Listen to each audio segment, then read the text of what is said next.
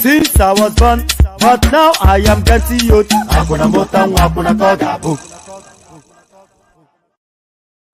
And there it is right there. So there it is right there. Since I was born and now that I am getting old. So get excited, get very excited. We have one of the most explosive, controversial voices within the Nigerian political space joining us. It's going to be a real treat.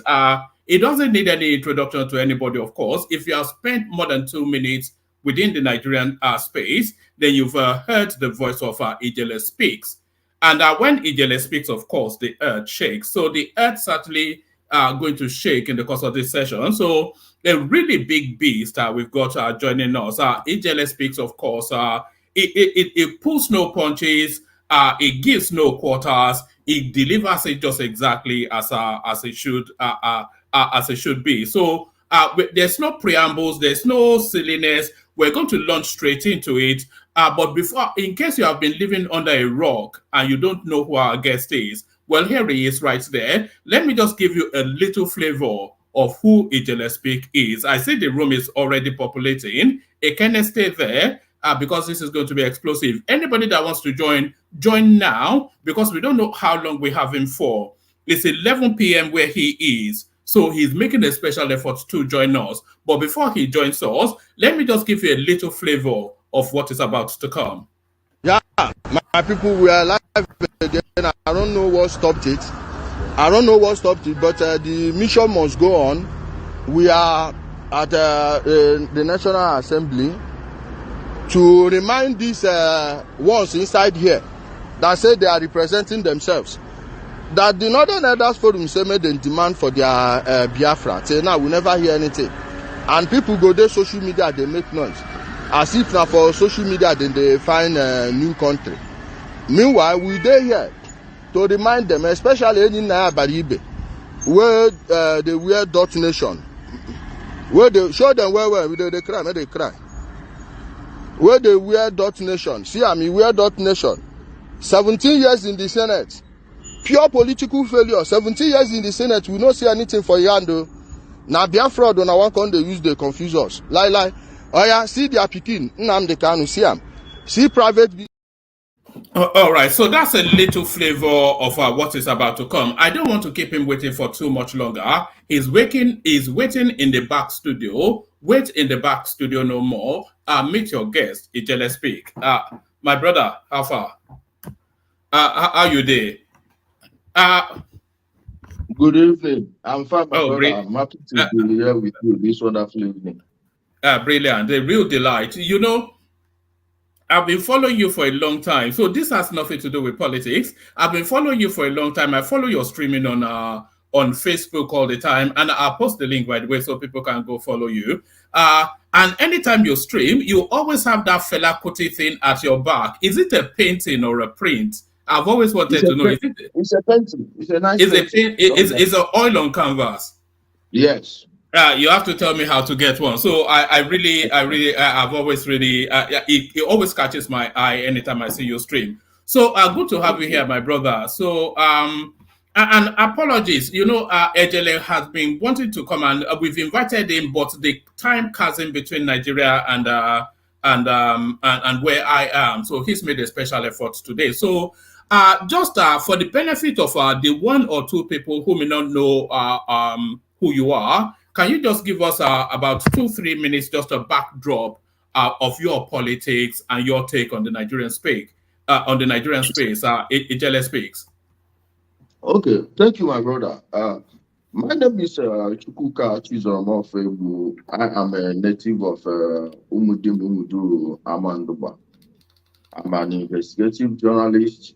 I'm an investigative blogger. I'm a policy expert. I'm a security analyst and I'm a public affairs analyst also. I don't like calling myself an activist because that word has been bastardized in Nigeria. I found out it's one giant political industry filled with all manner of scrupulous elements whose meal ticket is just to foment trouble, create chaos, you know, make a mountain out of around here, and use the emotion, generate the emotion with it to rinse the people at the end of the day. Then we continue the same cycle. Many of you may have come across my video, and when it comes to politics, I'm someone who is ideological in everything I do. So I don't know what you mean by my political leanings. Hopefully, sorry, bro, I took something and this and something. Hopefully, we are going to run through it, and as time goes on, we may understand each other better. Thank you, my brother. All right, brilliant. So that's Ijele Speaks, of course. I doubt if anybody watching does not know you. You loom all over the space like a colossus. So that's Ijele Speaks. You know, they said 24 hours is a long time in politics. When you were originally meant to come on, I was going to start you off with Yemsen Wike versus Fubara, just to build up the conversation. But in between the time that you were meant to come on and you arriving now, of course, a bigger story, the Supreme Court verdict around Nnamdi Kanu. So do you want us to start from there, or do you want to start from a gentler space? Let's kick it off from there. So let's kick it off from there.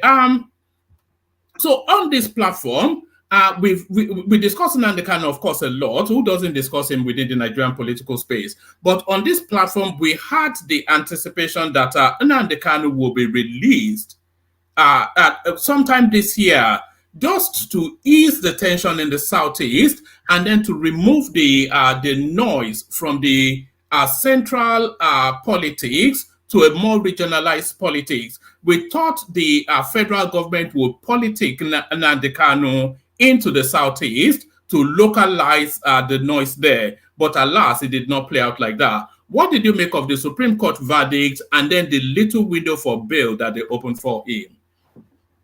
I reject the premise that he should be released for peace or whatever, because there is nothing that his ESN boys are doing now that they weren't doing when he was outside. And I'm a strong believer in justice, especially when it has to do with human life. Now, why would a country, a sovereign country, apply a political solution to a criminal problem? Many people think they are being good people, nice people, people that want peace, without knowing that their actions may be counterproductive. If you release that guy, saying that is because of peace in the southeast, what stops someone from the north? Maybe the way they arrest all these Boko Haram commanders. What stops their people from demanding their release on political grounds? We found out that we've been deceiving ourselves, especially those of us that think he will be freed this year. That is practically impossible. And I want them to snap out of it and exist within the bounds of reality. You cannot commit the type of atrocities Nnamdi Kanu committed. I'm not talking about the initial one they were doing, just the ones he committed after he was granted bail in the first instance. They are overwhelming. And anybody who wants to be honest with you will tell you that there is no way someone will commit such a heinous crime or multiple heinous crimes against a government and the responsible government will free him. That is the figment of other people's imagination. And when you say localize it to a region, this doesn't have a political purpose. In the south, in Nigeria, it states on their own, and it's evident in the way the states are run. There is no cohesion amongst the states, so there is no guarantee. For instance, Simon Ekpa has started. Does Simon Ekpa strike you as someone who will hand this power he has now amongst Umubingo to Nnamdi Kanu? He can't. Ijele, hold that space. I want to open that space. That's a space by its own. Because there's a lot going on. But let me hold you steady still to where we are in the conversation. What Nnamdi Kanu stands accused of is a treasonable crime, which is a capital punishment crime. And you are arguing that there's sufficient enough within that allegation for a guilty verdict to be arrived at. So now, if a guilty verdict is arrived at, all the things Nnamdi Kanu is accused of, then the verdict can only return a capital punishment verdict. So if they apply a capital punishment verdict to Nnamdi Kanu, the whole of the Southeast will blow up. So it's balancing, isn't it? Do you want law and order to follow through and everything be damned? Or do you want to exercise presidential fiat and say, I grant this guy a pardon, which will give you political cachet within the Southeast, and it will also douse what the alternative may have been? No. Like I said, if you do the crime, you do the time.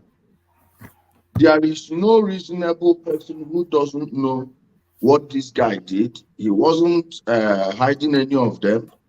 And if anybody is telling you that the Southeast would erupt, if Nnamdi Kanu is either hanged or given the rope option, anybody telling you that the Southeast will erupt is a liar. And if anything happens, why do we have the military and the police? So because a group of people will make some chaos that, within a space of less than how many square miles. And because of that reason, the whole country, mind you, Nigeria is a country divided across 6 geopolitical zones. And you're telling me that one person from one region, the worst that could happen would be the destroying what's left of the Southeast. It doesn't affect Nigeria. Once it doesn't affect mining, it doesn't affect agriculture, because the Southeast, agriculturally, the Southeast is impotent. We don't even have enough food to feed ourselves. Unless you want states to feed themselves, maybe Enugu and Ebonyi will try, but the rest would starve. You don't control the agriculture of the country. You don't control the oil. You don't control the gas. You don't control the mining. And above all, you don't control the export, because Nigeria is mostly an export country of raw materials and importance of finished products. So since you are not affected by it, just like when they arrested Nnamdi Kanu, they were shouting, free him to stop sit at home. Well, if you people don't want to clear the criminals hiding in your place, forget the media noise. It's just a group of people handling this thing, and we know them. If they cannot handle the criminals in their place, it's their business. It's not the business of the federal government to tweak the hands of justice. So if they decide, because whatever is happening everywhere is from the collective agreement of the people living over there.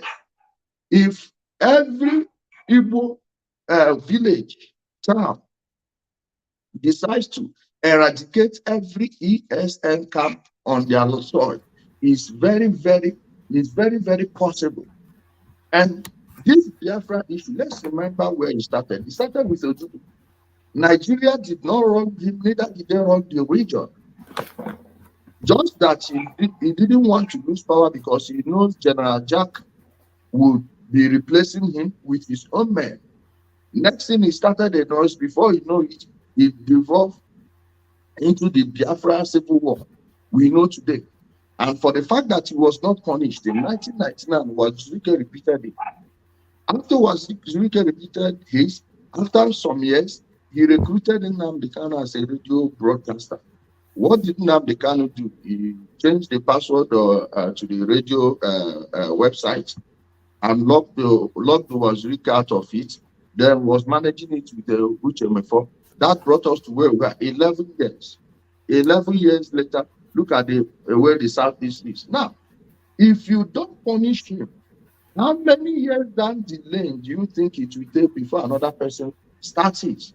But the moment you punish him, if Ndi Igbo are stupid enough to destroy themselves because of a criminal, a known criminal, verifiable criminal, then it's their business. It's not in the interest of the country to say that because these people will be defending a criminal, we will leave them. We will leave this guy. So he goes out another. How many people do you think have perished ever since the word Biafra was mentioned in our place? How many families have been totally wiped out ever since this name Biafra came into the consciousness of Igbo?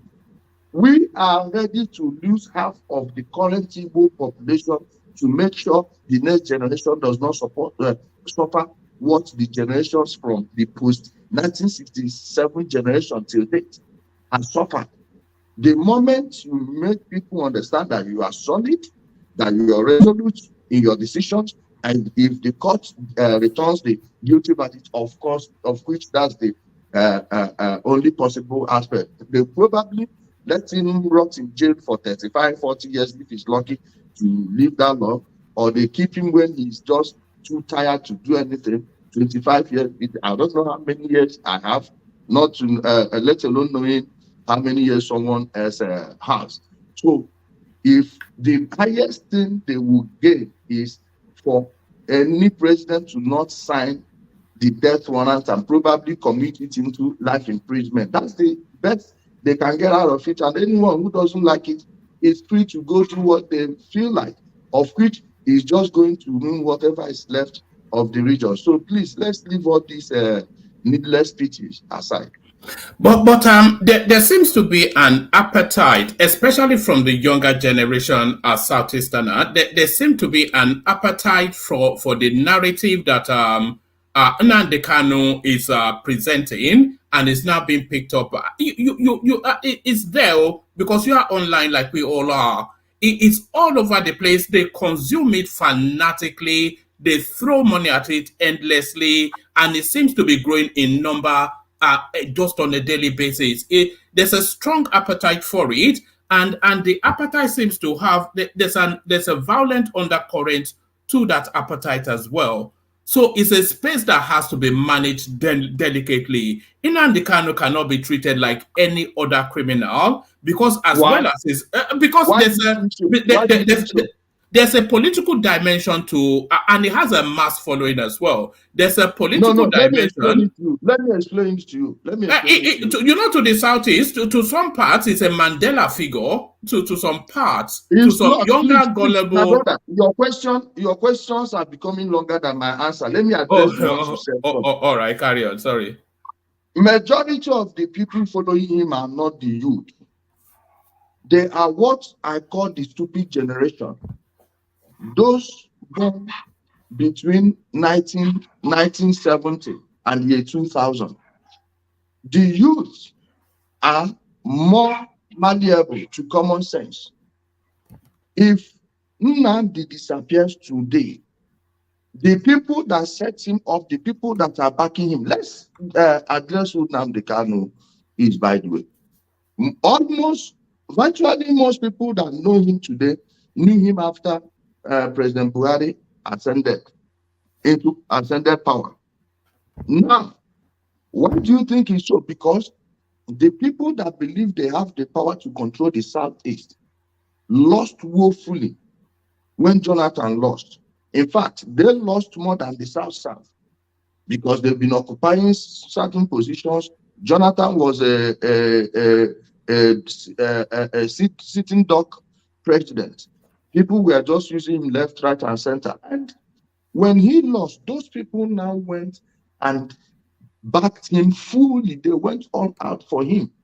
That was when he stopped insulting certain people and focused only on the Igbo that are in the APC at the time. Even though many of them were paying him too. They all paid him a visit. Those rallies you were seeing were connected by these people to give him that air of invisibility. When you talk about being a Nelson Mandela figure, let's see. Nelson Mandela was a lawyer. He represented people for free. Even though he sold out South Africa. He didn't spend 27 years in jail. You can ask anyone who knows what's actually happening in South Africa. In a way, you are right, because he betrayed the cause of the ANC. Just like Nnamdi Kanu betrayed the cause of the people that think they are looking for Biafra. And Nelson Mandela, you could see his precedence before he became a president. Nnamdi Kanu was just a barber in Brixton, a Yahoo guy in Abuja here, living in a container at Tuesday here. His father was into village politics, a total nobody, until Odjus Okalu created autonomous community from their place and made him easy. Prior to 1999, he was just another Yahoo catcher. This is truth. This platform is not where I will come and start talking about his mother, but I can tell you he came from a rotten background because people didn't know this. And the people sponsoring him were using every medium to sell him. They used their newspapers, they used their radio station. Go listen to a single radio station in the Southeast and understand what's going on here and why he has such mass followership. What you are seeing now is the silencing of the people. What you see on the internet, that if people set fire on Nnamdi Kanu, it's just graveyard peace. And graveyard peace is no peace because those that are there can't fight. So we don't want people to have that false narrative. Then on social media, what you see is that many of them, they have bought accounts. Many of them have multiple accounts. Many of them are into Yahoo, especially most of them in the Asian continent. Even those of them in Europe, most of them were following them because that time, remember when Angela Merkel passed a law, open border law in Europe from the European Union. Whatever organization you bring, they will just use it to give you asylum paper because many people were using it to get their asylum papers, including people from the South, some people from the Southwest. They were using them for their asylum papers. That was why you saw many of them follow. The moment this thing stopped, you find out that most of their pages have become dry. And in the Southeast, why you are not seeing a pushback from the people is because they are afraid of the ESN criminals. Now, we are left with two options. Either perpetual bondage, or you go all out and destroy evil from the taproot. Like I said, it's better that 50% of Ndi will perish in their ignorance if you actually believe that notion that most people support him. It's good that they learn the hard way. That way, nobody will come again to deceive the people with this Biafra, something that does not exist, a name that never existed in our place until Ojukwu mentioned it, and it was subjected to him from an Ijaw man. Opigo was one that suggested it for him. And why should we, after every generation, be losing lives? How many people did we lose during the war to hunger alone? I'm not talking to bullets and missiles. Missiles and bullets combined killed less people than hunger then. So if we lost millions then and are still suffering now, what makes you think the right thinking indeed were not willing to lose 2 million to fix that place forever? Generations will come and see what happened to the person that tried this. And they will never, ever, not just him, his full family, their hands in this. This is a family business, a private business registered in the UK. You are there at the UK company's house. You can browse the website, IPOB Worldwide Limited. I believe you are a man of books. So it will be easy for you to decode what's going on. Go check it. This is a private business this guy set up and used it to destroy what was unarguably the most peaceful part of Nigeria. And somehow we are going to leave him because some people will catch feelings. It's up to them. All right, brilliant. I'm going to ask you a couple more questions, and then if you have the time, I'll bring on people who want to interact with you as well. So let me ask you this: do you think that the Nigerian state has dealt the Southeast a fair hand? And if you don't, why do you think that is? Because a lot of people, especially after the Biafran War, a lot of people felt, and still do feel, a lot of people feel that the Nigerian state treats the Southeast as second-tier sort of citizens, and that is the underbelly of the sort of unrest that we're seeing in that space. So do you somewhat have some sympathy with that narrative? And if you do, what's the pathway through it?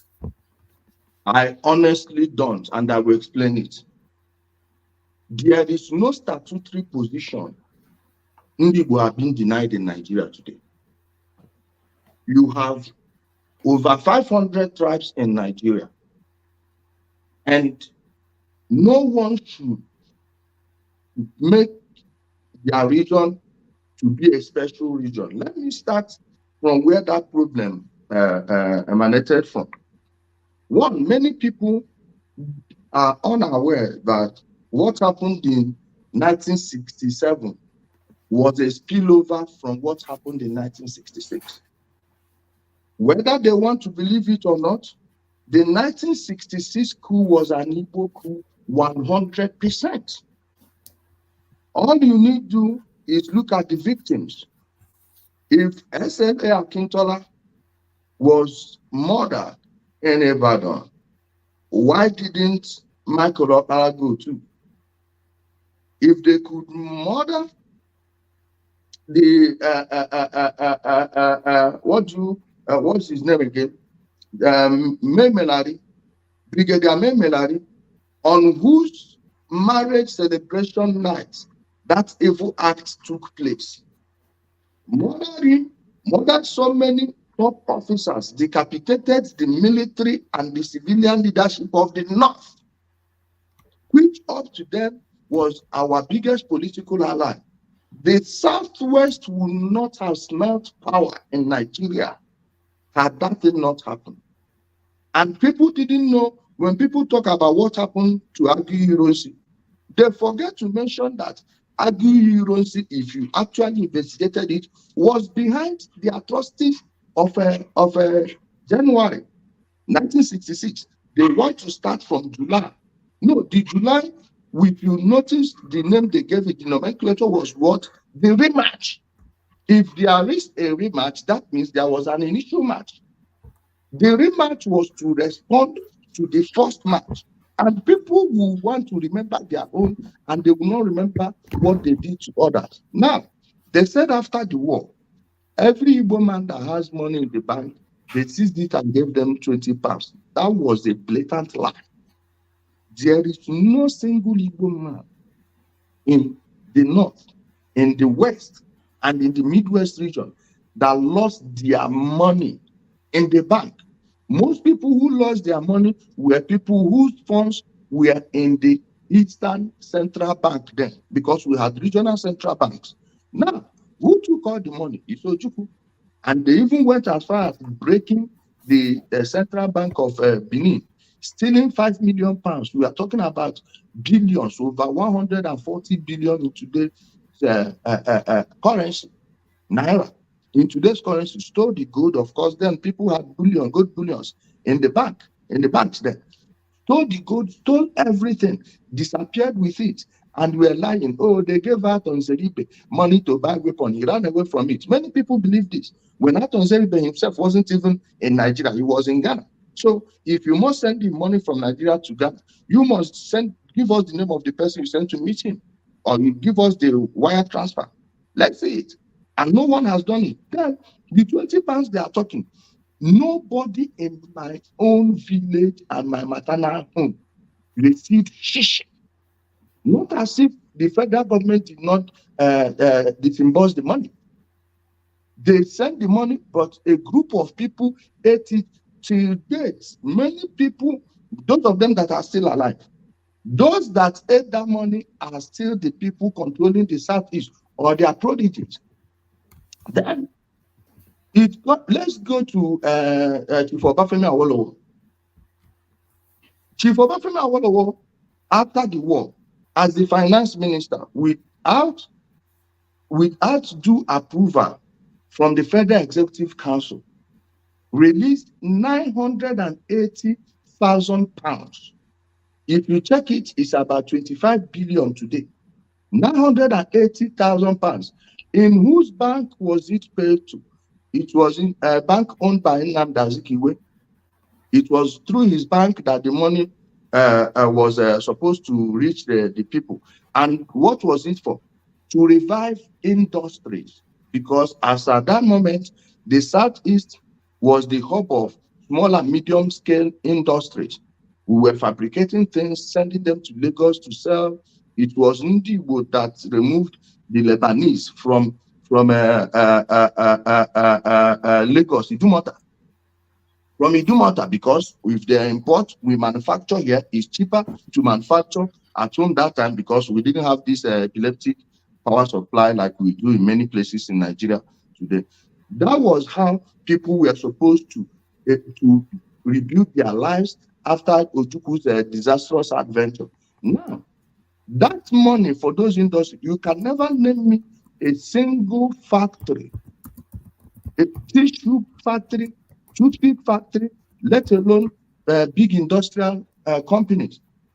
You cannot name me a single one that rose from that money from the federal government. Why? Nnamdi Azikiwe and co embezzled it. Then the person was the governor of the East Central State, Uba Abiasika. Uba Abiasika couldn't hold Nnamdi Azikiwe responsible. Why? The 3R rehabilitation money that was sent to the region, he ate it with his friends. Ojukwu cannot go to Uba Abiasika responsible. Other than the calamity he brought, he himself stole all the money in the region. Mind you, when I say the Eastern region, I mean the entire 5 southeastern states, Akwa Ibom, Cross River, Rivers, and Bayelsa. You are talking about 9 states in Nigeria currently. A bank that was uniting them. Then he stole the one of, you can say, is the entire South. Why? They broke into the central bank in Benin and started the whole money and gold too. Important documents. They saw these things, and people would come and be repeating what they know nothing about, that they gave everybody 20 pounds. Tell them to show you a single person. You can't find that receipt anywhere.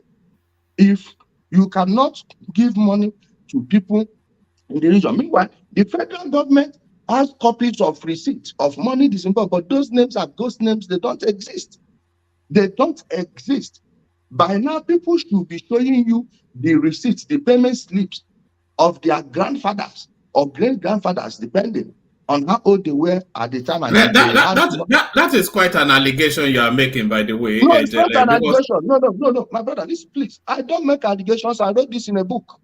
All right. I wrote this in a book. And if I publish falsehood, I'm leaving myself at the mercy of my enemies.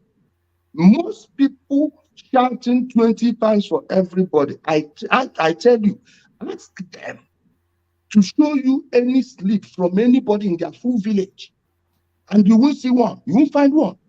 If there were people that I'm happy, Ume is okay, was talking one day and said, oh, his family got their own 20 pounds. I was like, well, you people are close to power.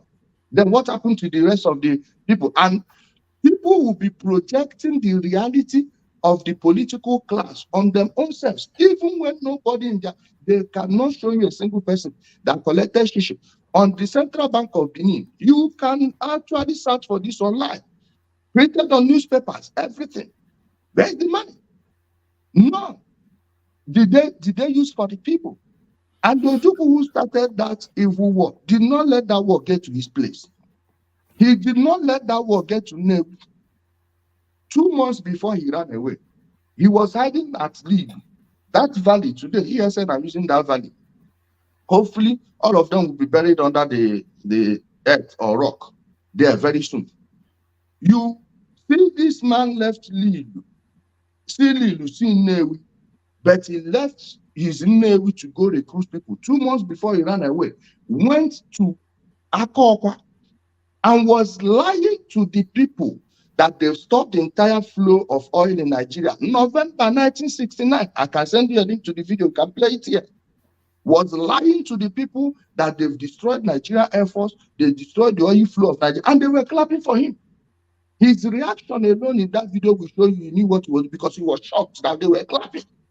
Now, ask yourself, in hindsight, was there ever a time the Biafra soldiers stopped the flow of oil in Nigeria? The answer is no. So why was he lying to people 2 months before he ran away?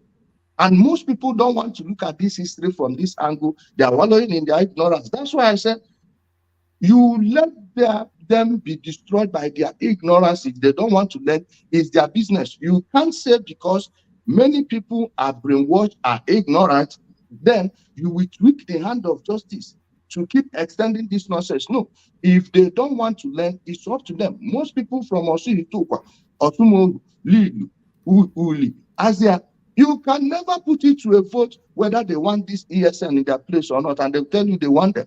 But they are too afraid to speak. So let's not live in figments of other people's imagination.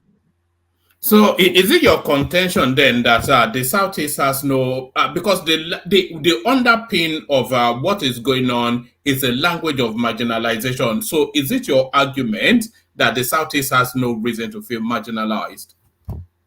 There is marginalization in the South. It's just like everywhere in Nigeria. But the people marginalizing the Southeasterners are the Southeasterners. Let me give you an example. They will tell you since 1999 there is no federal presence, this and that. But you go to the Southeast, apart from Ebonyi State, every mega project you see here belongs to the federal government. From 1999 to 2007, President Olusegun Obasanjo put so many Igbo people in key important issues. What did they do with it? Nothing. Under President Muhammadu Buhari, we experienced the biggest economic, the biggest infrastructural progress in the Southeast. One, the region of the River Niger. They've been promising us since how many years? Till now, we've not seen it. The second Onitsha-Asaba Niger Bridge was promised to us by Shagari. It was Buhari who built it from scratch. Jonathan was doing grand opening ceremony after grand opening ceremony, and all the money were going to our own people. What did they do with it? Nothing. In fact, President Obasanjo used the dredging of the River Niger money and the second Niger bridge as a leverage to control our own senators under his administration. You saw how he was removing Senate presidents for fun. But most people are unaware that he was able to blackmail them with EFCC, threatening them with imprisonment because of all the constituency project funds they are stealing. You showed where I was referring to Ejele Baribe, a man I don't respect for anything. 4 years as a deputy governor, 7 years as a senator. Where are his constituency projects? You can't show me one. We have a running debate on that issue now. And a friend of mine promised 10 million in 2021 for anybody that will show any constituency project by Ejele Baribe that is worth all of them worth 100 million. All projects. As at that time, it was 15 years.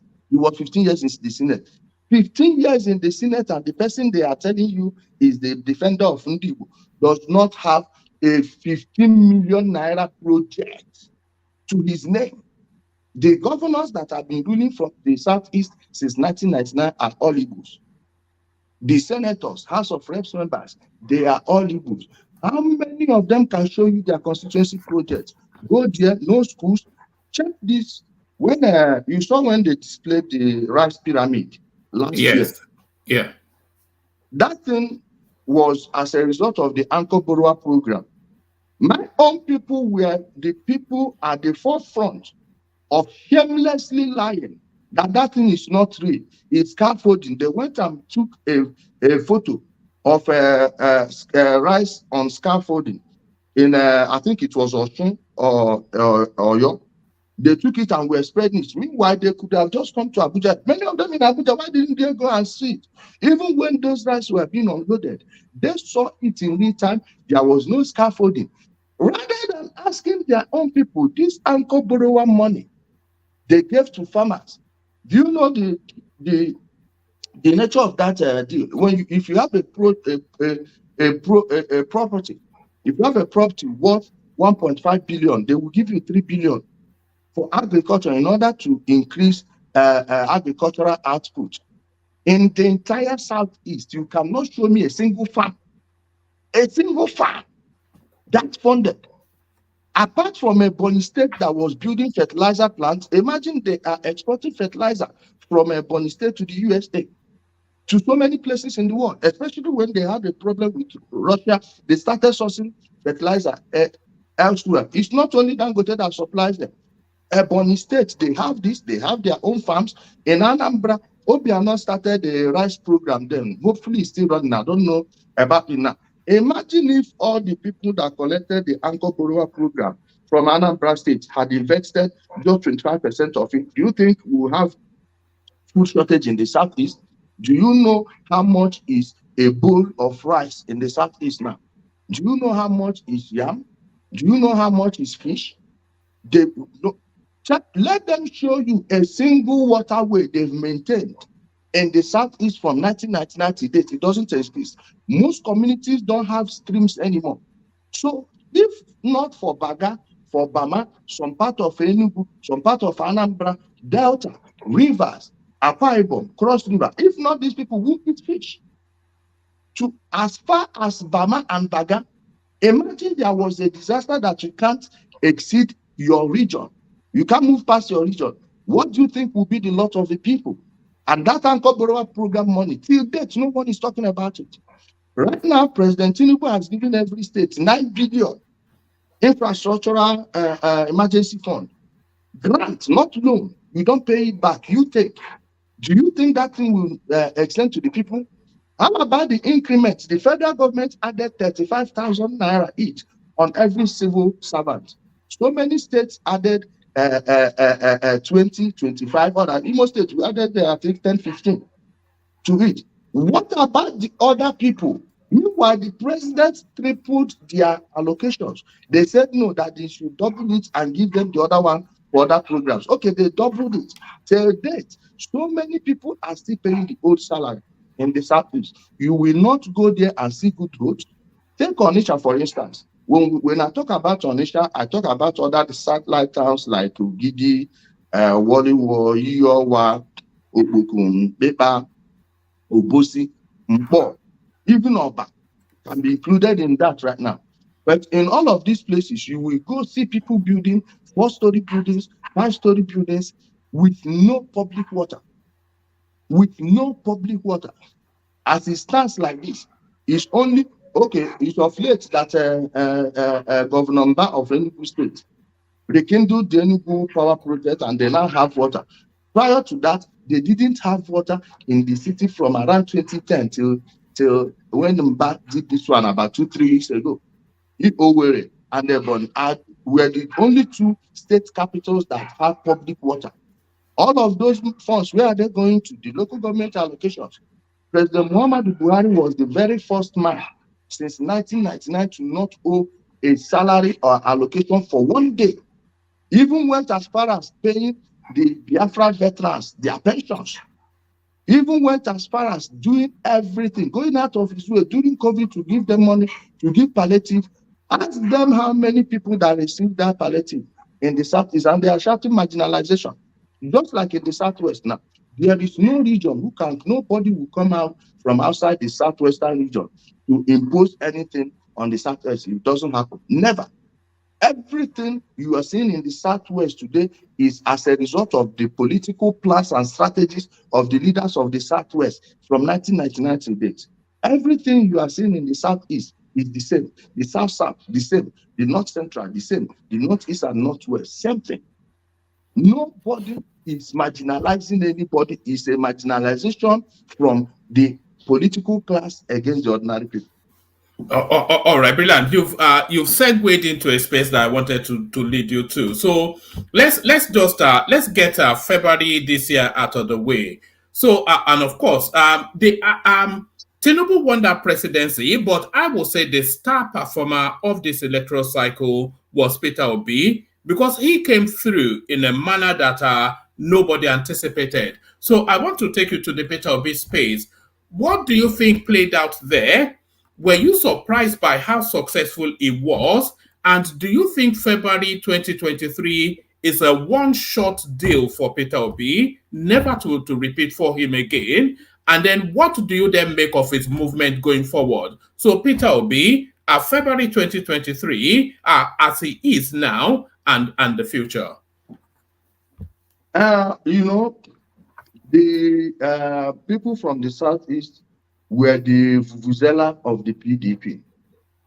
So they thought the party will zone their presidents to the south as they agreed in Asaba. So when they didn't do that, with what they did to Wike, many people pulled out. Then he played one of the most dangerous form of politics, which is a religious politics in a country that was already divided by tribe. What you saw then was the anger of the people against the power they believe ought not to be. On the movement, you don't build something around a man. If you are going to build it around a man, okay, I will understand it if an ordinary talk wants to say that, oh, we are Atatürk. We are children of Atatürk, Mustafa Kemal Atatürk. Because you can actually see things Kemal Atatürk did. Is that your Turkish background coming in, Atatürk? Of course. Carry on. Then you go to Hungary, you see them worshiping Zizka. Then you remember what Zizka did centuries ago for them. It's built around him. Someone like Xi Jinping, look at the Chinese economy, look at the political clout they've gathered through economic trade with people. If you hear Chinese talking about Chairman Mao, you know that President Xi is copying after Chairman Mao, built around people that actually have legacy. Then when they are shouting obedient, you ask them what is built around. Is it infrastructure? They will tell you that, oh, had Obi been president, he will have done this, he will have done that. Look at Anambra State. He governed Anambra State for 8 years, no local government election. He governed Anambra State for 8 years, no water. all their housing projects, they will just map out a piece of land, maybe just grade the road. Not all of them were cut. Then individuals would buy and build. Unlike what's obtainable in Kano, what's obtainable in Kaduna, a local government chairman just did his own. It's not Koshofe, but he Ketu and something. I forgot what they call the LCDA. LCDA build housing for the people. But the person they are building it around, you can't even compare him with Chimaro Kennaman of Enugu State. This is just the truth. But because of these emotional feelings and emotional blackmail, that everything is centered around, most of the things you saw there was the anger of NSAS. It was anger that was born from NSAS. And you know, from 2020 to the end of to the starting of what's happening in Ukraine now, it was COVID.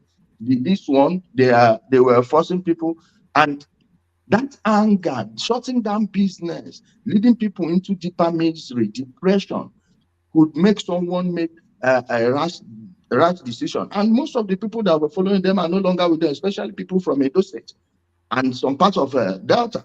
So whether he will pull that thing again, I doubt.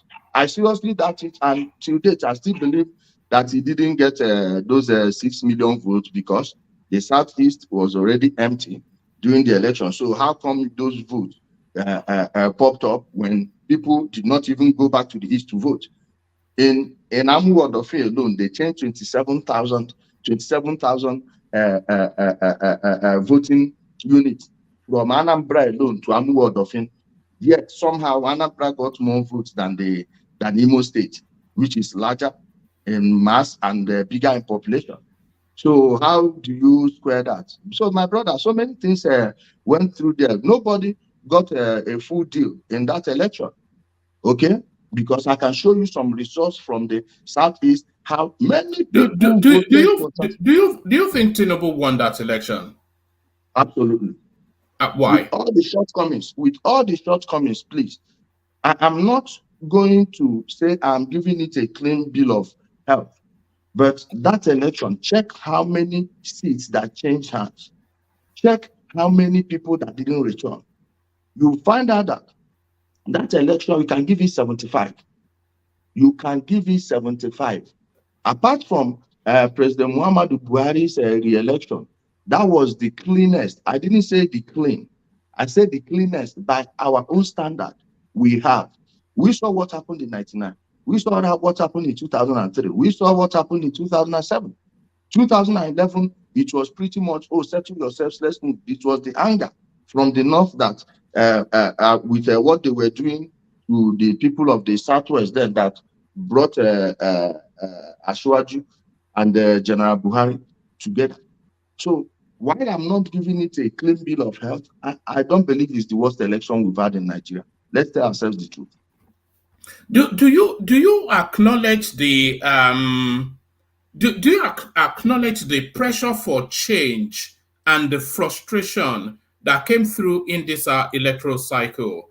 Because there was a lot of vested interest that packed behind the Obi narrative. You've already mentioned NSAS, and a lot of people feel that the obedient movement plus IPOB plus yes. IPOB propaganda yeah, but that's part of the frustration too. So you have the frustration of the IPOB space, you have the NSAS movement, which wanted to violently take to the streets and was violently crushed, but still that frustration was there, and we saw it with the OB movement. So do you not feel that a lot of that frustration is encapsulated in that 6 million OB vote, which the nation has to address, because the people are getting increasingly fed up with the way the country is?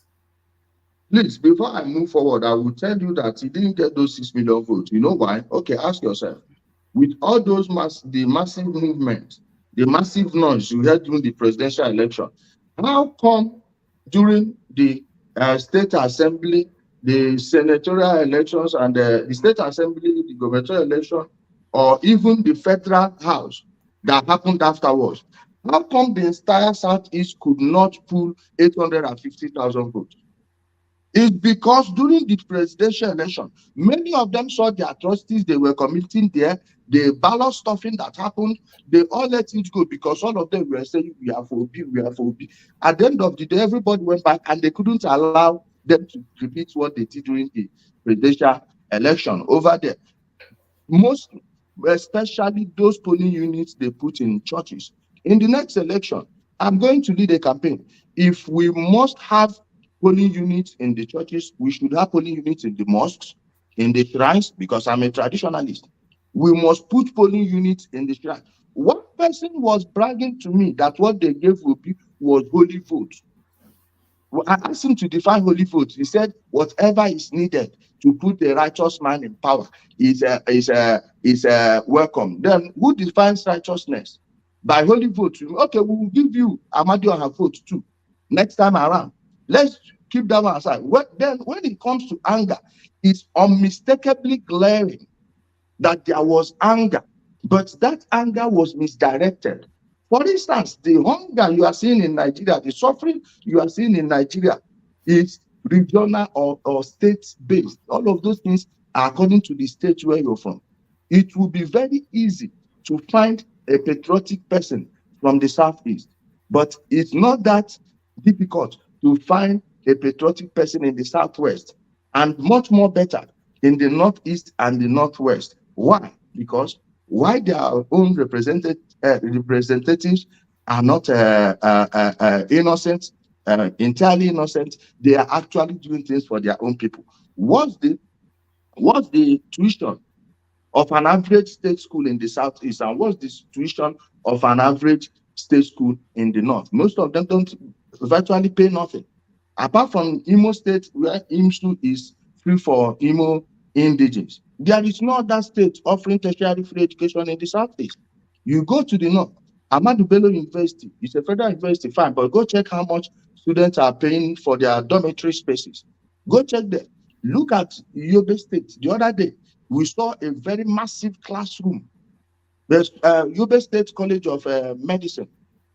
Go there and check, see the facilities. How many schools, how many colleges of medicine in the Southeast are like that? Guess what? Do you know how much they pay there? Less than Yeah, but 20,000. Yobe State is federally funded, though. A lot of is it not? No, my brother, no, listen. Local state is not federally funded. They are getting their allocations as every other state. Give me the name of that scheme that is giving them special money. The places other outside agencies were invested were in Borno, Sokoto State, Zamfara, Kebbi, not Yobe. Not Yobe. You look at all this, we keep making excuses for failed leaders in our place. Okezie Bazu ruled Abia State for 8 years, and many courses were they accredited from Abia State University. Mind you, the Abia State University you are seeing was Imo State University. But when they were trying to create Abia State, Ikenwa could be somebody from Abia, rather than take certain places, then leave entire Okigwe in Imo State, or take the full Okigwe. They divided Okigwe in half, took the part where the school is to Abia State. They took, if they had taken the full Okigwe, they should have left Aba, because they had the market, Imo State market in Ariada. Imo State built Ariada market Aba. Imo State built Abia State University. They took all of these things till date. I can tell you they've not added anything from the state government on any of these projects. Look at Imo State University today. All of the campuses of Imo State University are better than Abia State University. Go visit there and see what people are passing through. Yet their own son, Nnamdi Kanu, was there shouting marginalization. Not one day did he tell these people, you go after Okezie Bazu for what he's doing to Aba. You could not move like 100 meters in 2 minutes. Go check how that place was. The videos were there on social media, and he was ignoring them. So if you want to talk about where our problem is lying in Nigeria, it's at state level. You check all the states with non-performing governors. Benue, non-performing governors. They voted Obi in high numbers. What do you call it? Edo State. Check it. In that, the same labor people even went and worked for the PDP because of the money. We know it. Go check everywhere their noise was loud. It were places that the governors we are doing nothing. Borno State, how many votes did they get in Borno State? How many votes did they get in Kaduna? You know, you check these things. This is the indices you should be looking at. I mean, there was an unmistakable anger. Sorry, but the anger was misdirected. That's all I want to say on that. All right, I'm going to ask you a couple of rapid fire questions, and then I'll let people in because I can't hold them back anymore. But rapid fire questions. Do you agree with Tinubu removing the fuel subsidy and the arbitrage in the exchange rate? Do you agree with him removing it? And if you do you agree with the manner that it was done? Because it seems to be like a brutish yanking off of the bandage rather than a gentle unpeeling. So your take on that fuel subsidy and then the arbitrage in the Naira space, do you agree with the policy and the way it was handled? So rapid fire that, and then I'll ask you one more question. 100%. The effect of the fuel scarcity was cushioned by doubling the monthly allocation of every state and giving them extra money. Had they let him triple it, that extra money they say give it to us is because they know it will be easy for the fund to get lost within the bureaucratic stream. Then, by right, every state governor should have been paying every worker times 3. Had they paid every worker times 3, workers will have money to spend, and that is how you let currency circulate around the country. But when they removed it, everybody cried. Then they cushioned the effect. No one heard noise. Most of them that make noise about a fuel subsidy removal, from the Nigerian Labour Congress to anyone that pretends to be an activist, why were they all silent and are still silent on many governors still paying the old salary? Why are they not making noise? Because this thing resolved itself. Like I told you before, people don't know their problem in Nigeria is at the state level. Every problem is local. Until we begin to direct our anger at the right place, we will keep making noise. And those that are developing will be developing. Look at Lagos State. Lagos State before 99 and Lagos State now. The difference is clear. Some people will tell you Lagos State was the capital city. Well, remove everything built in Lagos before 1991. Remove everything built in Lagos then. Or I will go as far as say, remove everything built in Lagos before 1999. You look at Lagos, most of the things that make Lagos tick today are new investments, new infrastructures. How was Festac when the army was ruling, when Lagos State was a capital city? How is Festac now? How was Amu Odofin then? How is Amu Odofin now? How was Ikeja then? How is Ikeja now? How was Ketu? If you know Lagos State very well, you know that from New Garage in Ojota to Ketu, then you know how many hours it will take you. That Ojota bridge, Owena Park is on this side. Then there was a park that used to be on the right, Luban Park, if you are coming from Maryland. There was a park there. They leveled everywhere, put flowers there, started constructing more roads, and people will not look at Lagos and tell their governors to try and meet up. Okay, look at Kaduna. Have you seen what I did there? Look at Akwa Ibom. All their governors, many of them were criminals, of course, as it is, but yet you saw what they are doing. So, my brother, the thing is, those that don't want to tell themselves the truth will be stuck in this quagmire for long until they embrace reality. Do you think Simon Ekpa wants Nnamdi Kanu released, or do you think he's actually making a play for his crown? Simon Ekpa, in fact, I can say that my group helped him in wrestling power from this, what do you call them? Their DOS. Simon Ekpa, more than anyone, knows that Nnamdi Kanu was a liar. He knows everything. He was under salary when Nnamdi Kanu was there. And when Nnamdi Kanu was arrested, they tried to pin him down. And those that tried to pin him down didn't quite understand the power of social media. So Simon refused to merge his own platform with their own in order to remain independent. And that independence gave him an edge over them. When IPOB petitioned, most of them followed them. I was the one that released the video when Nnamdi Kanu was telling them that any day they don't see him, they should listen to Simon Ekpa. He even expressly said it with that. And you know, most of these IPOB followers, they are straight thinkers. They think straight, just one way. They don't. There is no nuance to anything they are doing. So they follow the Simon Ekpa. Now Simon Ekpa, rather than being placed under salary, it's receiving the whole money himself. You think he will leave it for Nnamdi Kanu? Never. He did to Nnamdi Kanu what Nnamdi Kanu did to Waziriki. All right, brilliant. And one final one, and then I bring people in. The Lagos demolition and the kerfuffle that follows. Your thoughts on that? The demolitions and then the hoopla that followed. The commissioner for environment and water resources, his tweet is still up on his Twitter account. He said anybody that has a building approval plan should come, that they will reimburse you your money. Till now, no one had showed face. No one. You could even see one man that claims to be representing Ohaneze. Please, Ohaneze Ndigbo does not represent Ndigbo. These are just a bunch of old men in politics that gather themselves together wielding unmerited power. But you saw one of them. He said, some of them told me they have the papers, but I have not seen it. What does that tell you? It doesn't exist. In 2000, when this thing started, in our place, then they will say, oh, now, Ogora and 10 million, na Lagos, with 25 million,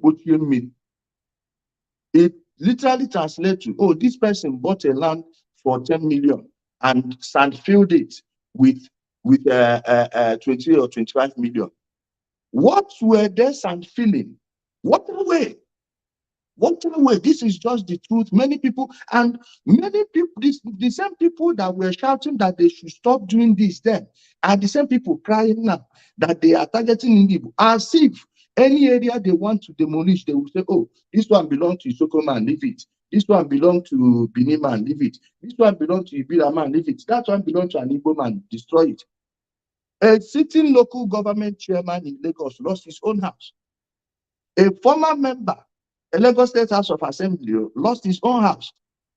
And people that are well connected in government lost theirs, and many people want to give it a tribal coloration. Yeah, many of the properties may have belonged to Ndigbo, because when you go to every major city in Nigeria, all the good places are inhabited by Ndigbo. Why? We are people of commerce, we trade, we believe in small-scale business, which is what drives the economy in the world. That China is what it is today is because if you go to their villages, you have factories everywhere. So that's the edge Ndigbo have over other people in Nigeria. That entrepreneurial spirit. And once you have small business, you control yourself. No one controls you. Your salary doesn't define who you are. Even though some people may fail, but most don't. So it's common. Like in Abuja now, you come to Jahi here now, you see most of those homes. If you want to make it by trap, a lot of them belong to Ndigbo. You go to here, the same thing. Maitama and Asokoro, many people, you have politicians from everywhere, so many of them, that one can be mixed. But we are talking about where people are using individual money made. Most of them are Ndigbo. So that's why the cry was too much. This is something that happened when El Rufai was destroying illegal structures in Abuja. Many people, there is nobody it didn't affect. But the hatred most people have for El Rufai stems from what happened there. They were lying, oh, he was destroying Igbo properties. The same game they are playing right now.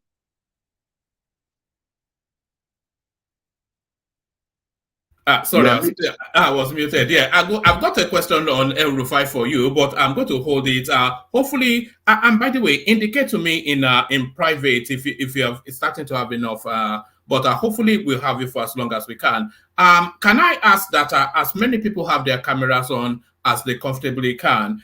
So let me bring in the people that... One minute. Give me a minute. I'm still there.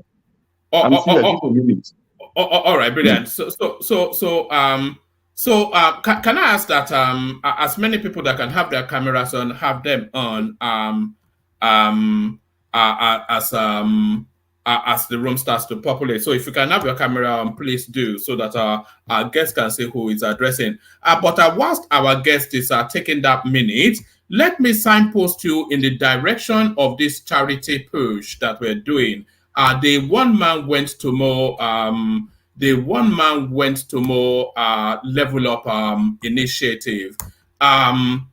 So the one man went to more level up initiative. So there it is right there. So to give you, oh God, I didn't want to remove it. Let me give you a quick scorecard on the initiative whilst we're waiting for our guests to settle back in. So that's the initiative right there. It was £1,000. What is showing on the screen now is £645. But as I've said, somebody donated privately £100, so that should read £745. So we're about £200 away now, £250 away now from our target, which hopefully we will reach in the course of this session. To push us in that direction, Ayo came in with £100. So thank you, Ayo. And then there was an anonymous that came in. So there's no name attached to that anonymous with £50. So thank you to that person. There's this anonymous as well, but this anonymous is Ijele Koko with £100. So thank you, Ijele Koko. And then this now from Thomas, £50 right there. So thank you, Thomas. Prince Daddy came in with £50. Thank you, Prince Daddy. And then £100 from Ayodele Ogunlowo. So thank you, Ayodele. This £150 anonymous, that's collateral right there. And then Adeyinka Adetunji kicked the initiative off with £50. I think that was £45. So thank you to that person.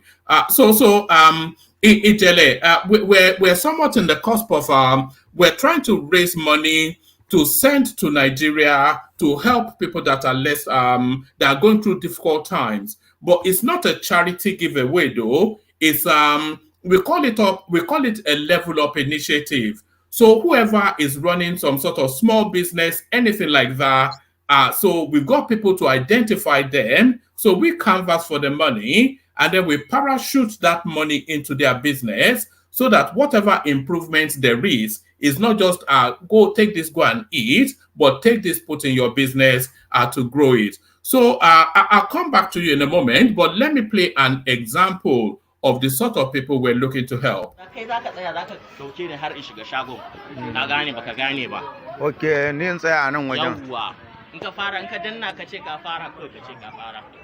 Bismillah na fara. Hello everyone, my name is Hassan Abdullahi. So I'm just approaching our mama's shop here. You can just zoom around. This is a very this is Wenge Lion Bori Kusada Bariki. So we have an old woman that we are trying to help today. We have an old woman that we are trying to help today. Mama has been somebody, who has been resilient. She has gone through several things from displacement, to abject poverty, and then she still had the wherewithal to sell things like this, and she sells some food too. So Mama is somebody we are trying to meet. However, my Kanuri is not that good, so we'll be switching between me and my friend here who will help interpret what we are going to discuss with Mama. Please, Mama ina wuni? Ina gajiya? Ba ni kameran kai yanzu. Bari in dauki Mama. Mama ya kokari? Ya kasuwa? Ta isannu Mama da kokari. To na zo ne daga mutanen one man platform, kuma kowane ƙarshen shekara ana yin taimako ma mutanen da suke kokarin taimakon kansu. Na ga shagonki yadda babu abubuwa da yawa a ciki, kuma muna son ya zamto a samu dalilin da za a taimaka miki. Yanzu dai kuma na ji kokarin da kika yi da mutanen da ke karkashinki da duk abubuwan da dai ya shafe ki. To dai ina miki albishi na cewa insha Allahu za mu kai kukanki gurin su, kuma abinda Allah ya rabonki ne insha Allahu za mu dawo mu zo mu baki insha Allahu. To yanzu me zaki ce game da mutanen nan?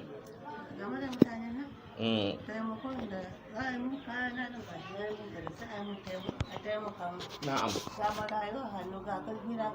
Na'am. Na'am. Ki faɗa da Kanuri saboda su tabbatar a garin Maiduguri kike. Na'am. Yo. Yo. Yo. So insha Allah me tace ne a yi gullum? Tace tana da marayu a karkashinta kuma ga jarinta yayi kaɗan kuma ba ta da miji ta ma rasu ga marayu nan tana so a taimaka mata da jari a taimaka mata ta dan bunƙasa wayanda suke karkashinta ma su dinga cin abinci. Na'am, to mama za ki iya kiran sunan su ki ce kin gode da Kanuri, sunan su One Man Platform. Ka gaya mata. Sun zabo ne sai ro askirne. Na'am. Masha Allah. Ki faɗa da Kanuri ma. Yawwa faɗi da thank you ma duka su je. Thank you, yawwa. One Man Platform, thank you Bulle. Thank you very much. Thank you. One man platform. Thank you. Yes, thank you very much. So, on behalf of everyone, myself, the person that helped me interpret it, on behalf of Mama, we say thank you, and we wait to hear from all you guys. Ciao. All right, so that was the excellent Hassan in Maiduguri identifying a potential beneficiary of the initiative. So the person that Hassan was introducing to us there is 69-year-old Mama Hadiza. She's a grandmother to 7 children who she's looking after now because her son and his wife were lost to the insurgency going on there. So that's what's going on with that. So I'll drop the link in the comment section. Anybody that wants to take us to that £1,000 quickly, we do that. So we kick it off with Ekene. Ekene, unmute. Introduce yourself to Ijele and introduce yourself. Tell him where you're joining from. And I don't know, my brother. I don't need any much introduction. Let them just go straight to the question. All right, Ekene, straight to it. Ekene, you're first. Oh, one man, thank you. Alpha. I did fine. Yeah, but I'm a connect from Ojo, Lagos, precisely from Anambra State. So, thank you, my brother, for coming on the One Man platform to share most of the problem we are having in the Southeast. Even though I buy some, even though I don't buy some, because I have a different perspective from everything you have just spoken tonight. So, but on the side of the governors, I buy some of your narrative that most of them, the problem we have in the Southeast are the governors. They are not doing much to secure the region. And then the other side of it, my question comes, the way you agitate for the prosecution and the killing of Nnamdi Kanu, have you ever agitated that when militant and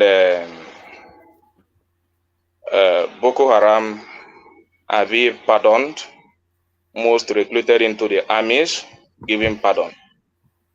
And if you have not done that, why are you agitating that Nnamdi Kanu should be killed instead of also giving the same pardon that other militant and the Can you give me names of just three terrorists that were recruited into Nigeria Army? Just give me 3. Well, let me finish. Even if I don't know any name of them, but I know that even if I don't know any name, I know that during the time of Yaradua, that he intervened in the issue of militants, and that region came. He didn't go for war. He didn't go for prosecution. He gave them government intervention. Let me respond, please. The Niger Delta issue was built around marginalization. The 13% derivation that your state, Anambra, is enjoying, the credit should go to that struggle, one. Then I personally should take the next credit. Let me explain to you how. Your oil in your state, so many people have been stealing it for over 50 years. I was the one that called on people to send me videos of oil activities in Anambra State. They sent it to me. I took it to a friend of mine. He's probably watching or will watch later. He took it to President Muhammadu Buhari. 2 days later, the Army, Navy, DSS, all of these people went there. The people stealing the oil disappeared. So the fact that you have your oil, other than giving me credit, you should give that struggle credit for the 13% reservation your state is getting now. Then, during Yaradua, we are talking about, that program brought peace, brought more wealth, but that wealth brought destruction because those that he went to that, Orubebe, 250 people plus, their amnesty program money, he ate it and was telling them not to go to Abuja for verification. Sent other names, was collecting the money. So those guys just fought for nothing, even though their states are enjoying it. Yaradua, under him, they arrested Mohammed Yusuf. He told them to kill him immediately. They killed him. Now, you are equating that to somebody who registered a private business. IPOB Worldwide Limited, a private business that is not fighting for anything other the killing of soldiers. There was never a time I supported any insurgency anywhere in Nigeria. Why I was in support of the Niger Delta agitation is because what's right is right and what's wrong is wrong. So Nnamdi Kanu is not the same thing as someone like Alhaji Mujahid Dokuba Asari. He is not like someone like Tompodo. He is not, okay, he's probably closer to Tomakeke and Co, because we know what their boys was doing there. And you are not telling me on that issue of recruiting Boko Haram into the army, this is the lie Nnamdi Kanu fed you people, and you people took it without verification. You can never see what year did they enter. You can actually, I personally, for one, I don't know any other person, I can access the database of early recruitment made, and you will not find one where they say, oh, this one is Boko Haram, put them there. This is just a part of the propaganda Nnamdi Kanu sold. Many people believed him and were supporting him because they believe this lie. This is a blatant lie. So when we are in public, let's make sure we say only things we can defend. Okay. You said it was a lie, but at least I watch television. I see pardon Boko Haram. I see them on the news. Okay, Let me come in first before you. 1 minute. No. 1 minute. Let me address it. You are not the main guest here, please. That one, Nnamdi Kanu, in one of his court days before he was released last time, was even bragging that he helped free many innocent people arrested as Boko Haram. Now, let me tell you what the army was doing there. When they come to a community, let's use Osu Itu, for example, they will send them because many of these top army commanders are actually funding this Boko Haram issue, not because Boko Haram came to bring Islam. No, they are killing more Muslims. They've burnt many mosques. When the army will be sent there, one, Dasuki embezzled the money, not just Dasuki, all the people that came before Dasuki. But in order to say that they are working, they will go to a region. Well, by the time they get there, the Boko Haram will have left. They will now gather everybody they see there. People selling things there that those people are buying, all of these things. They brought them to Abuja. Most of them were released by the court. Now, they were telling you, top Boko Haram commanders, if there is any top Boko Haram commander, of course, the names will be known. You see why they will never show you a single person that was recruited from Boko Haram. Do you know what it means to get into the army? What do you think the army is? Okay. I have no problem. You have, but at least it's not what Nnamdi Kanu told me. It's what I used to see on the news. But another issue is you bringing a Salih Dokubo saying he's nowhere close to Nnamdi Kanu. The same as Salih Dokubo that said that if it was still in the time of the slave trade, that he would still be selling the Igbos to the whites. Let me finish. No, let me finish.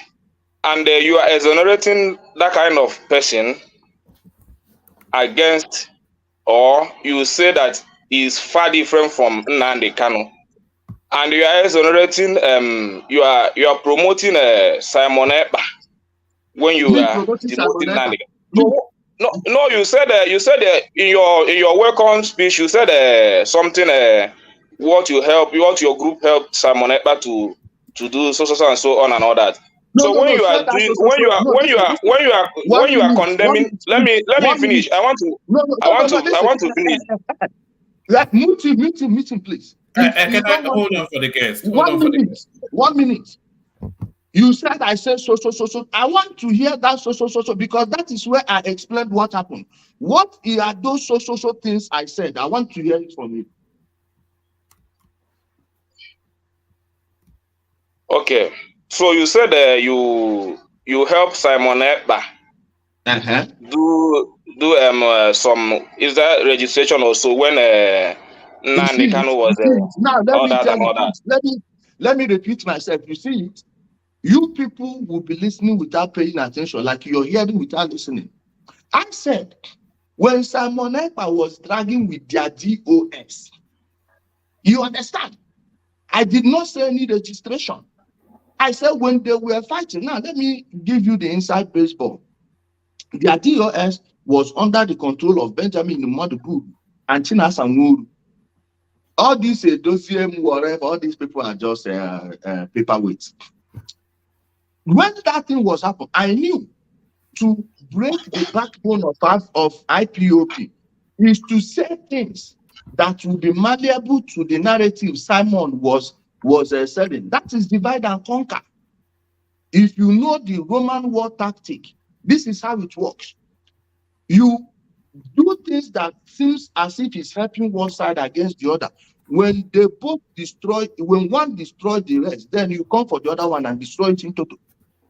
This is what I meant, and you were not paying attention. He said I helped him register. Register what? Okay, no problem. Sorry for that. Maybe I didn't get you, but no problem. Another issue. I think Ijele is actually. I'm enjoying him. He's one of our backbone panelists here. But I think you're from the same village. Actually, I saw somebody saying in the comment section that you are both from the same village. Oh, carry on. No, he's from Imo State. No, he's from Imo State. I was born in Onitsha. I grew up in Anambra State, and but most people think I'm from Anambra. I'm from Imo State. I'm from Oba. If you know Oba very well. So I was playing football. I was playing football at Rogeni, ask Chester, ask Asamoah, ask like many people. I'm well known in Oba. Okay, no problem. I know all the names you called there. But I'm still not comfortable with most of your narrative because, there is one thing I believe, even if no matter how you want to put it, as an Igbo man, there is this adage that said that onye bu nwanne ya bụrụ odogwu.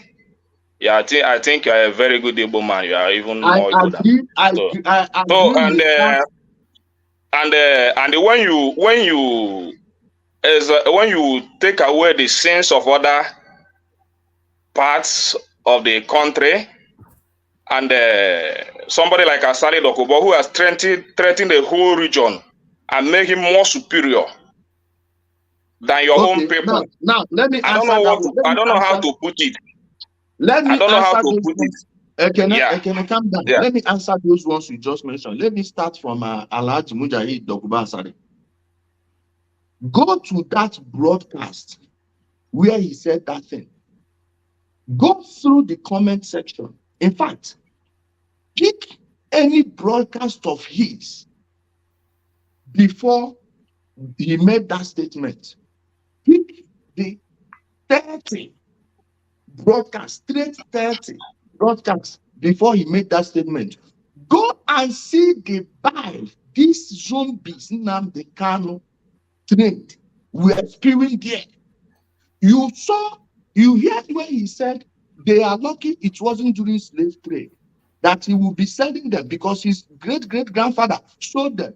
Your anger. No, he also includes you, not only them. He's also includes you. Hold on. Let me finish. Let me don't interrupt me, please. Your anger If during slavery, nobody could have sold me, they probably would sell you, but I came from a bloodline of warriors. So we go die before you go even try that nonsense. But there was no history, no record anywhere. There is no record to date of Calabari people invading Adi. It was your own people, these people that made themselves kings. Igwe, go and check when their kingdom and kingship started. It was at the same time slavery was going on. They were catching their people and selling them to Calabari people. Calabari people will not buy them and sell them to the white people. Why are you blaming the middleman and not the people that committed the crime? Did he lie? Were our people not sold to Bonnie? If you will remember, when we were growing up, they will tell you, oh, this stubborn child, you are lucky it wasn't during slavery. I will sell you to live around areas. They say, I get them by me. Who were the people selling those people to those people? That thing Asani Dokpo said was a historical fact. You don't need to like it to accept the truth. Your own Enzo Boko for go and check how they started. Now, who was the very first person to be king in their place? And who are the people that put them there? Louis Ojuku, what was his family business? The Dan Obi of Onitsha, did he not run slavery? The immediate past foreign minister, Onyama, his father, his great-great-grandfather was the Onyama Neke, the biggest slave trader in the entire Enugu state of today. Was taking people from Benue State and all those. Why is it that you people fail to be angry at those people that were selling your ancestors to Asani Dokpo and not the people? The Asani Dokpo that was selling onwards to the Europeans and not the people that were selling it to them. They did not invade your place. The entire Arab people traded in slaves. Arab people, why did you think Arab people scattered everywhere in Aligo? Why? You go and study history. Approach everything with common sense and not feelings. I've forgotten the second one you said, and of which I would have loved. Okay, you said only one day. Let's address that. A me person went by his brother, no be warrior. Okay. Nnamdi Kanu buy that water. Nnamdi Kanu sent Ikonso to bury Akpambo, Cosmos George, and the other George alive. Nnamdi Kanu sent Benjamin Nwadibu, they kidnapped Madam Social, nearly killed her because they know that it will raise noise. The news went onto the internet, then they suspect that.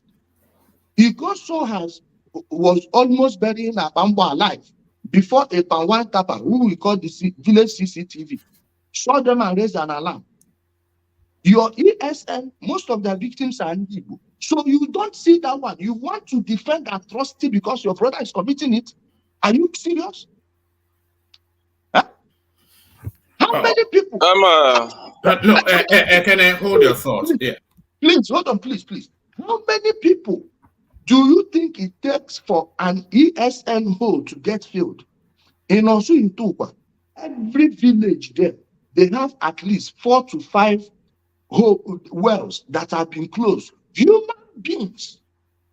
Do you know the number of missing people in Alibo? This mass transit was ambushed by IPOP ESN people at Soka. How many people have they been killing? The girl the army took to the burial site where they were burying people, the shallow graves, the Lafanta killings.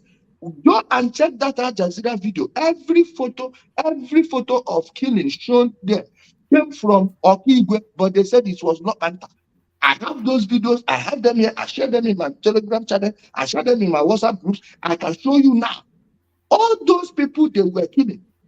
So me being against the person that instituted that killing means I'm against my brother. Who need to be ready for a change. Can I hold your thought? Hold your thought for a moment. We'll loop it around, see if we can still get back to you. But up next, Zita. Zita, a brief introduction and then put a position to Ijele. Kai, Ijele, welcome. Welcome. And welcome. Thank you for coming. I appreciate. I really appreciate you. You don't need to tell me that you are from Imo State for me to know you are from Imo State. Well, my name is Zita. I live in Tromsø, Norway. I really appreciate you. I don't really know what to say because almost everything you said here, I have said it on this platform on several locations. The headless mob, they don't like me anyway. They call me all manner of names, but that's not important. But what I want to say is, I would like you to draw a line, even though they will never understand. I want you to explain to our listeners, more especially the young ones that didn't know what went on in Nigeria, the difference between IPOD, secession, violent one, asking for and being marginalized. This is my land. You are doing something in it. Let me benefit from it. And the up north Boko Haram, who came up with something very ridiculous.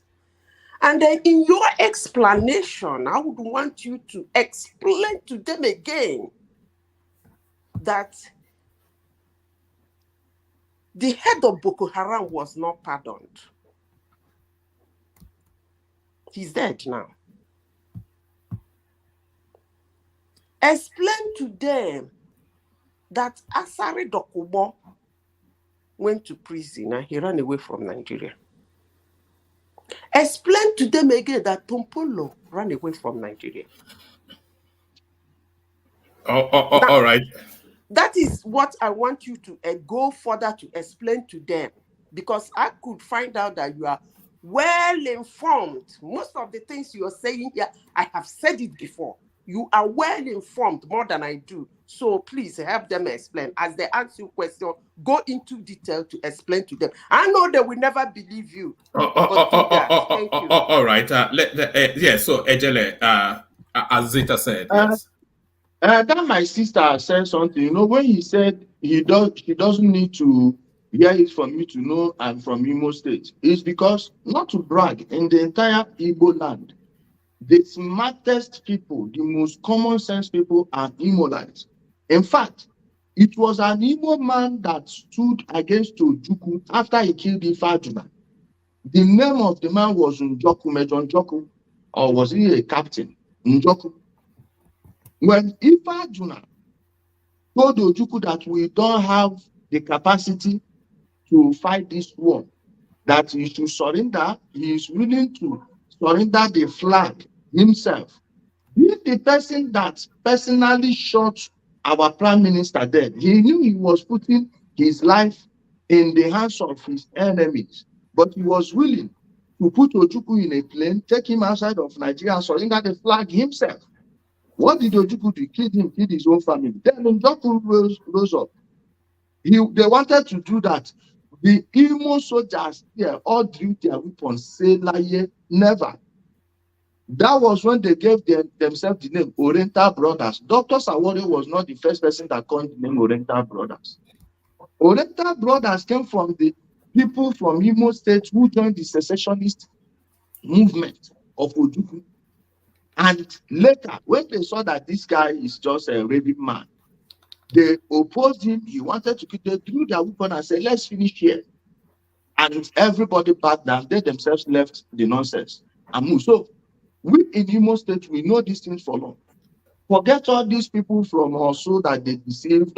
Most of those people just because of politics. Of course, none is not fighting for anything. My sister, I am not in the business of explaining anything to anybody again. My own is to air the truth. It's up to you to go and investigate, then check whether what you are holding is solid or not. Whether that truth you think you have is gold or plastic. My job is to, I have many children. I have many children and will likely have more. Will likely marry more because we don't get many people in the Southeast again. All these ones where they buy. Who go replace them? So my job is to make sure I conserve as many strength as possible. All these things they are seeing me on social media. 5 years from now, they may never see me on social media again because by then I would have moved on into full family mode, and they wouldn't be heard. So, my sister, it's not in my place to convince stupid people. If they want to learn, if they come across the information, fine. If they don't, let them consume whatever they are consuming. At the end of the day, if it's evil, it will consume them. If it's righteousness, it will elevate them. So it's their business. I'm not here to convince anybody. If they don't want to hear, let them go there. Let me ask you this. As Zita, you still get a follow-on question, but let me ask you this. Have you ever considered a future in politics? Do you look to take a political position at some point in time? 2043. I will not get into politics until all of my children are grown, until they are all standing on their. You won't see me. If you dash me any political post today, I will reject it. If you dash me any political appointment today, I will reject it like immediately. I won't even give it a second thought. I can see you as the Imo State governor. You certainly do better than Opozodema. I may do the Senate. It may do the Senate then. All right, brilliant. Do you want to push back a little bit, Zita? Zita? One man. Yes. I'm not pushing back. Oh, you've made me very happy today. Oh, I just want to be hearing Ijele speak. All right. That's all I want to hear him speak. Yes. Let me send a link to his page as Akin takes the floor to put a position to him. So Akin, unmute, introduce yourself to Ijele, and then you can push him hard, it's not a shrinking violent. So you can push him hard, and I'm sure he will respond. Akin, you're up next. Yeah, hi, one man. Glad to be here. Ijele, Kedu Kodi, and my other brothers on the platform, sisters, I want to say good evening, or good morning, good afternoon, wherever you are. And I'm calling from United States. And one man, let me just apologize. I cannot, show my face because I'm driving at the moment. So you will excuse me for now. Next time I'll be able to do that. But all when I said, Ijele, I think I was listening to you patiently earlier on, and you made very good points with regards to the issues on ground. So I must commend you for your boldness all this time, and of course, not mincing word, by giving it the way it is, by saying it the way it is, wholeheartedly, and I really appreciate it. Of course, one man, thanks for this opportunity, and I look forward to being part of this platform moving forward. And of course, to the other members, thank you so much again for always being a very wonderful participant on this platform. I've always been listening to you guys, and it's been wonderful so far. My question to Ijele is number one, what do you think, or where do you see the presidency tilting come 2027 for the Indigbos? Indigbo, I hope I said it correctly. Is it Indigbo? Or... No problem. Right. We will forgive you. You self, your Yoruba not go even strong again. Self, it don't turn Americano. It don't turn Americano. Yeah. So where do you see the presidency moving 2027 for Indigbos? I want to say with all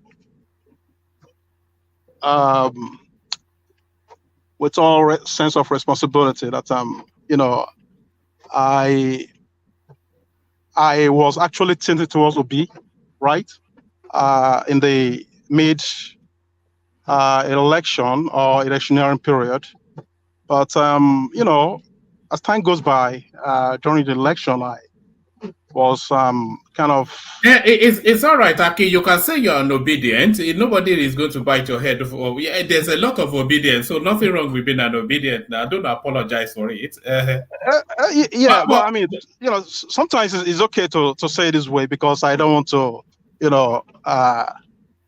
I've been looked at as someone who is, tribal bigot, right? All right. Just for the benefit of others waiting as well, I think Ijele gets the broad strokes of your question. Right. 2027, is the Southeast going to come out to play? And the Southeast coming out to play essentially Peter Obi. And how do you think it'll play out? If Peter Obi rolls out in 2027, is that broadly what you're asking, Aki? Exactly, one man. All right. So to you, Ijele. Even if President Umaru Musa Yar'Adua wakes up today, he will lose to Ashwaju in 2027. The political setting of Nigeria, in fact, if I was the PDP, in 2027, I will give an Igbo man the ticket. So the Igbos that have been voting PDP since 1999 unequivocally, they will have that sense of belonging in their party, to placate them. But I will go back a little bit. Just give me 2 minutes. In 2013, I remember it was one Wednesday afternoon. I was at a satellite town bus stop. If you know Lagos very well, at least my brother Kene said he lives in Ojo. That gate to that Navy side, there was a newspaper vendor sitting there. Then there is this Yoruba woman that cooks nice food. Her is very sweet, and the stew she cooks it well. Well, if you read paper, you can go there. It's a book about she cooks a very good food. I remember telling people that this party they are forming, that was when the formative years of the APC. I told them to look, 7 PDP governors from their 7 major states are moving into this party. With the way I'm seeing, Jonathan is not going to return. With this force and the Southeasterners that joined them, of course, it was mostly the Southwest and the North. I told them that this is the best opportunity for only Igbo to be president if actually their goal is to get Igbo presidency. I explained to them that President Muhammadu Buhari will be running. If all of Igbo give him support in this large party that includes the Southwest, what it means is that after 8 years, the power will go to because if Igbo, all the senators and everyone joined. That time I was a bit naive in Nigerian politics. I didn't know they were just looking for their personal interest, but I thought they were looking for Igbo presidency. I think if they joined this party, they will get an Igbo VP. Then, after 8 years, the party would consider Igbo ahead of the Southwest. But if we make this mistake, Oduduwa overlaps us on this one, it will be very difficult because Jonathan is not returning. If you hear noise, if you hear insult, like the way I just told them, hopefully we'll be here to see when it happens. What happened later? Jonathan lost. Somebody from the Southwest became the VP. Now, after Buhari, this is Ashwaju. You are seeing. And does Ashwaju look like a man? Has he ever failed in politics before? So what makes you think he didn't fail in Lagos when Obasanjo, Bode George and co were trying to push him out, make Lagosians suffer? One of the reasons I didn't know about Ashwaju, for those of you who don't know, I'm not a product of formal education. I'm a product of research, self-research. I started fighting for myself for a long time. I was a conductor in Lagos. Till date, I still know all the bus stops from Ikorodu to Oyinbo. So I witnessed Ashwaju's government in real time. And being someone who came from a civil servant background, my father was in NEPA then. I was more aware of what was happening politically, because to me, my constituency is always the downtrodden. Although you don't hear me say it, but if you check everything I'm doing, it's geared towards helping the ordinary man. I was like, if this man doesn't give Lagos State the allocations, how are they going to pay these poor people? So they are willing to let these poor people suffer. But then the ingenious political juggernaut we know as President Asiwaju Bola Ahmed Tinubu showed them that he can actually generate money and build a state. Under Obasanjo, no states developed more than Lagos, even when they were not giving them the money. So this man has always fought from a minority position and always conquered. Somehow, you think in 2027, someone is not going to happen. Now the case should be 2031. Then in that 2031, APC will give send their ticket back to the north. So it's going, and as it stands, there is no opposition party in Nigeria. There is no opposition. I want a solid opposition. At least it will make some of these appointees, because when you see that an administration is not moving fine, it's usually from the ministries, departments, and parastatals. So it will force the leadership of the party and the presidency to be more proactive on how they carry themselves, and they will put more surveillance on all of these people. But as it stands, since this APC is going back to the north. Now, imagine if where APC provides gives someone like Zulu the ticket.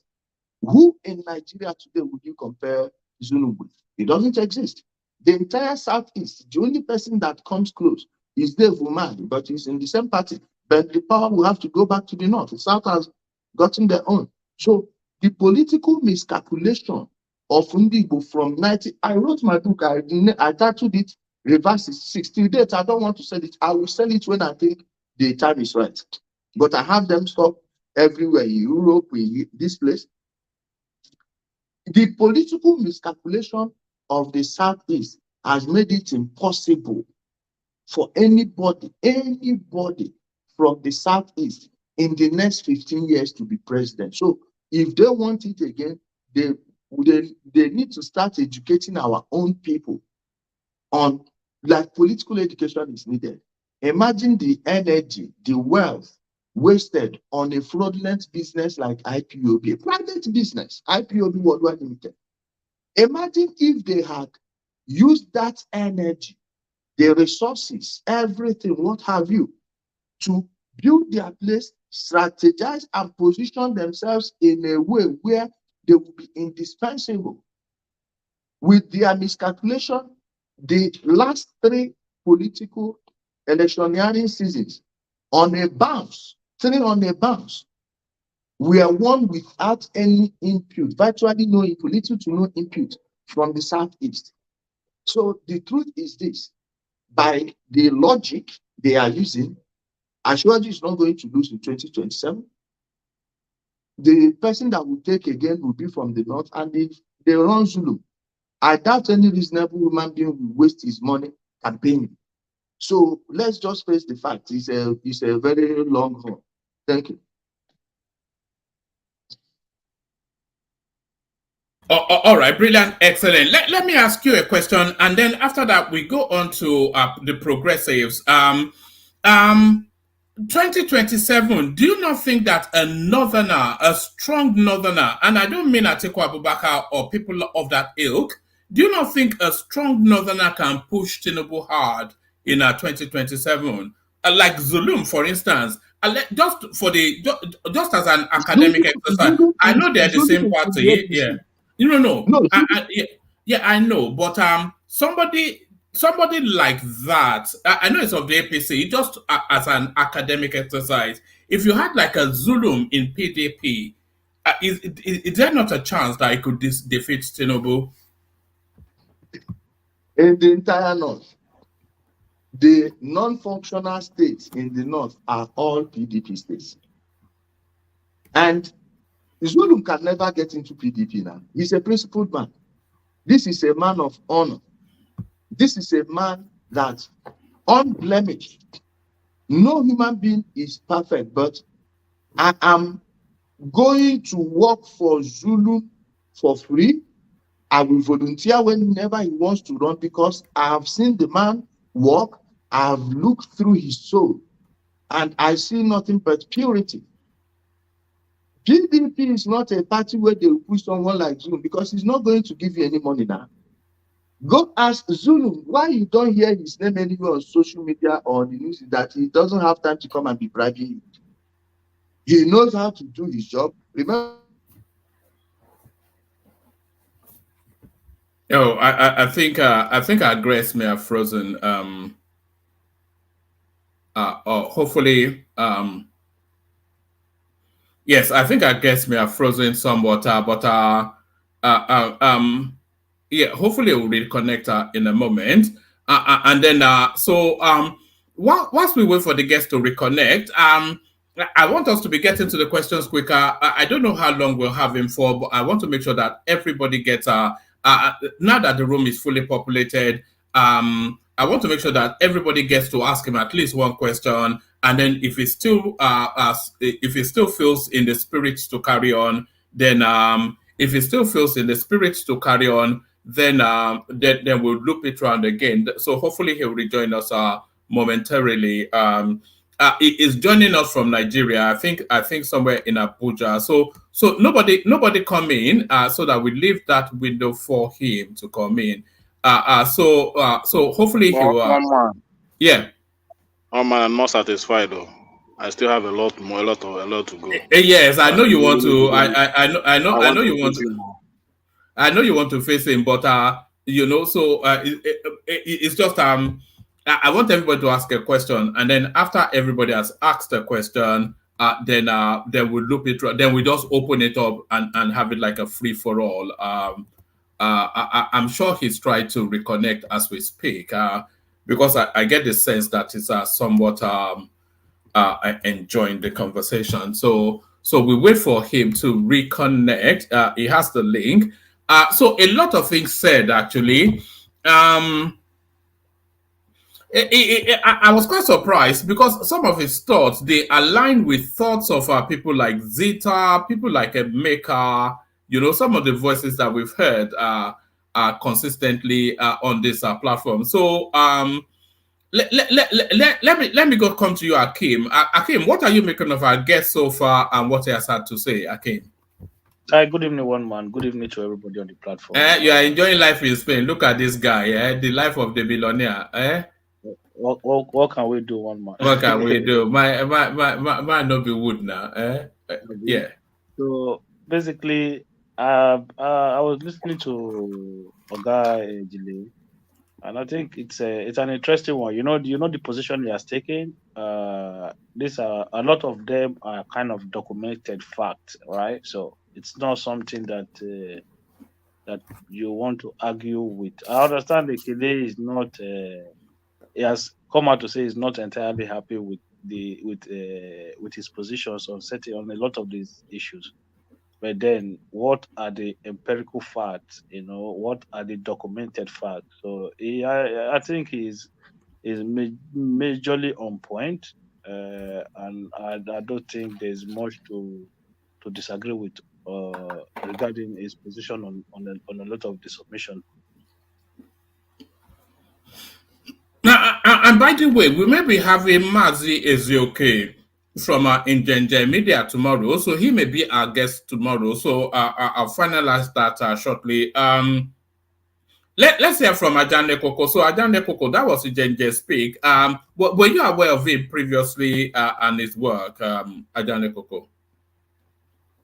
Yeah, thank you, one man, and greetings to our listeners around the world. Click on the like button, share, and subscribe if you haven't done so.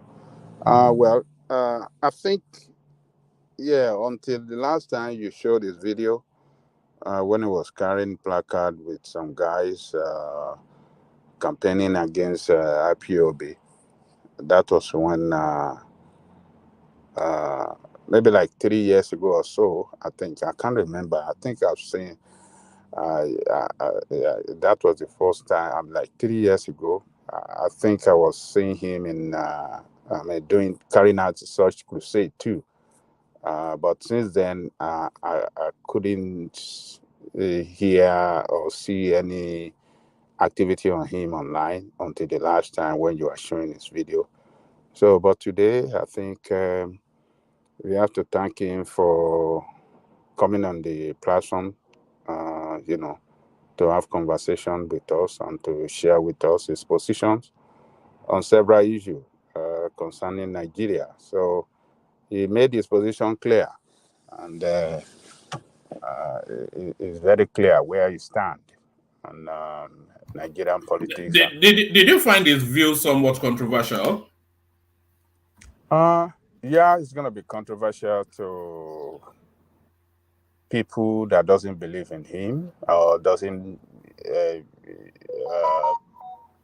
believe in where he stand on the issue. So, but I think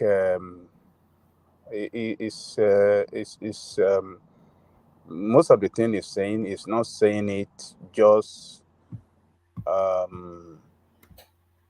He's saying it is backing it with fact, historical fact, and the fact that are available, and it's not showing any sentiment. It's not. It's straight to the point, and it just want to say the truth, and not minding what his fellow Igbo people we think about him. He just want to put everything in the right perspective, and debunk all the misinformation that is going on in that part of the country, on several issues.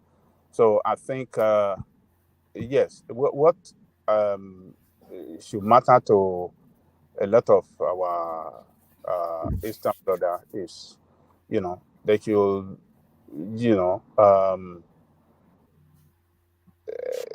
they should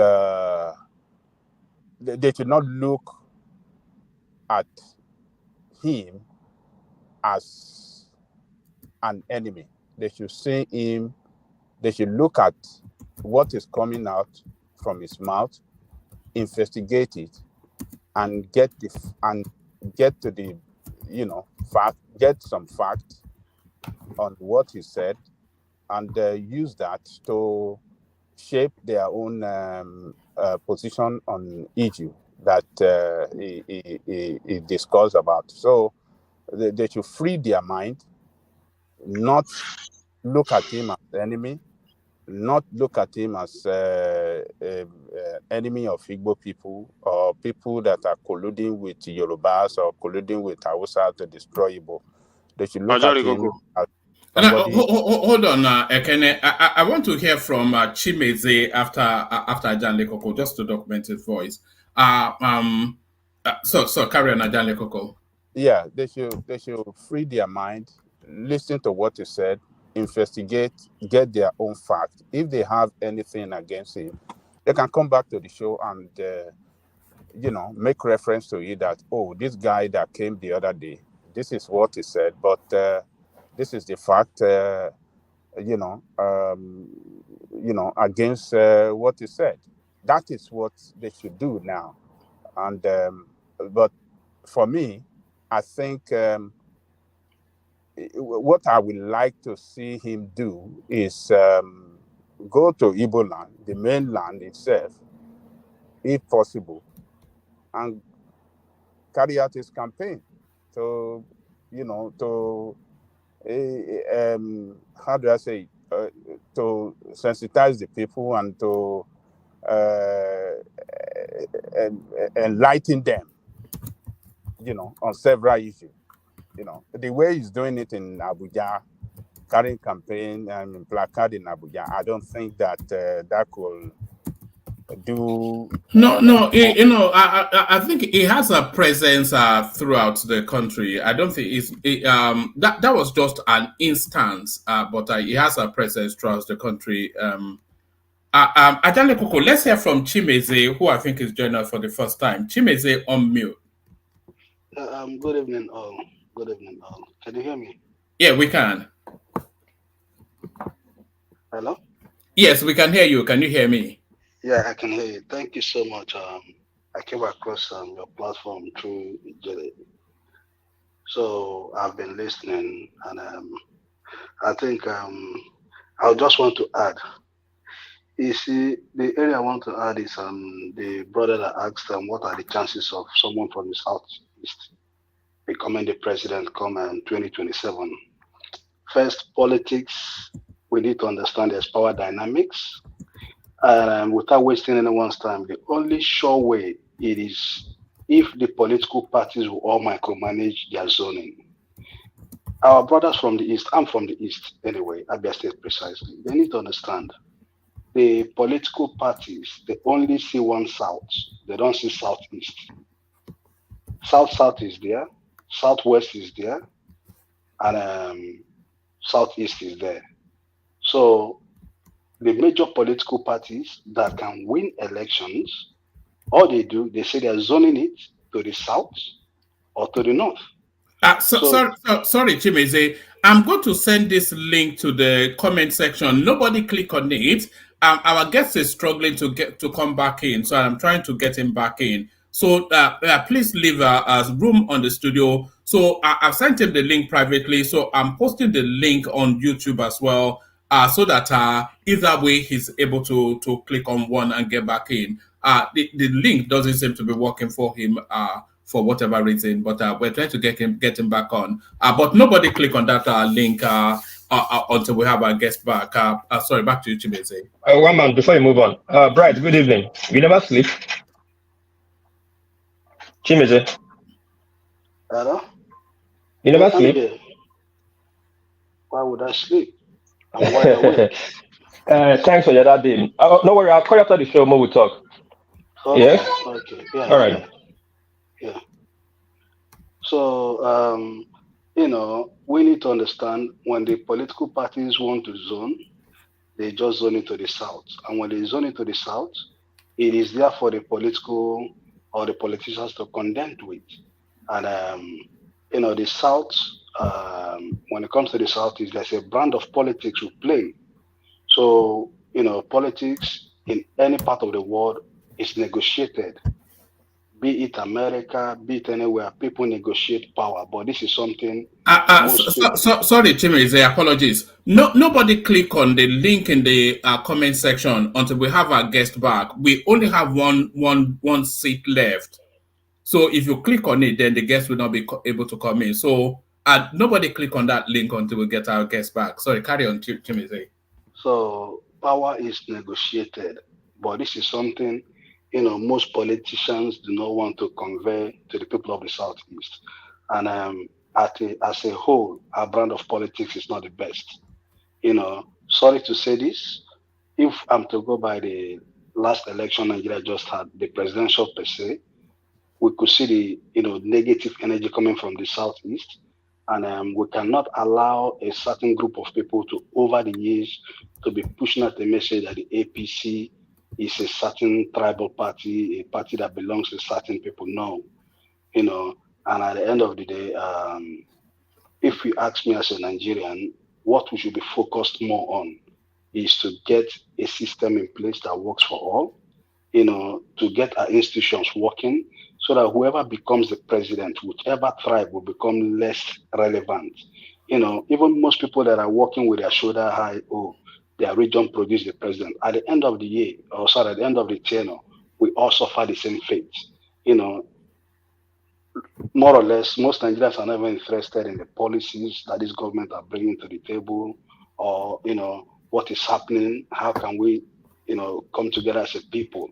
When I mean as a people, as Nigerians, to demand for better governance. That is just my little contribution. And thank you for having me on your show.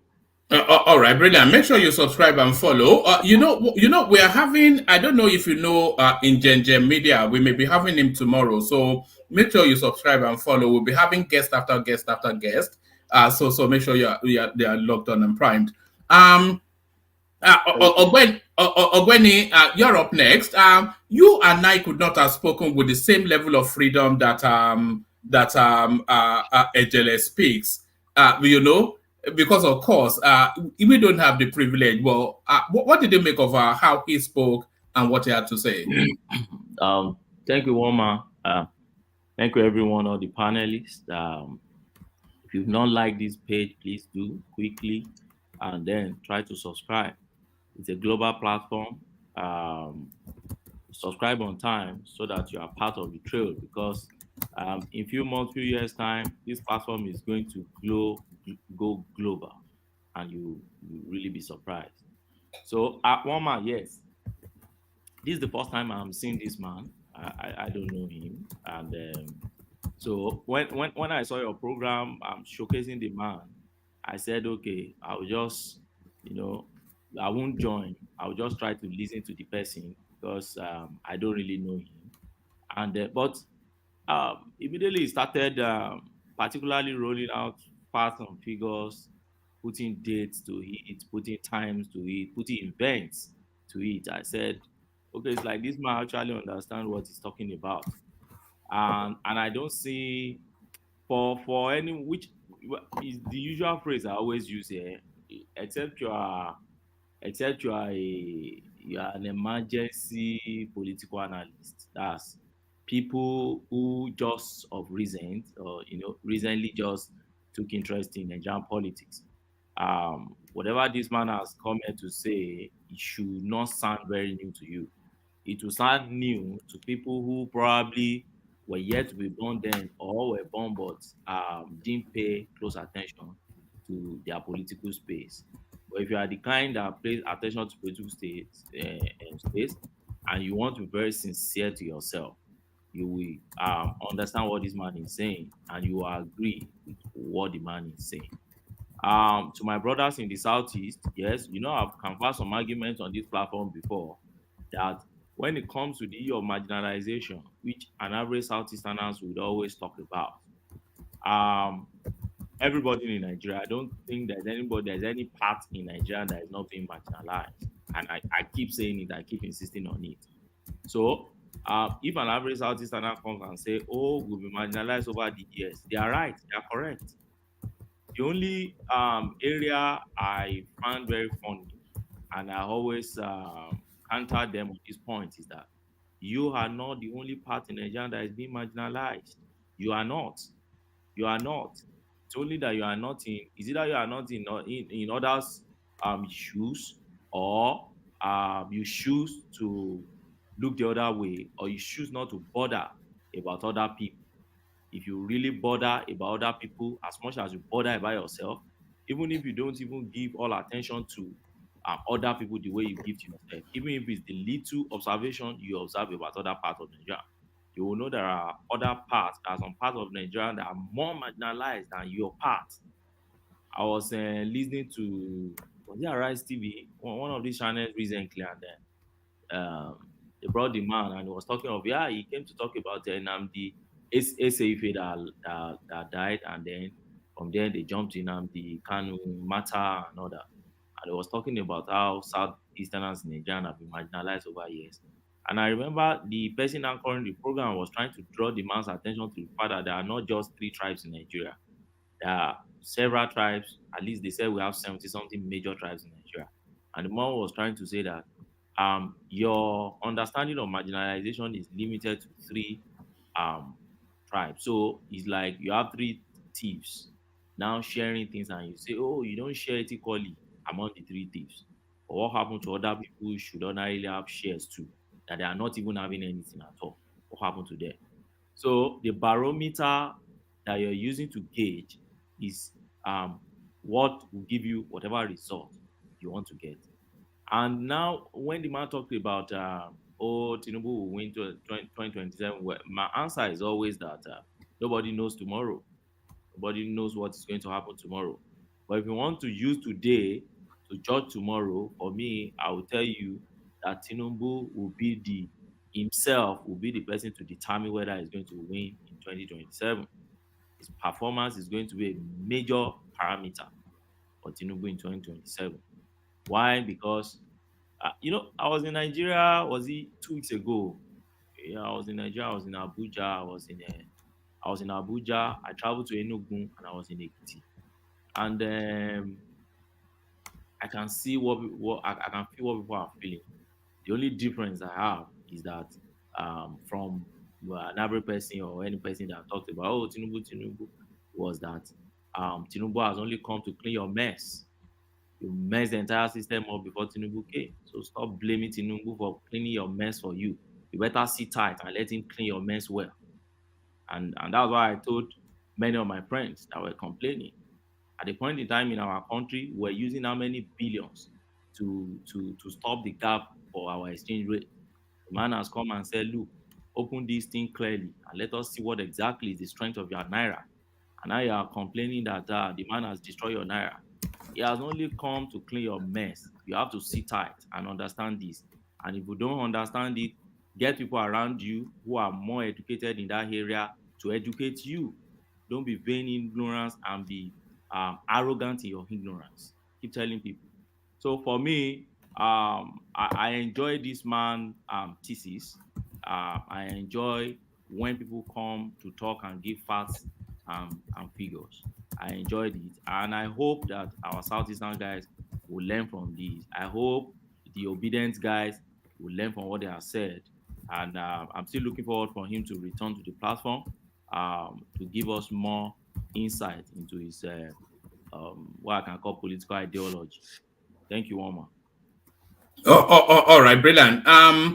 Our guest is finding it somewhat of a struggle to log back in, and is going to be about 1:30 where he is now. He is still trying, but I'm not sure that he's succeeding. I'm speaking to him just as the session is carrying on now. But let's hear from Bato as we give him one more chance to see if he can make it back.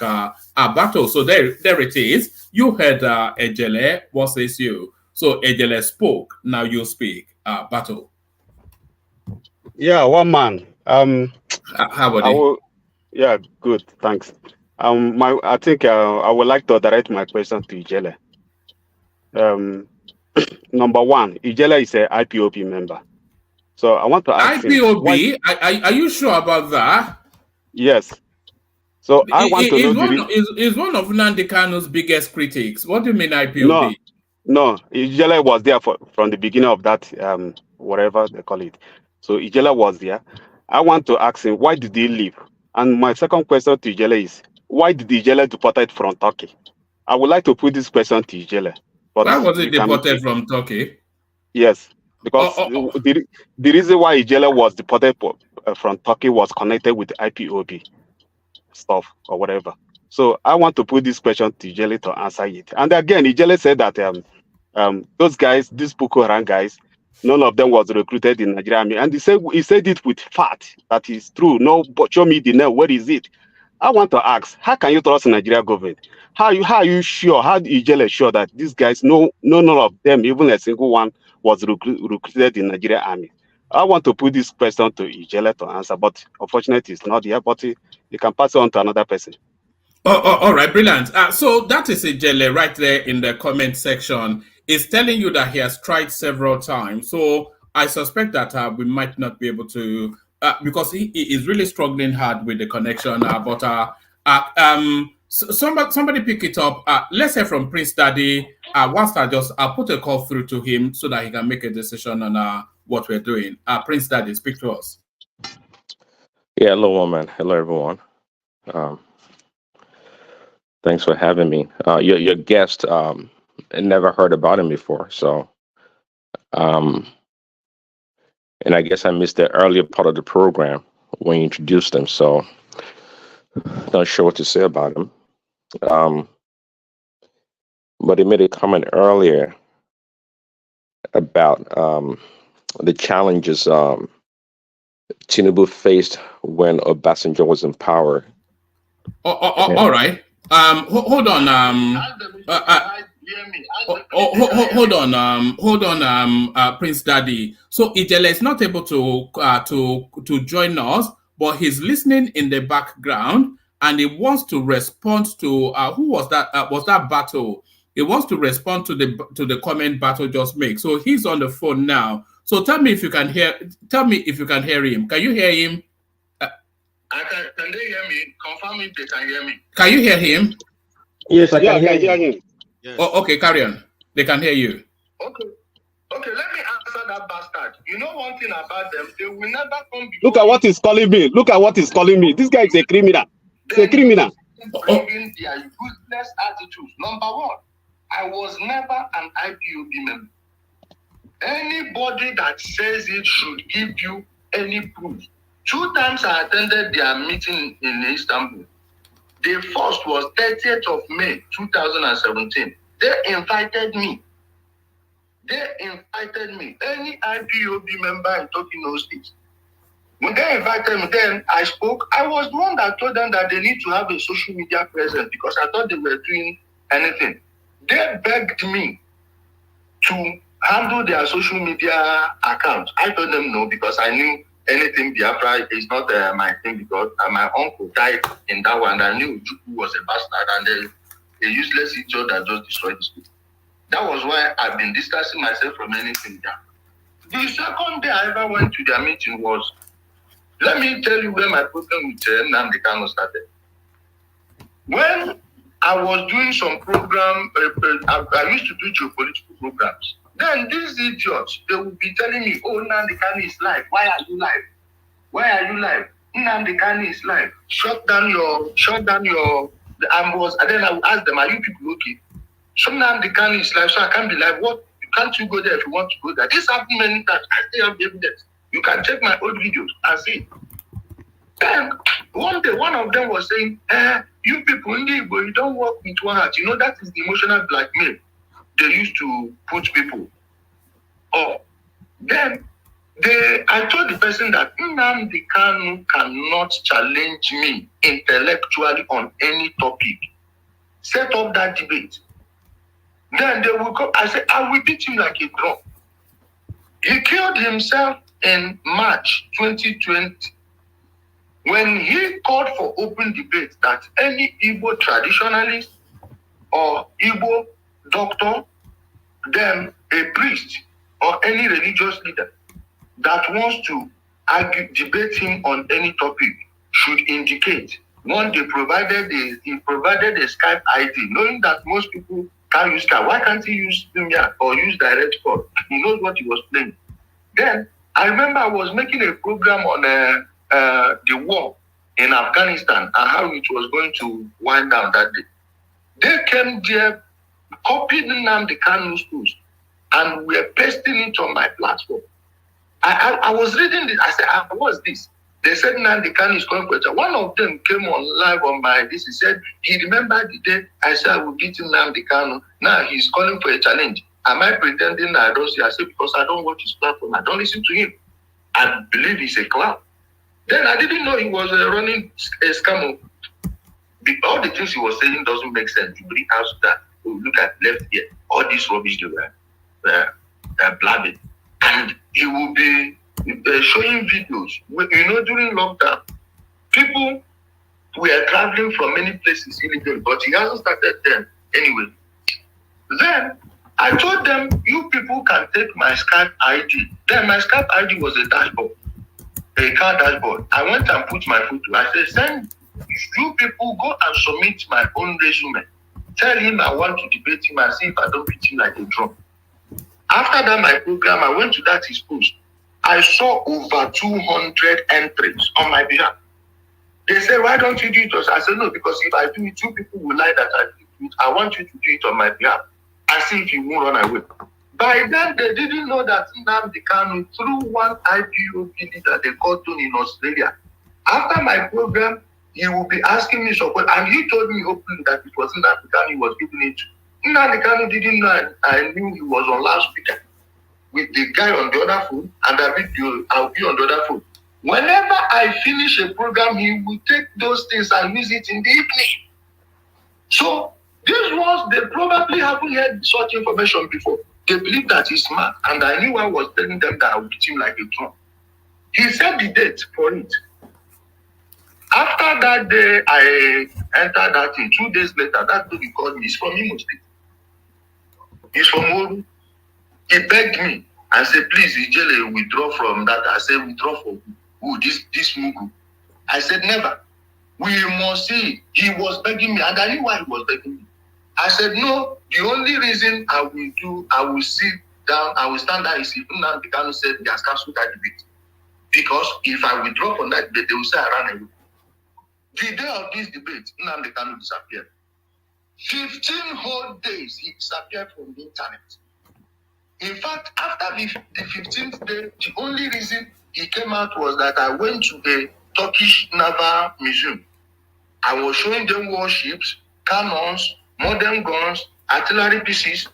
Then I told them, if Nnamdi Kanu comes here, now, that was the time he used the photo he took in front of a tank to steal from them all those Mughals. They were contributing that he was buying weapons to come and destroy Nigeria. I told them this is what he's doing, like I'm talking now. And you see where I'm standing, in front of an artillery piece. I was showing them both the ancient and the modern. It was that shame because that video went viral. I was mocking him and was telling people, meet your coordinator, contribute your own money. Then they started questioning him. He came out later after 15 days and told them that he went on a national assignment. I laughed. I said, which country did you go to? Show us, because any country that you have an appointment with their president, you will be given an invitation. So share the invitation with us. Then they started attack. I finished them. Every day I showed the guy Pepe now. They begged me, even want to pay me. I came live and told them, any of you that tries to call me again to bribe me, I will record your call and play it to the public. 22nd of June 2020, my birthday. The criminal Nnamdi Kanu, I didn't know he has planned this with people. And one person from my own village, from my own town, Amanduba. That one, I don't want to say anything, but nobody will see him in life again. Of course, they know it's no more. They know. But then, they planned it with him. Called one girl from it that lives in Italy, Ashawo, that they were using the IPO paper to file asylum documents for. The girl came on air and lied that I trafficked her and the sister to Italy via Libya. That thing got to me. I did not, and I knew they planned it. They targeted on my birthday. That day I went to club. They enjoyed myself. They came on 23rd of June and told him, Nnamdi Kanu, today you talk of it. Then I started firing him. Now, they knew I had a gun in Turkey. They went and set their father up. The police came. They saw my pistol because I don't stay unarmed, especially when I'm fighting with a group of people. But there was documents on that day. I came back to Nigeria because that time during COVID, the court date they gave was 3 months later. And they were going to keep me at the holding center. I told them no. Even these women were buying tickets for me. That they should send me home. Mumuna may use my hand, come back home. I have my passport. In fact, my passport is still reading that I'm in Turkey. So they missed everywhere. They thought they would see drugs in my place. They thought they would see guns. I came back I have my own passport here. So all those Mughals that are yapping rubbish know nothing. These are stupid, a bunch of idiots that Nnamdi Kanu was deceiving. Then I told them, I did not come to Nigeria to do anything. If I want to travel abroad, I go abroad anytime I like. I just came back from Europe. So abroad was not even my. I told them, I will be here to make sure this guy pays for every atrocity. I promised them, and I will carry it to a T. His own brother, I nearly killed him at the Federal High Court. He ran behind the DSS because I don't do anything in secret. I want to fuck you up and fuck you up big time. They are politicians that are sponsored them. They can do jack. They begged me to join them. This their fertilizer bomb they are using, I taught them how to make it. While I was teaching people geopolitics and how with small money, people were destroying armies. I didn't know they were copying it. Ask them, does any of them knew what an IED was prior to 2020? Ask them. So, my brother, don't mind those idiots. You know, they can never talk when you are there. It's when you leave, you see them yapping. Old man, the gun must buy most. Where is Kennedy? You know, I'm not saying I know they talk my own from I go talk and I go see you, and nothing will happen. So, my brother, that's it. So, Bato, does that satisfy you? Ijele was not deported from Turkey. He left off his own, and he was not an IPOB person. So hopefully that clarifies that for you, Bato. No, it did not. My question there is, he said that they got something from his house. Did he first deport in Turkey before he left Turkey? That's my question. Again, let you answer it, please. No, he already answered that. No, he jumped back from Turkey. That guy is a liar. Just believe me, he's a liar. That guy jumped back. He did not go to court. He have to leave Turkey. So don't listen to this Ijele of it. That guy is a criminal. Let me expose what he did already said. Let me expose what he has done. You see how he has moved the goalpost. Now I am happy this thing. Well, but we cannot hear Ijele clearly. Can you bring the microphone closer? Sorry, your phone closer. Sorry, carry on. Please let me finish. I am happy this program is being recorded and is safe.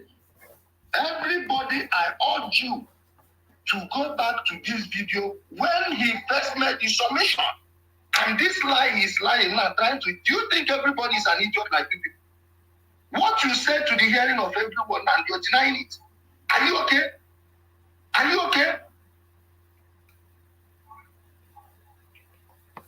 So Bato, what you have to you cannot take rumors over somebody else's narrative. So Ijele is here and he's telling you a first-hand account of what happened.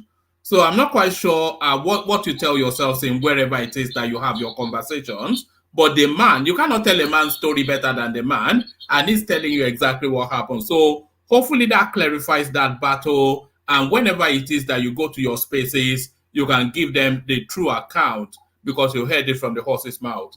Bato. Okay, I think you satisfied that, Ijele. Are you happy to take one more? There's a particular guy here that was hoping. I can take as many questions as possible so long they are hearing me. All right. Who wants to put a position to yes, I knew you would, Emeka. So Emeka, go for it. I knew you would. I'm so sorry. First, let me apologize. I was busy. I didn't, I just remembered and I came in quickly. And from the moment I came in and the few things I had blew my mind. You understand?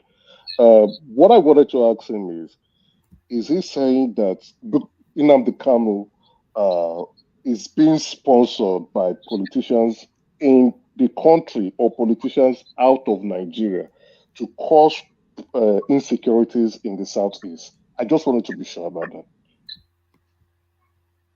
Okay, let me answer him, my brother. Okay, see, the SUV, Lexus SUV, Nnamdi Kanu's brother, Emmanuel Kanu, is driving today was bought by Obiano as a sitting governor.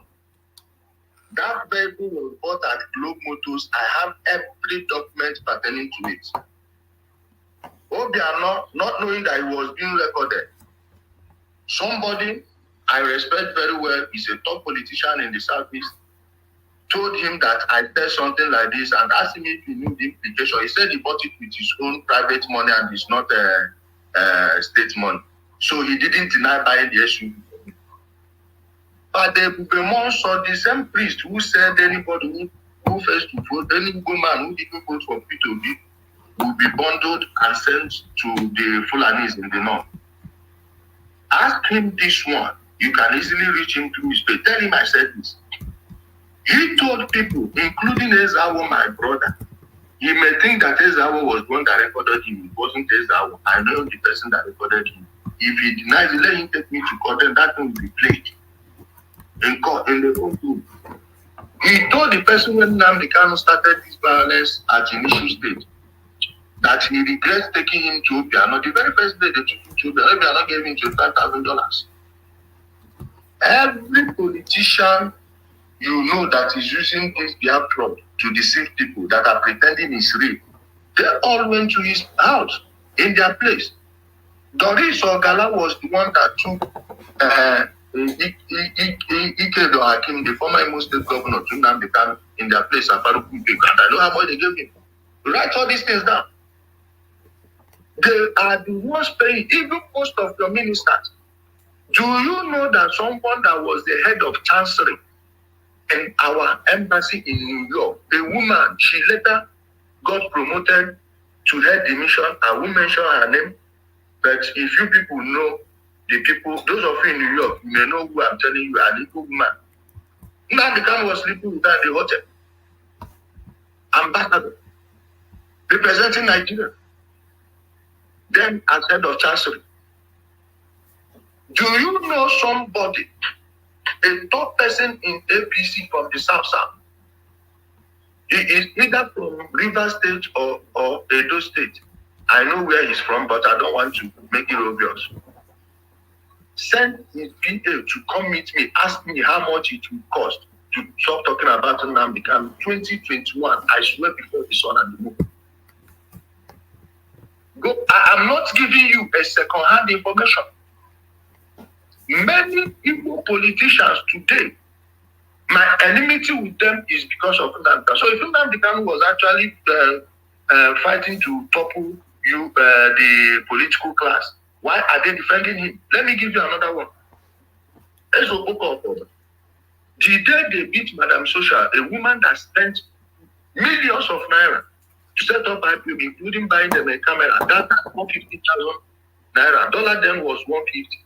So we are talking about 3.something million today. 3,700,000 at least. Or 3,300,000 at least right now.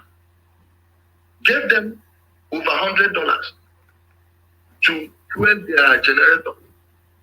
Bought them a generator, heavy one, diesel generator. Just because that woman and her group, their first crime was not levying their members. They would tell her to levy people here in Nigeria. She said no.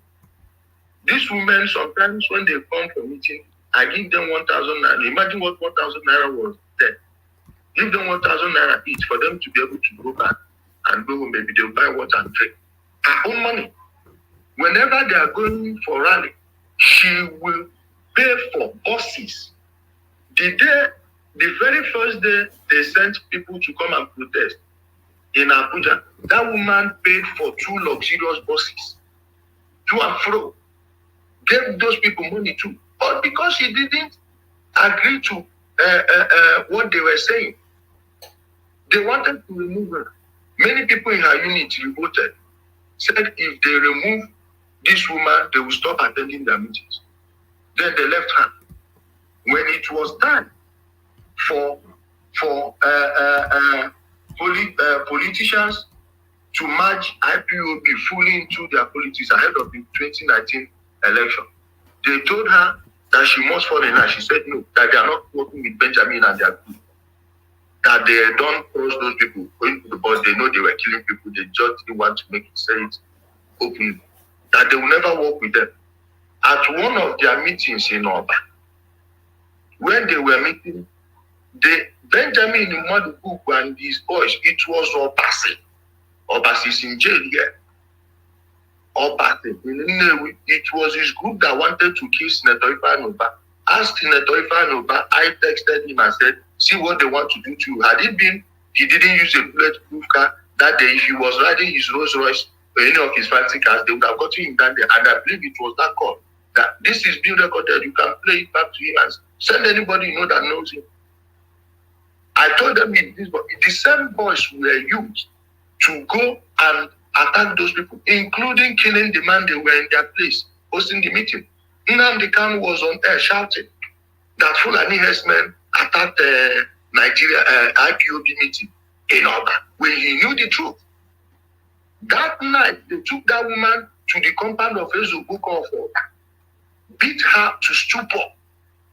They would have killed her if not that so many people were aware they were the one that took her. And she's not a small person that they would just, if it was not, they would have just killed her. They left that woman at 2 a.m. A grandmother at 2 a.m. with all the beating. Clifford, you ran and bought that woman a wheelchair, an electric wheelchair from the US and said it to her. The beating those idiots gave that woman, she's still suffering the concussion till date. Till date.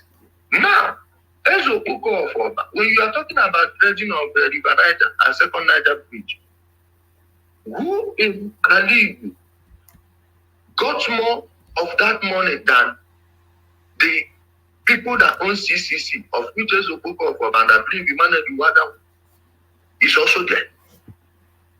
If he is not working with the people that made Ali aware how it is, why did they take him to take her to the compound of Ezokoko? Is there any policeman from Oba Police or Joto Police that will go to Ezokoko and make an arrest there? So if he wasn't working for them and with them, how about this? Now let me give you one more. Do you remember the man that was the original Biafran spiritual leader? Prophet Anthony Hope, that was beheaded in Unu. Why did the man die? 2019, during the election, they collected money from the Atiku campaign. I heard it was $2 million. According to the report, it was paid through Oyster Chidoka, and they said it took 500,000. When I'm not sure of anything, I will tell you I'm not sure of anything. I'm not sure about the amount, but I know they gave them money. Whether it was from Oyster Chidoka, I don't know. But I think it will be for him, because I've said this in public. When he saw me at the Millennium Park, I saw his body language. I went straight and shook his hand. He knew I wasn't lying. He would have sued me if that was a lie.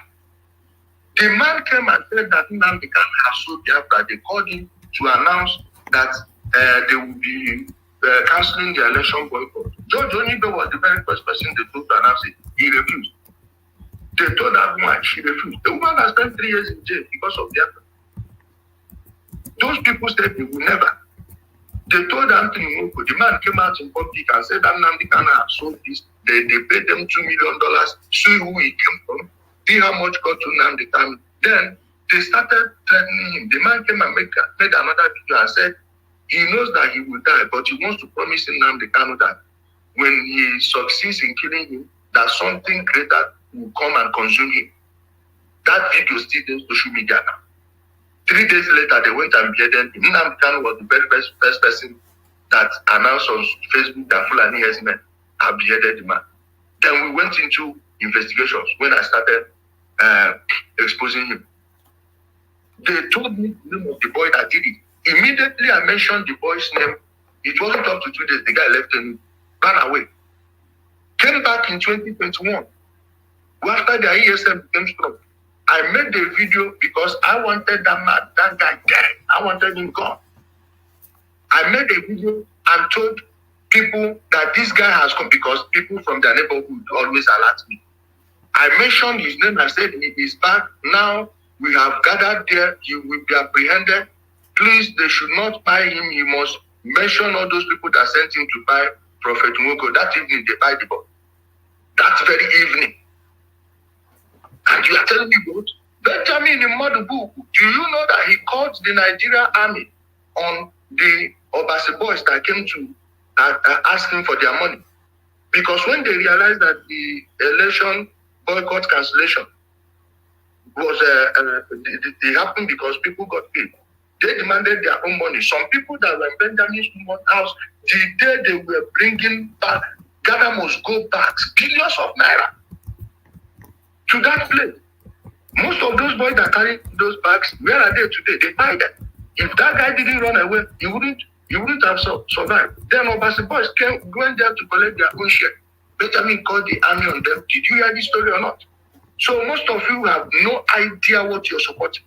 You have no idea who Nnamdi Kanu is. You just believe anything they tell you. Thank you. All right, brilliant. Take a couple more questions. I have a second question. This one man, Yeah, go on. this man is blowing my mind. The names he's calling.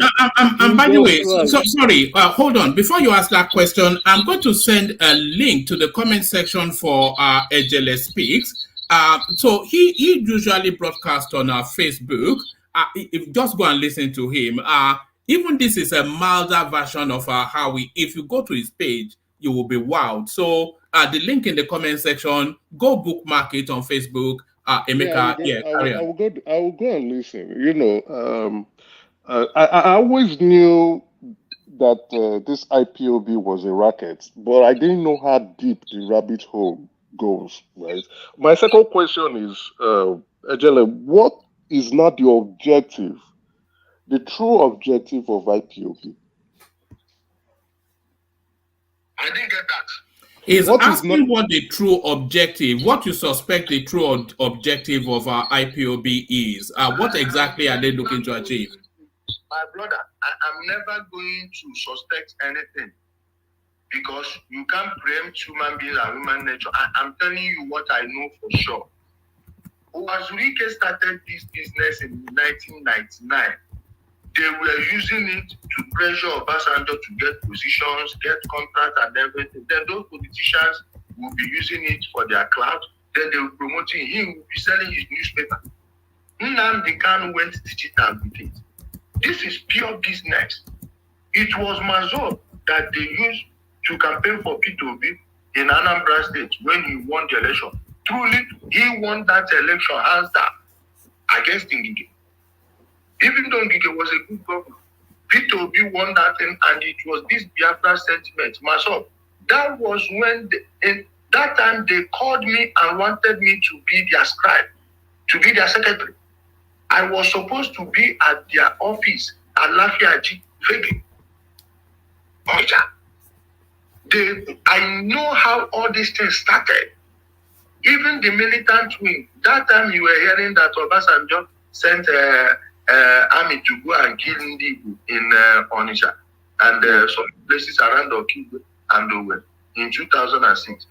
It was not innocent people, though there were some excesses there. But they were going after this criminal. They barricaded the whole street. We are collecting money. Forced landlords on how much they will be collecting in rent. They will use this their Biafra paper and be buying things from people. You have no choice. You have no choice. I saw this thing start from day one. It is the politicians will be promoting it in order to gather people under that one umbrella. Once they have complete hold on their leader, they know they have complete hold on those people. Then it went into churches, into town. This is how we started. There is nothing to it other than a scam, A to Z. Thank you. Wow. All right. I know you have more questions, and I know you want. I know, but I want to. Let me digest this one. Yes, and I know Ekene wants to push back at you as well, Ijele, but let me bring Akim in just to make sure everybody gets a chance. Akim, you're up next. So we have now, I did promise you an epic session, and I think really Ijele has fulfilled my promise. So Akim, you're up next. The progressives. All right, let's go to Ajanle Koko then. I think Akim may well not be with the system at the moment. Ajanle Koko. Are you there, Ajanle Koko? All right. Hey, one man, you can go to someone else and come back to me. All right, let's go to Prince Daddy to get a different inflection on the Prince Daddy. So I'm not sure how much you know about Ijele, but certainly you know a lot more now. He doesn't hold back in his views and is ready to take on any topic. So put a position to him and have him respond. Prince Daddy. Yeah, hello, one man. Yeah, actually driving right now. So, but yeah, you know, I've just learned a little bit about him, but I can't really. I don't think I have the capacity to ask him a question really. So if you don't mind, move on to the next person.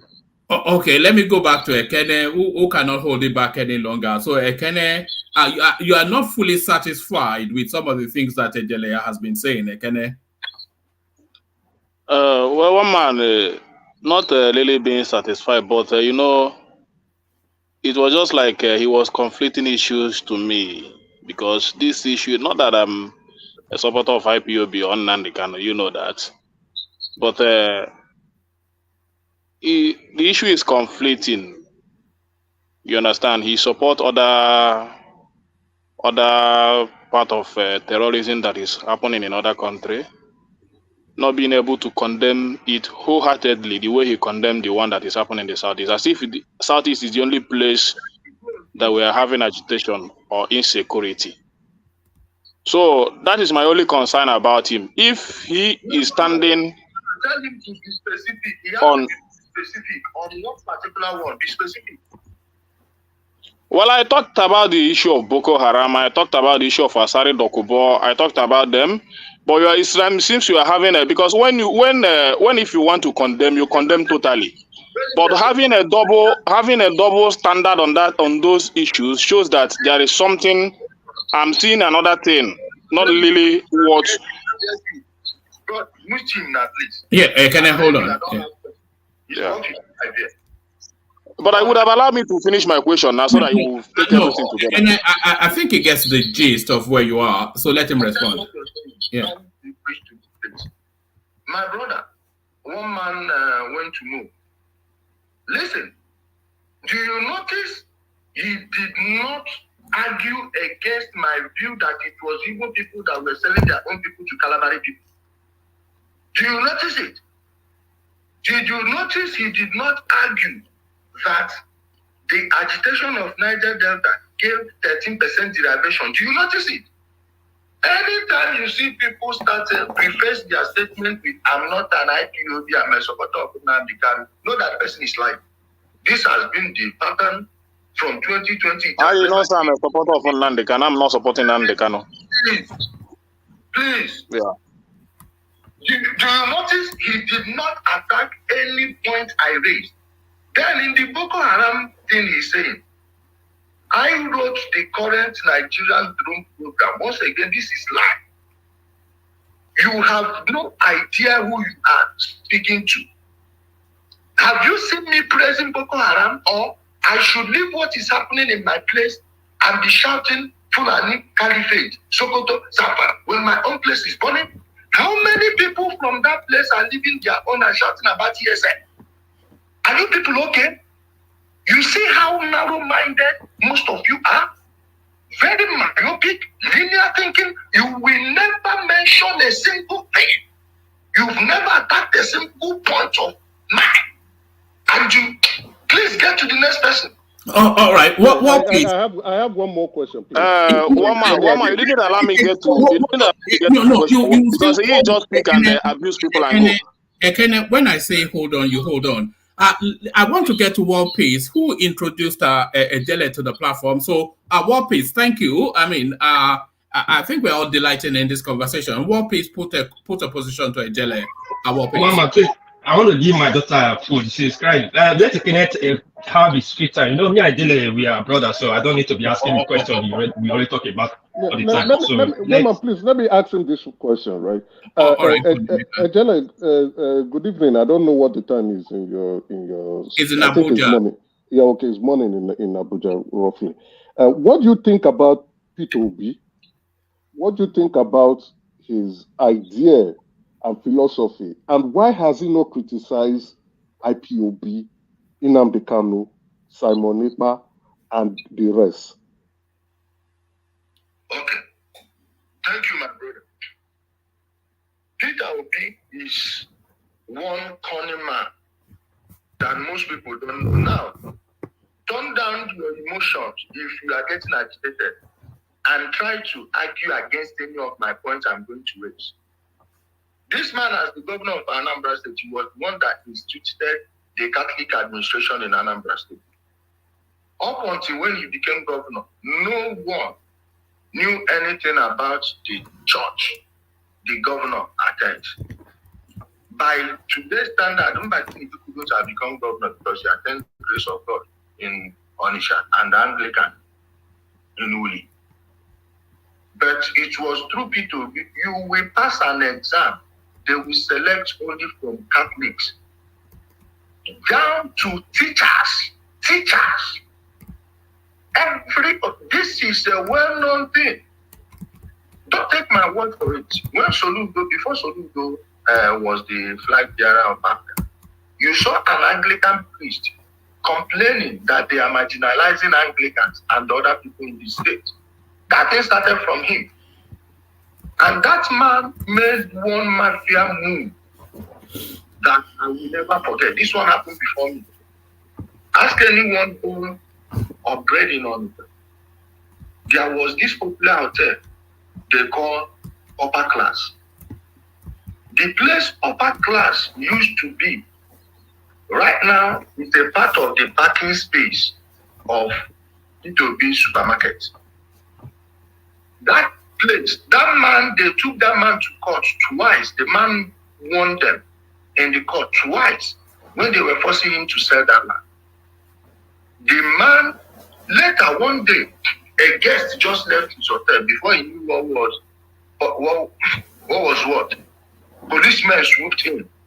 No petition that they had an information, anonymous tip to search the hotel. They went there, that room that person just left. They saw a human head there. That was how they demolished Upper Class hotel. And right now, that place is a part of is a supermarket. Do people know that that place used to be the Onisha service station of APS? But they have no, when you see all these things arranged, nobody will debunk it. I've been saying it online every time. They're telling me that these people are not hearing it. So I just gave you the nature of the man that people don't know. When you say it, they say you are attacking your brother. Attacking your brother in what way? I defend them now with all my life because there are legacies to defend. There. Go and check all the schools. They say they gave computer. Which schools studying the computer in the service? Which school? That they put in the offices? Which school? Where did it happen? Where did it happen? Should I name you schools where he came to campaign in the entire Obuku 1, Obuku 2, Obuku 3, Obuku boys, Obuku girls? Otumoye, Unity, that's comprehensive. Did they build anything in Eastern Academy? Urban boys? Sending money to DMGS and CKC to repaint their schools and refurbish certain things because most of the erudites in Anambra State are product of that school. Sending data is not like Anambra State University. How much was the school fees when P2B took power? 34,500. Under 3 months, it rose to 90,000, 85,000 for art students. Then law and sciences, 120. After that year, it rose to 200. When Igbo was given free education, how much were Enugu students paying in ESUT then?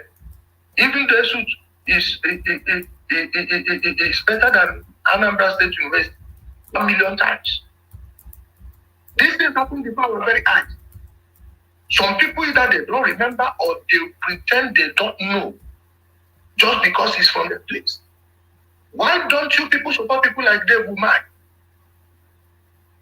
Chimaru Tinamani has a better record than Peter 1 million times. Let's measure. Law faculty ban. Which one did Peter do? Funnel. Parkley. He went and repented Amak Hospital. They changed it to Anambra State, but they say he built it. The hospital that had been there before his mother got married. Check all of these things, and people, when you tell them the truth, they will start catching feelings. Do I care about your feelings? This is what many people don't know. Please, what's the second part of your question? Sorry, I forgot it. One man, you're not being fair. You're not allowed me to speak. Let's not make it rowdy. You're not being fair. I don't like it. I will come back. One man, allow me to ask question now, please.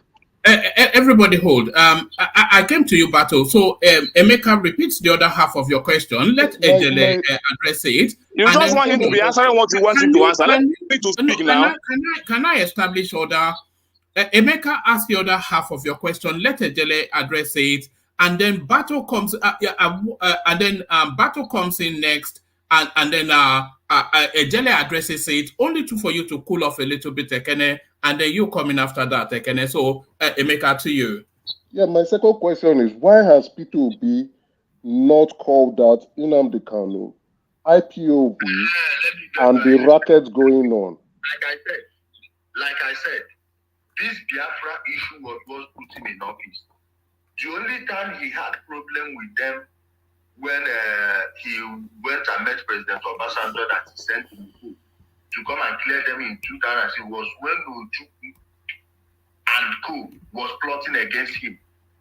Ojukwu did not give P2B breathing space in Anambra State. Let me tell you this fact. It was Ato Eze that persuaded Ojukwu from running in 2003 as governor of Anambra State, in case you don't know. I'm saying this thing on air. Peter Obi, you are talking about. One of the ESM videos, the announced videos, when Nnamdi Kanu was taking salute, was taken inside Harbour Forest. In his place, there is a place called Harbour Forest. It's very large. It's the ancestral forest there. These people staked that in there. One of their camps is not even far from his house. In Agro. You've heard how many times he will look at what happened at Oba. We know the people that did it. Dora Akunyili, the husband, Chika Akunyili, was murdered by Gatuso and his gang. The same known gunmen. In fact, it was on video. They were telling people, don't run, don't run, we are children of God. That's the name they gave them when nothing from them. This thing is not deniable. The video is there. I saw this. Then that Gatuso was a boy that was supposed to have been hanged. It was Obiano that freed him. Before the 2017 election, he used him, Hikanda, Obloko, and the rest. That time he had his quarrel with P2B, he had become irreconcilable. P2B was trying to undermine him from his second term. It was Obiano that freed Gatuso. I have said it many times. I've even tagged Obiano to a post that made about it. He knows. He knows. He can that the day they released him from jail, a kidnapper. What's the sentence for kidnapping? Death sentence. But the day he came back from prison, somebody, I don't want to mention his name, took him to the government house. On his way back, he came back with 2 Hilux trucks and many motorcycles. These guys are using these people. These guys, are we talking about one of the leaders of the Suka side? They call them Malaysian boys. Even the senior brother Nakopa Mobila. There is more than a circumstantial evidence that he led the attack at that Ozobro massacre that Nnamdi was on air shouting that he's Fulani. This guy was arrested in Anambra State. I have a video of him in handcuff inside Okozu's house. Do you know they transferred him to Enugu to go and answer one flimsy case, one bellable offense? You see the style they used to manipulate the law. Someone has a civil case in Enugu. Whether that case exists, I don't know.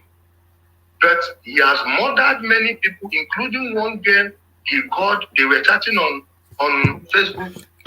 Sorry, Ijele, use words like pie just because of YouTube. Carry on. Okay. Sorry. Yeah. I thought they are different from Facebook. Yeah. Now, that guy, that girl, he connected her through Facebook, chatting. He'll be telling them he came from abroad and he's lodging only from hotel to hotel. The father was chased out of Ugosi. He prepared this their nonsense juju for politicians.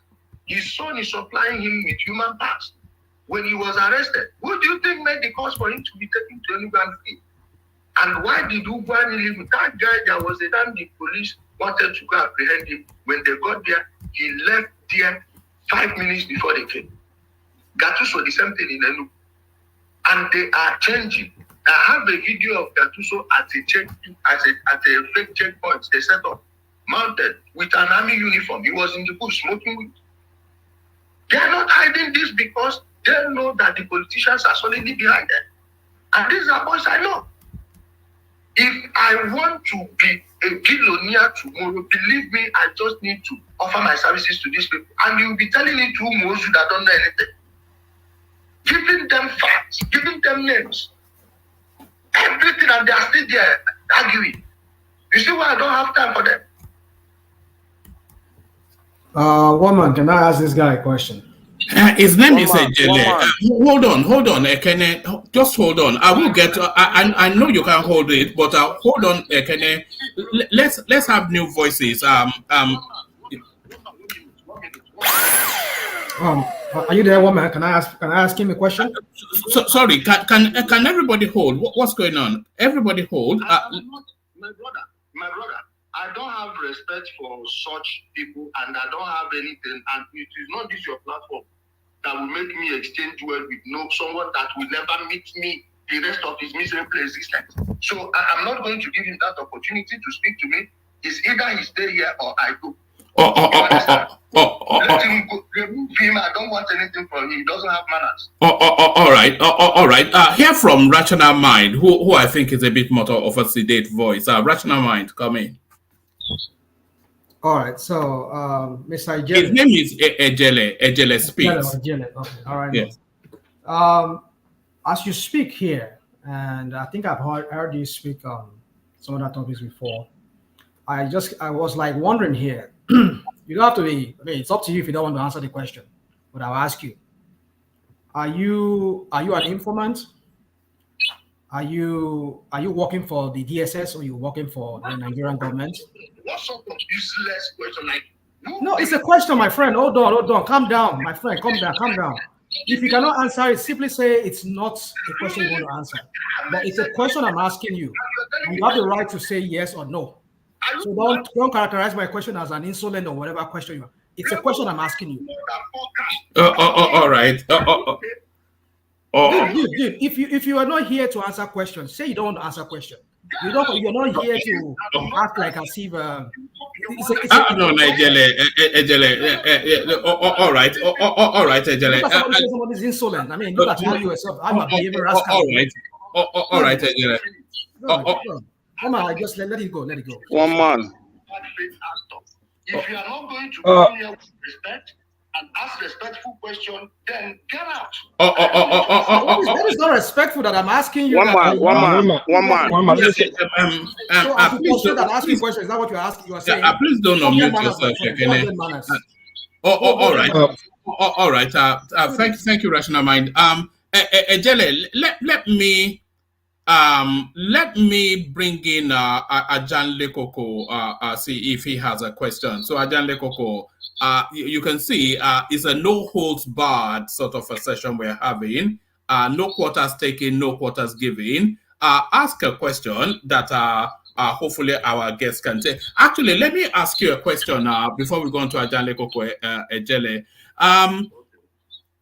Soludo, what are you making of Charles Soludo? Because a lot of people feel that the Southeast is on a two-strap line narrative. There is the narrative being propelled by the Peter Obi space, and the Obi space, it reaches beyond the Southeast, by the way, but just from the Southeast, a lot of people feel that there's a narrative being propelled by the Obi space, but there's a counter narrative being presented by Charles Soludo.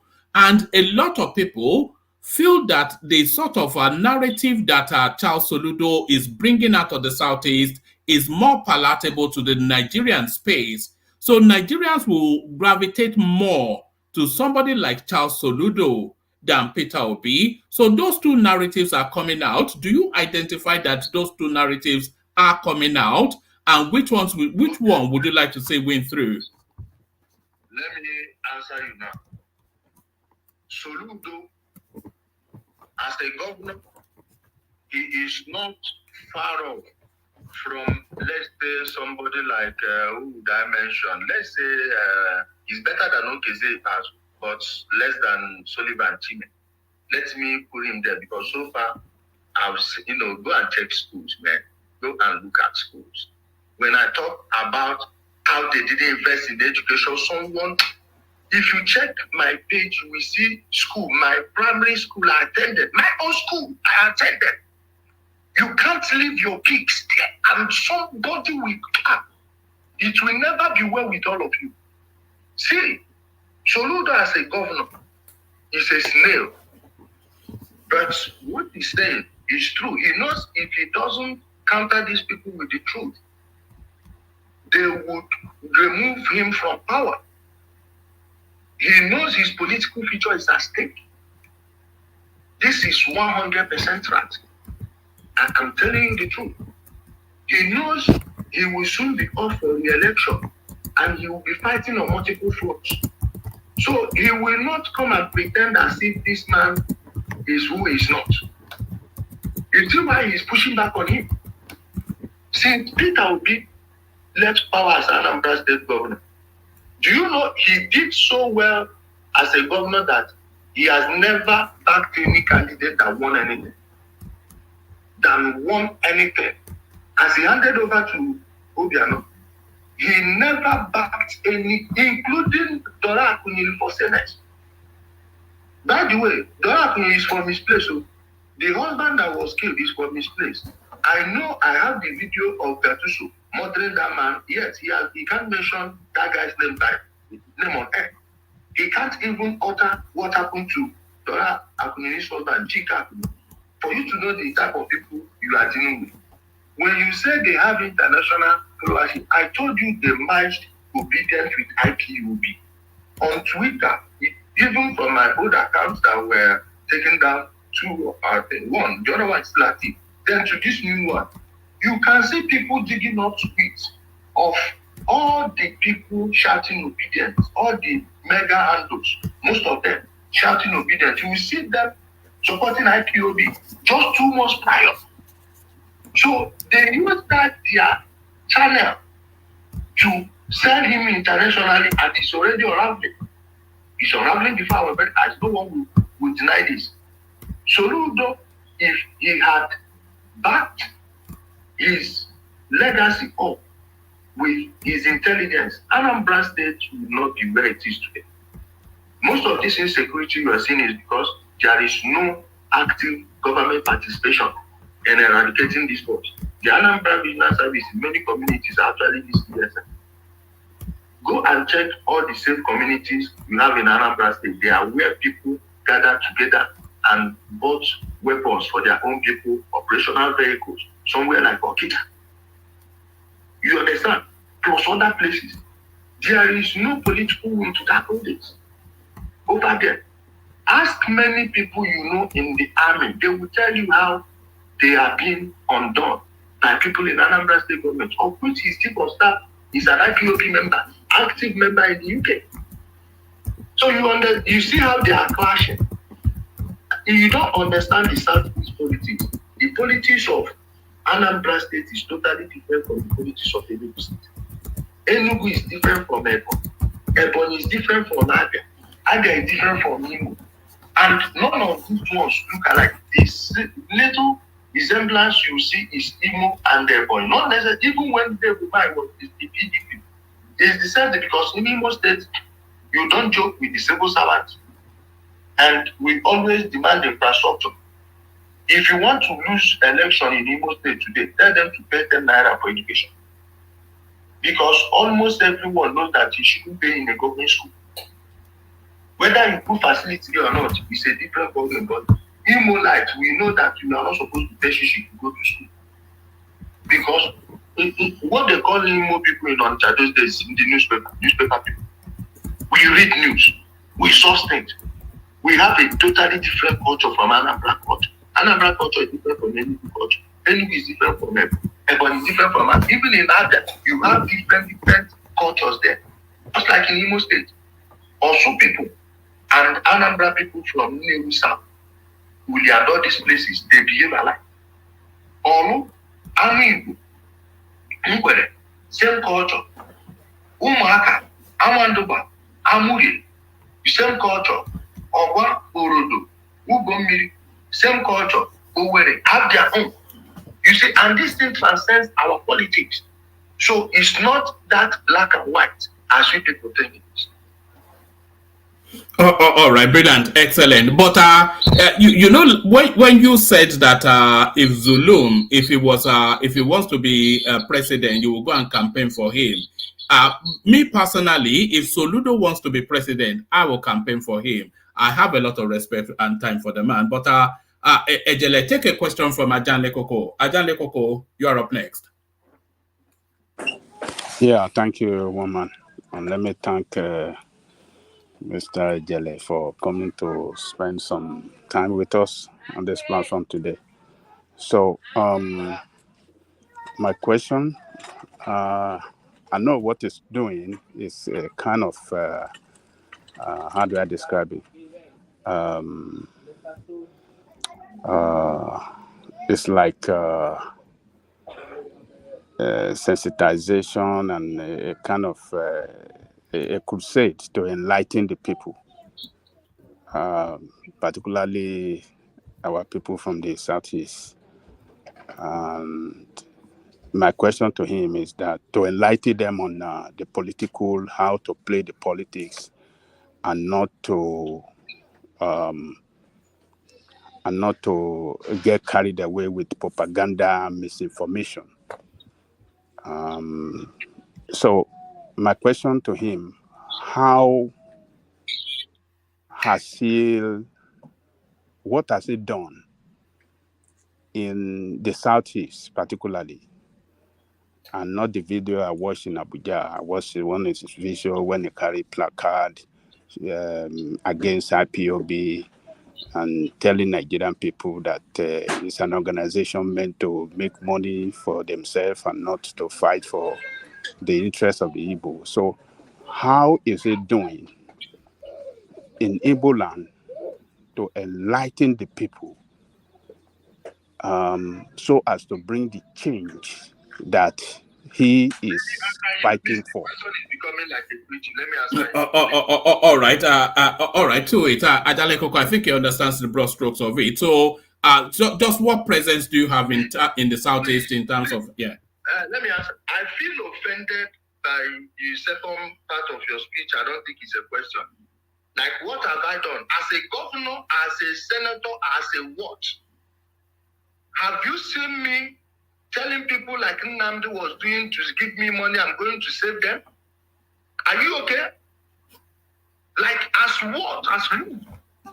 Am I their senator or minister? But let me tell you what I've done. Cool down. You don't need to be throwing abusive language against people now. What is the? There is no. It's a question. That actually want to fight ESN that I've not helped. From my own community, I didn't even know that they set up a camp in my place. Nobody from my family told me. It was the day Nnamdi Kanu was in 2021 before he was arrested. I said that the people shouting on social media that one of them, any day he goes to his village, that they have their own camp there. I said, I called somebody from Amuri and asked me, say yes, so that they have it in our place. Less than 48 hours, all of them, the ones that were arrested, were all killed. All of them, the ones that ran away, I didn't hide it. I told them, try it again. And I'm still saying it, if they burn your mama well, come try that. The one that was doing it in my maternal home, Sky, where is he today? So this is what I'm doing on my personal capacity. You have no right to bring up that question. Like, what happened? Are you okay? Then on your first one, you said how to save the Southeast. There is no hope for this generation. The current one will die off. These younger ones, I have like my trust in them. Forget the youthful exuberance they are displaying. This is a backlash from what has been happening from the post-war Ali. That's why I see many of them are confused. Many of them that were supporting Nnamdi Kanu didn't know it was a scam, and they didn't even know the right story about the Biafra. You see where it's coming from? Telling you, oh, do this, do that. I am a realistic human being. I'm stoic to the core, but you see this one, You can't solve it. This generation will have to die up. They will have to learn the hard way, and there is no other way. You see, many of them have disappeared from their communities. Are they running for Fulani men? But there were people insulting me when I was telling them that Fulani men were not the worst buying people in Ali. You see where they are now. So what do you think I will do there? Am I a miracle worker? Yali is not what you people think. It's state by state. Forget this thing they are saying. We are different people. The only thing that unites us is the language. In character, you can imagine how the states, they don't have their government house. The place they did now, rates they did now. Oh my, look at Umai. Olu is far better than Umai in infrastructure and otherwise. They don't even have public water there. Look at how dusty, how local everywhere. Without Umai Tower, go look at what they got tower. They can't even build a strong edifice. And you want to use them to compare, but that's advancing, moving forward. Or Imo, where everybody get get. Then Anambra politics, they play the deadliest politics in the Southeast. Political assassination is nothing for them. Character assassination is nothing for them. They don't care. They are ruining the lives of their own people. Anambra, there is no type of professional you want that you will not get in every town in Anambra. There is no place you go into work, you don't see them. But ask yourself, why is it that good people never get to position there? Just like in Abia. It's because of the culture they have there. They will oppress the person and the rest will not care. They will cover it up. Then you go to any. Their own is totally different. They are the only people that still maintain their rotational governorship till date. This song we are playing, Enendeba, Enendeba, Enendeba, Enendeba. Enugu State had the politics of Enendeba, Enendeba. You give these people, you give these other people, give these people. Then go back to the first person. Can you name any other state in the Southeast? My own Imo State. Since 1999. The only time somebody outside of Oluzon was the governor was Ike Akim, and he served only 4 years. It was 8 Oluzon, 4 Okigwe zone, 8 Oluzon again, another 8 Oluzon. Owerri zone was just 4 months on. There are another 8 years. And somebody will be telling me, oh, it's a rotation, this and that, when I know how we are playing our own politics back. We are not even rotating our own governorship. I'm from Oluzon, but that doesn't stop me from telling the truth. Then you go to Anambra, there are people that they believe should be governor. Nobody from India, nobody from Omuja. You see it? So there is no one political ideology in Uganda. All these things you're seeing on social media just pretense. Thank you. All right. One man. Yeah. One man. Let me say something before you go. Hold on, Adele Koko. Okay. Yes, hold on. Hold on. Ijele, there's a question coming in from the comment section. It says, please ask Ijele how the Indigbos could bring their politics to the center in order to win the trust of Nigerians. So that is coming from Akinyemi. Akinyemi, let me just yes, Akinyemi. So the question essentially is that the Southeast politics seems somewhat too regionalized, and a lot of Nigerians see it somewhat as ethnic. So how do they then transmute from that ethnic sort of outlook to have a more Nigerian outlook, in order then that they can then gain the Aso Rock seat?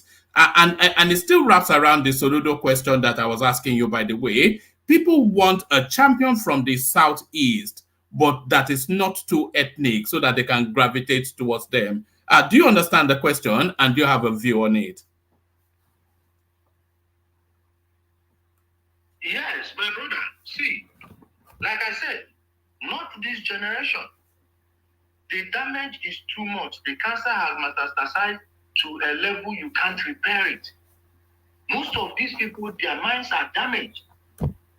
They spent years brainwashing them. And many people were raised with hate. I remember when we were little, people would be insulting the president. You know, in the street, it's easy to hear people say, that or this and that. My father beat me one day. I spoke that way about, I think that was General Sani Abacha. He beat me and was asking me what I think I know about governance. I thought he was wrong. Then I grew up and realized that he was actually expunging hate from us, for authority. If you know how they have used this Biafra, instead of focusing on the people that led them to that destruction, they are focusing on Jack. They don't even know how the first coup happened. In fact, to justify it, they started spreading a lie that Prime Minister Balewa doesn't know how to speak English, that it was Nnamdi Azikiwe that was interpreting for him. I believed that until I saw that man on YouTube around 2014 or 15. Imagine me where I get sense. I believed this until I watched this man on YouTube. I was like, what? So the lie has penetrated too much. These people can't help it. They can't. It's not this generation. The whole place must come down. And they are being destroyed by their ignorance. Knowledge is not what you force people to accept. You just lay down the truth and let the cast fall where they may. There are people that are not willing even to look into the truth. So why would you waste your time? The younger ones that are coming up are seeing the destruction. They are witnessing it firsthand. They can lie to the elderly people that this fool and but these ones know what's going on. Many of those boys doing these things are their mates. They see them with all those stolen cars. They know how they trade in human parts. This is not something that should know. You think they that don't like this thing want to live with it?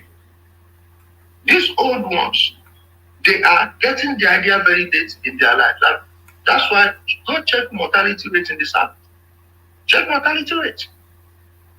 In the space of a decade, went from the most happy to the saddest. And do you think if the people on the ground didn't support it, something like that will take a hold? Now, are they willing?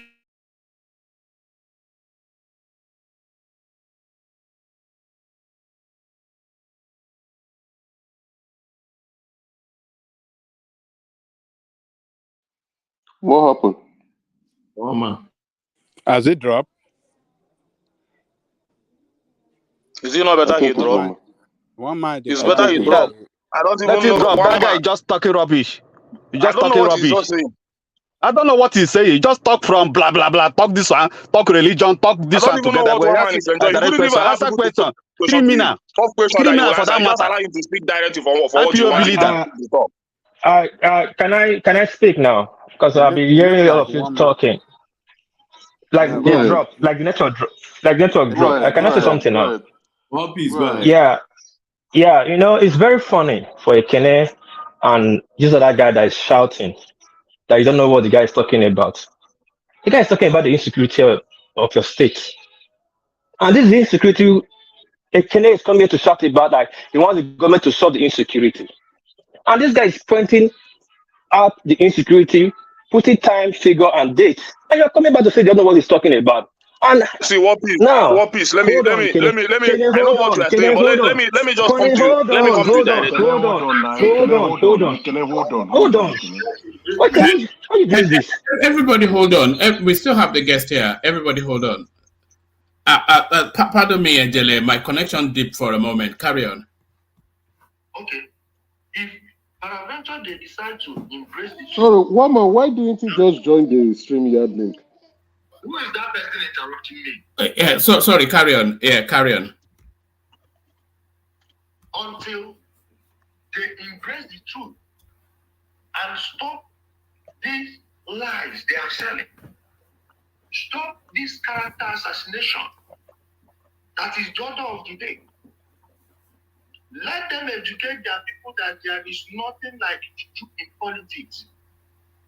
They will take good people that get into politics, corrupt them. Many of them, they will put them into their court. An average person in the Southeast knows that most politicians sacrifice people.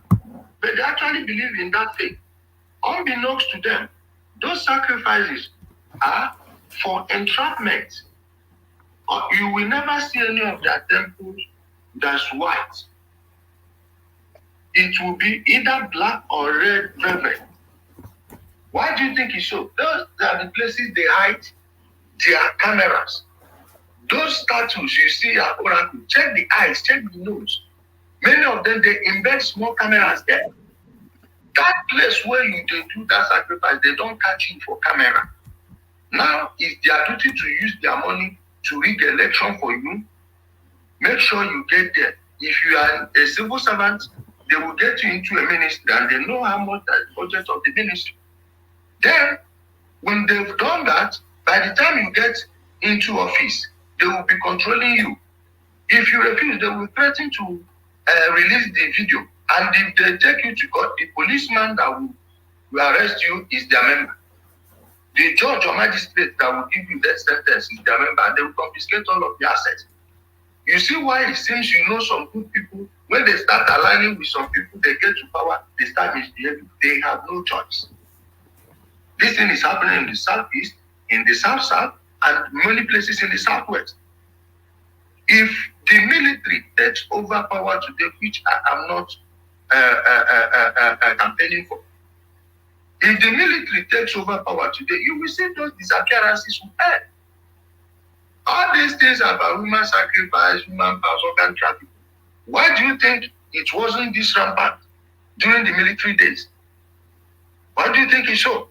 Many of them that became oil people, these people that are stealing the oil, selling them to American vessels and all this, people don't know this. At the Atlantic Ocean. How do you think many of them got there? They were brought in. They must have something on you.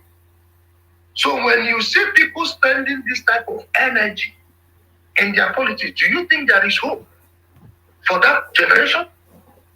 When you have most generations that believe actually that did you, let me tell you, you see these Southeast politicians, if sacrificing 1 million human heads will make them presidents, they will sacrifice 1 million Igbo heads. I'm telling you. They don't care. They don't give a hoot about you. Thank you. All right, brilliant. So, Ijele, I want to thank you, but I am not going to let you go. Let me say this before you go, one man. Hold on, Ajanle Koko. Ijele, I want to thank you, but I'm not going to let you go until you promise to come and visit us again. You got that, bro. I will always come whenever I have time. Just fix. All right, brilliant. Before I do let you go, give us a final parting words, and then I know it's quite late where you are, so give us a final parting words, and then we can let you go. This is Ijele Speaks. I did promise you an explosive session, and I think we delivered. Ijele. Okay, bro. Thanks so much for having me, and I thank your audience, the ones that are respectful. I thank all my friends that are joining us at this time. I appreciate your presence, your time, and everything. I hope you enjoy the session. So, my brother, the thing is this: only the truth shall say. Well, that thing was not, that phrase was not uttered first from the Bible. That phrase, "Thou shalt know the truth, and the truth shall set you free," is written on the walls of the pyramids of Egypt, older than the Bible by thousands of years. And what does that mean? It means truth has always been universal. It has always represented light. It has always been the same generation to generation. Any generation that embraces light, you will see how they will be advancing technologically and otherwise. But if you embrace darkness, knowingly or unknowingly, for sure you are going to pay for it. You are going to pay for it. And until people start telling themselves the truth, and always approach every issue as if you know nothing. When you hear an information for the first time, don't try to argue it with your point of view or what you think you know, because what you think you know may actually be opinion. First, go and try to reason it from that person's point of view. You know, there is this part of Hegelian dialectics that people don't understand. I have my own definition of Hegelian dialectics. You see, when we say thesis, antithesis, when they clash, you get the synthesis. This is how people should be thinking. Your view, that person's view, then you check where you think your view is weak. Then compare it with the evidence before you. Outside of emotions. The moment you do this, you see you begin to change. You will not be suffering unnecessary anxiety. Ignorance is the fertile ground. Anxiety thrives on. If you actually know things you should know, you find out that you will live a very calm, cool, collected life. You see the way I am now. I don't know what GP medicine tastes like. It was last time I was ill, they gave me pill in the hospital. I told them I'm not gonna take this. They said my GP was 275, but I said yes because I'm ill. I have typhoid. They said it's high. 272 over I think 135. I told them I've clocked 280, 290 before, and it's because of my condition. Take care of this, and I'll be able to. They were shocked how it dropped in the next day. The one they gave me, I took it, and the thing was running good. They were shocked. That's because I have always seen myself as someone who doesn't know anything. I've always tried to reinvestigate, authenticate that thing I think is true. Try to argue from the point of the opposition. Sometimes you find out that you're actually wrong. But some people, because of ignorance, stupidity, there is acquired stupidity, and there is a native stupidity, one way they carry from their womb. When you see so many people, their parents even know nothing. Most of my mates, when we were growing up, their parents couldn't even read or write. So what do you think they're impacting on those people? Those people are adults. They didn't have access to the education and upbringing, formal and informal. I had. So I understand some people when they behave a certain way, but you now have access to information to rebuild yourself. Now it's up to you to take it. I can't make that decision for you. If you want to grow, grow. If you don't want to grow, then stay there.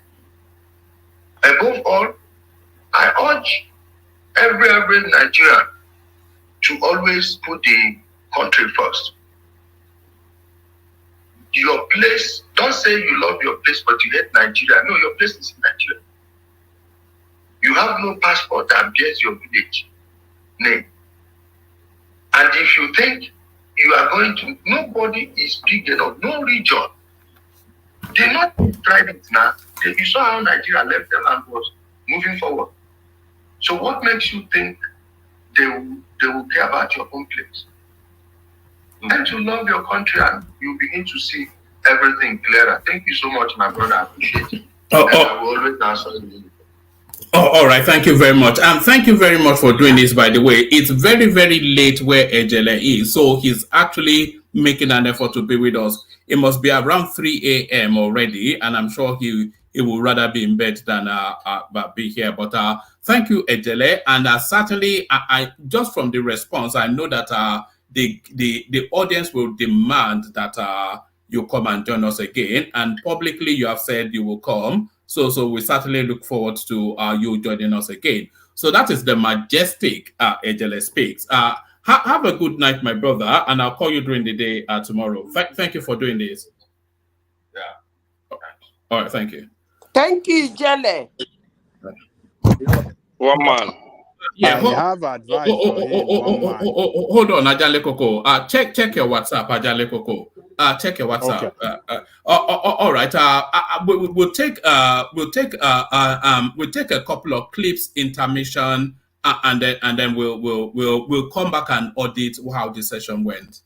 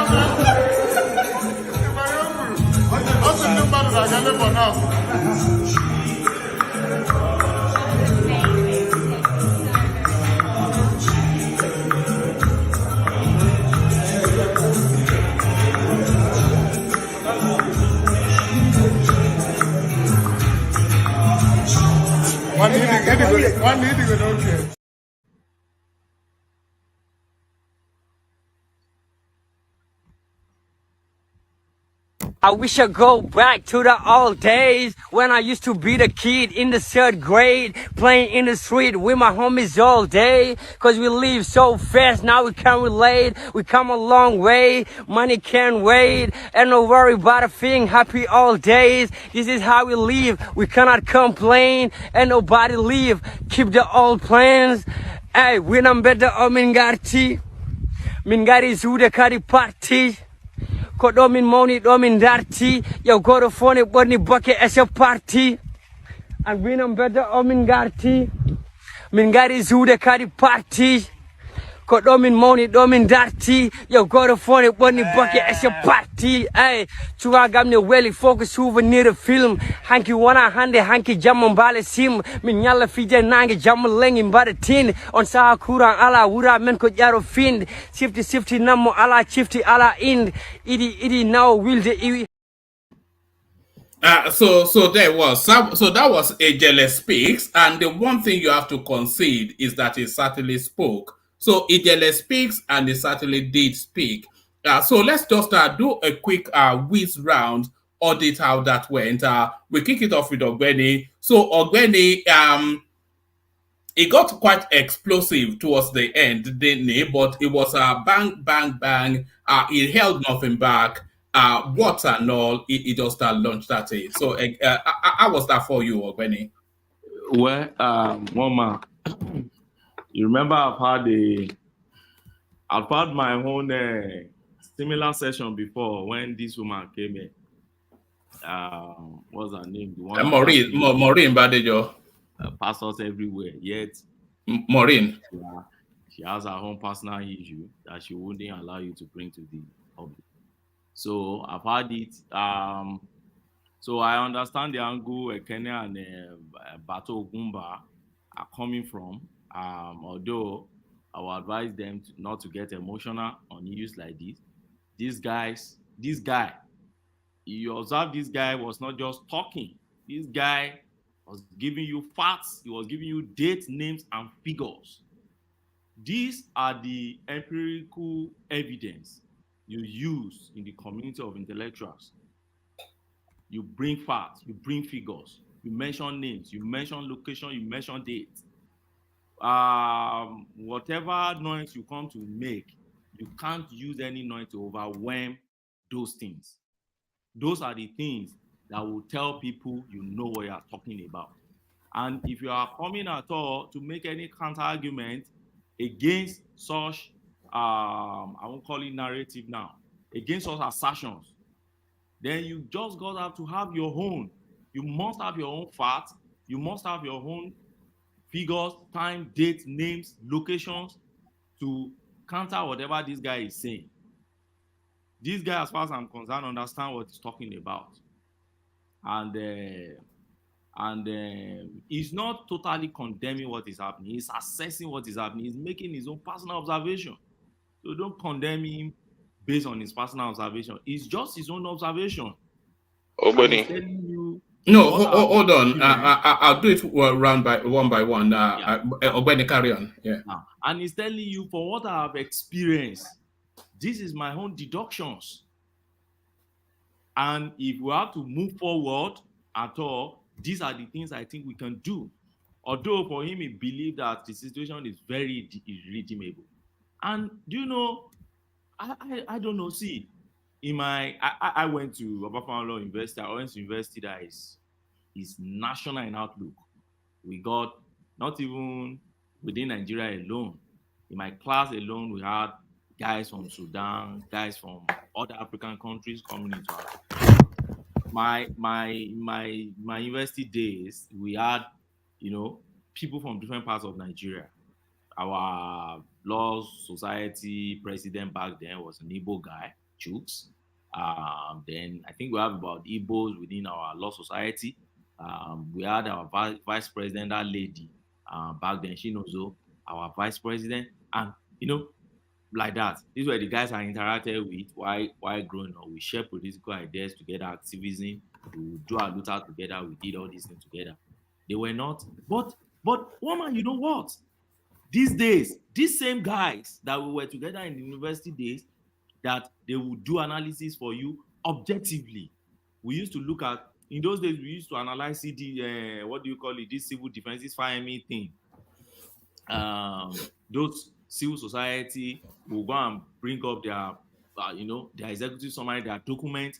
We'll be reading all these human rights things. We'll read Kamas together, Socrates, John, all these guys, Kremu Kuruma, Yerere, we'll read the ideologies and we'll be seeing the way it should be applicable in Nigeria. Because those were the early days of democracy, when we thought Obasanjo was the most madman in Nigeria. So before we started seeing more people who are madder in quotes than Obasanjo. But those days we thought Obasanjo was the monster. So we'll go and read all these things, all these guys, Stalin and others, and we'll be analyzing it. But do you know, those same guys today, the moment you try to talk Nigeria, there is this hatred, and that's what that guy is talking about. You may think, oh, the guy is just talking, he doesn't know what he's talking. Thank God he's not talking at all. The guy he's embedded in the Eastern politics. He understands that terrain. So he's not talking off point. He's not talking as an outsider. He's not talking like somebody like me or Kulata or maybe Wadani Koko talking. This guy is talking as an insider. He's telling you what is obtainable now. And I can testify to that. All those guys that we drank Gary together in room, and this guy recently, what's his name? You see, Namdi, my friend now in Manchester. You see the kind of thing this guy talk about now. I say, when did you become like this? Any little thing you just talk, oh, Nigeria is rubbish, oh, the Fulanis are the one killing you. They are this thing, and the eastern region is the most marginalized. In fact, they want to go, they will kill everybody. What are you talking about? The you that we know, this is not you again. What's happening? So for me, if that could be happening at the level of people who say they are learned, lawyers who have been trained with facts of, good reasoning and arguments, and rationalizing things, then how much more the illiterate in the street of Aba, how much more the illiterate in Akubo, how much more the illiterate in Agwani, how much more illiterate in all those areas, those remote spaces. You could imagine what is in people's mind in those spaces, and that's what this guy is talking about. So, like it or hate him, if you like, go and come on social media and just blast the guy. The guy understand what he's talking about, and that is one of the things I've seen these days. People don't even listen. They just have their own point. You just make your own point. Whatever another person is saying, they don't care. They keep making their point. How do you want to learn in that space? So that's my home. The guy has come he has done well. But one thing I think one man should try and do is, he shouldn't come here to insult us. He shouldn't. I don't know. Yes, you said if we go to his space, that's how he talks. No, the same you have with Maureen. Come here and come and insult us. We are panelists. We've been loyal to this platform. We've been on this platform for a while. We've been educating people for a while. So don't come. If you don't want to answer our question, like Rational Mind came in and asked questions, if you don't want to answer that question, just say, well, this question is insultive. I don't think I'm going to answer it. You don't need to tell us why you think it's insultive. It's your prerogative, and decide not to answer any question. I do that a lot. I was still on TVC, was it last week? I asked question, I said no, answering this question, and we'll move further. So what's the issue there? So, but to now start saying, no, somebody is idiot, somebody is this and this, and I don't think his use of words, I don't think it's okay. And I also don't think when you correct him to say pie, all those things, they produce something they used to blast area and all those things. I think there are things that probably when you are publishing this clip, you try and either mute all those areas and try to, there's a way they scratch it in YouTube Live now before you publish. Thank you, Woman. All right, brilliant, excellent. Hold on. Let's hear from Zeta. Zeta, feedback from that session. One man. You want me to forget my thought before you present? Yeah, Zeta. I'll take it round. Yeah, Zeta. Feedback from this session. Yeah. Woman, can you hear me? Yes, carry on. Okay, let them speak, then I can speak later, please. All right. Ekene, you're up next. One man. First of all, I'm not happy with you because you didn't give me. I don't know. The guy didn't want to take much of my question. I don't know why. Yeah, so I think you spoke with him the most. I think you. I didn't speak with because because even the question I want to ask him, he didn't even want to cool down to understand what I want to say. Because the last point I want to lay to him is this issue of kill, do this. Doesn't he think that the political solution or releasing that guy will bring a lasting solution to that insecurity? But he didn't want to listen. He was just insulting people up and down. And there are other things I wanted to put it to him. All this narrative he's making about Anambra during the time of, I want to put some infrastructures development in Anambra State. Since he said he knows Anambra well and when Obi govern, I want to ask him most of the infrastructural development that Obi did. I want to ask him if it is his own candidate that did it. Because I don't know, he might come up with some things that interest you people, but when I know things that are lie, I know that are lie. You understand? Obi did this. I want to ask him about the campus, who started it and who finished it. I want to ask him, who started it and who finished it. I want to ask him, the one he said he consulted Oba Girls Anglican School, then who gave it to the Anglican school? So I don't know, because when he's speaking, I see a lot of propaganda. People see a lot of truth in what he's saying, but I see a lot of propaganda. Even the one he was mentioning, they do some things in Ezoboko village. Ezoboko is my king. I want to ask him when, because the man died a few years ago. So I don't know the propaganda. Most of the he's using some propaganda to cover some things. Even the Ebonyi State he is talking about David Umahi. Let him Google it. If you Google the 10 poorest state in Nigeria, apart from the one from the north, the only state that comes out there is Ebonyi State. The poorest state is the only state in the southeast that appear in that list. So you don't come here and speak nonsense that you don't know. And when people want to bring out fact to you, you don't want them to ask questions. David Umahi did fine in infrastructure, but what happens to the economic development of the state? Is the whole entire southeast is the only poorest state that appear in the 10 poorest states in Nigeria. And he come here to try to tell me that this and this. If he's working for somebody, let him say that he's working for somebody, or he wants to promote somebody. Let him not come here and be telling me about everything he's talking here. He's not talking about national development. It's all about politics, propaganda, and all that. Trying to bring people down and promoting his own interest and all that.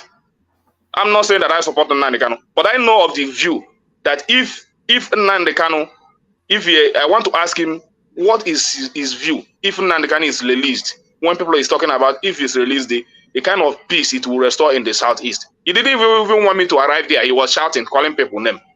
What kind of guess is that? Even when he was laying those claims, nothing happened under P2B in Anambra State. I want to be calling them one by one, since he knows Anambra very well, because he cannot come from Imo State and come and be telling me what happened in Anambra State. I want to be calling those infrastructures one by one, asking him where they did, who started it, and who finished it. And you wouldn't allow me to speak.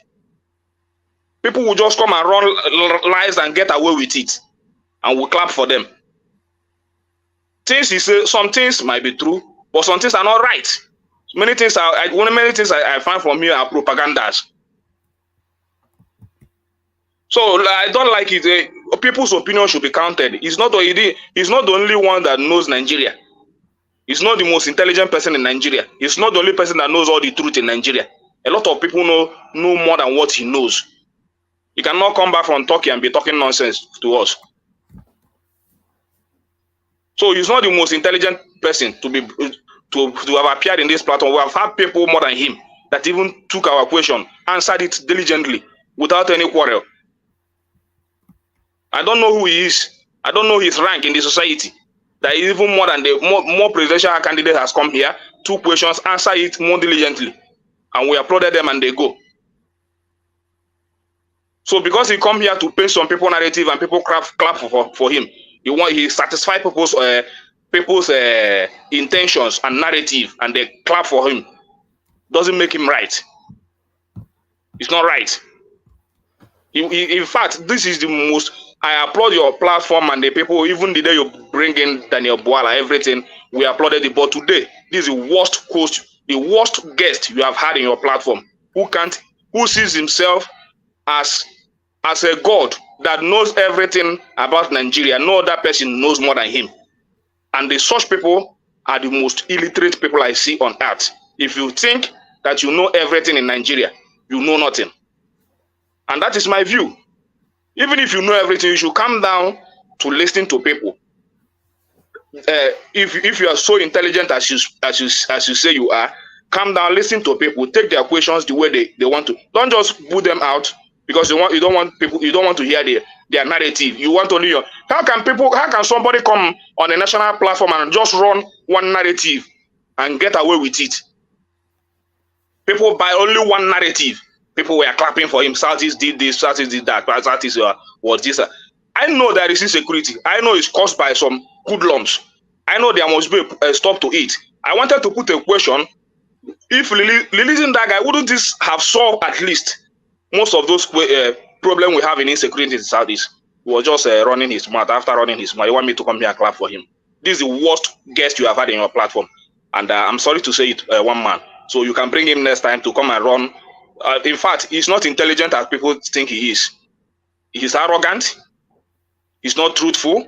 He uses propaganda. Even what he's accusing Southeast of, he even wear that clothes. He wear the image more than the people he's accusing. The arrogance he is accusing Southeast of. He wear the garment more than the people he's accusing. I'm sorry to say it, one man. Thank you. Oh, all right, brilliant. I wouldn't go as far as to call him the worst. It was an it's an all guns blazing personality. So it doesn't ask for any quarters and it doesn't give it either. So it's an all guns blazing sort of a personality.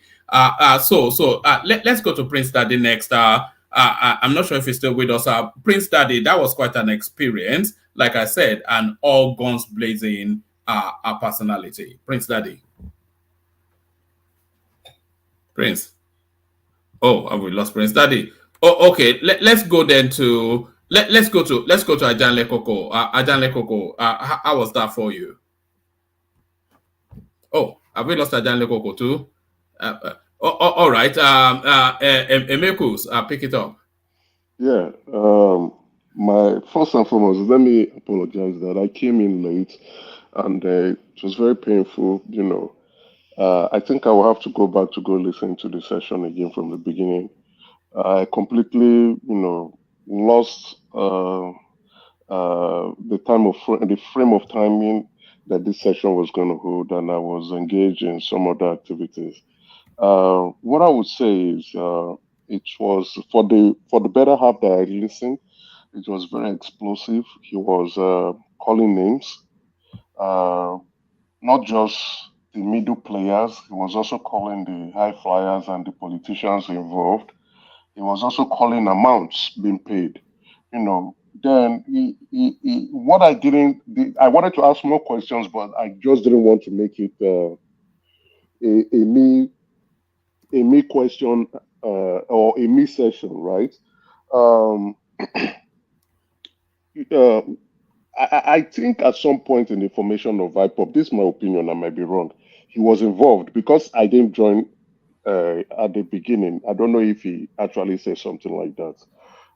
It appeared like he was part of the initial or the those who Yeah, formed. I think he did say along those lines that he had interactions with them at the early stages.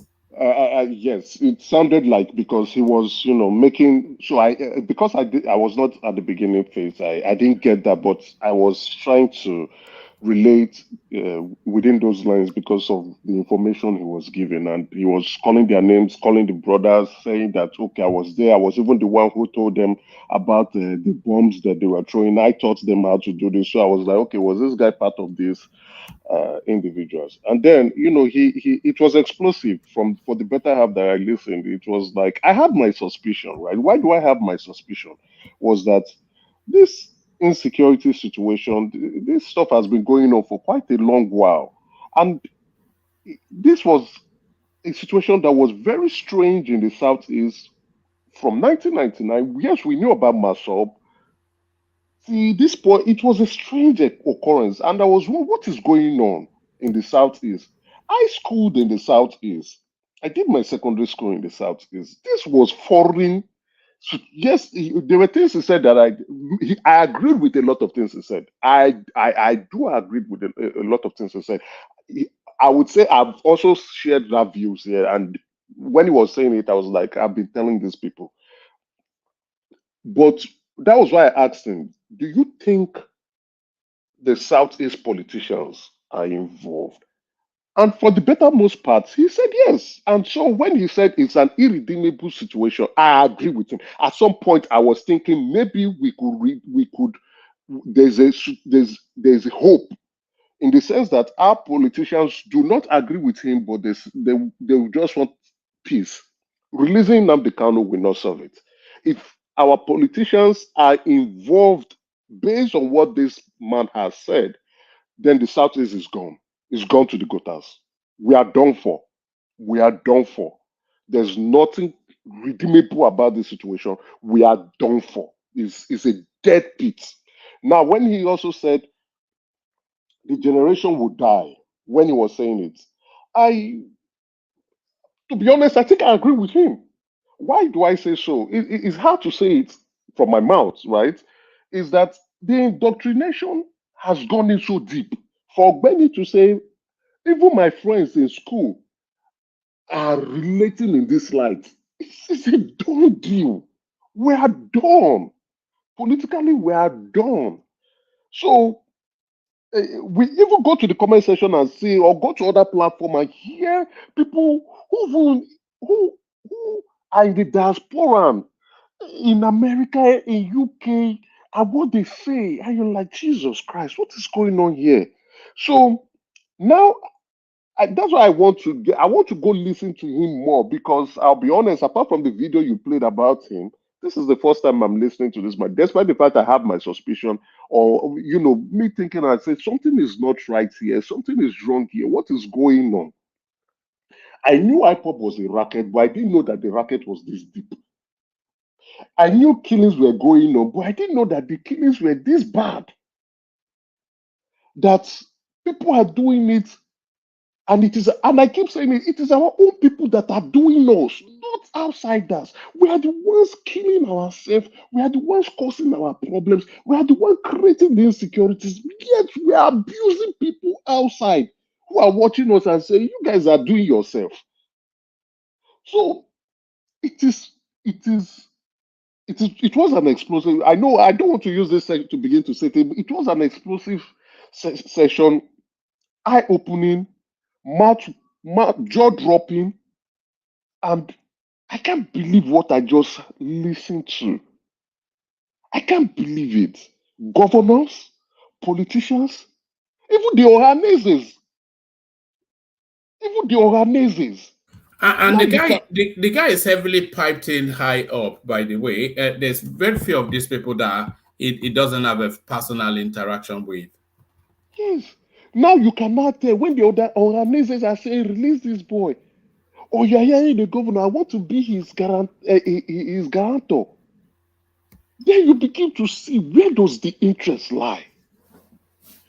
What are these people doing? What are our leaders? What's our leader do? That was why I asked him that question. What do you think? He didn't answer my P2P question very well, because I had my suspicion. I just wanted to hear if he had some facts, right? Because I have some rumors. I wanted to know how bad. And I keep saying it. I know Ekene, my brother, is upset. But the P2B you are fighting for, you don't know that man. The P2B, that's why I keep saying P2B is a divine, what was the word I used for him? The P2B and the obedience, the rumors I'm hearing, I wanted to hear whether this guy knows about it. The P2B people are talking and calling the saints and calling next to Jesus, or even higher than Jesus. You people don't know that man. You people don't know how wicked that man is. You people don't know the atrocities behind that man. How wicked and devilish that man is. Because And when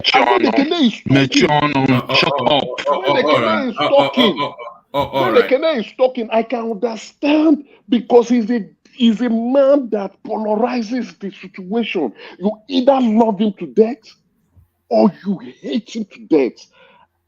That is who P2B is. But if you know who P2B is, and you're telling me to mature no because you don't want to hear the truth hurts you.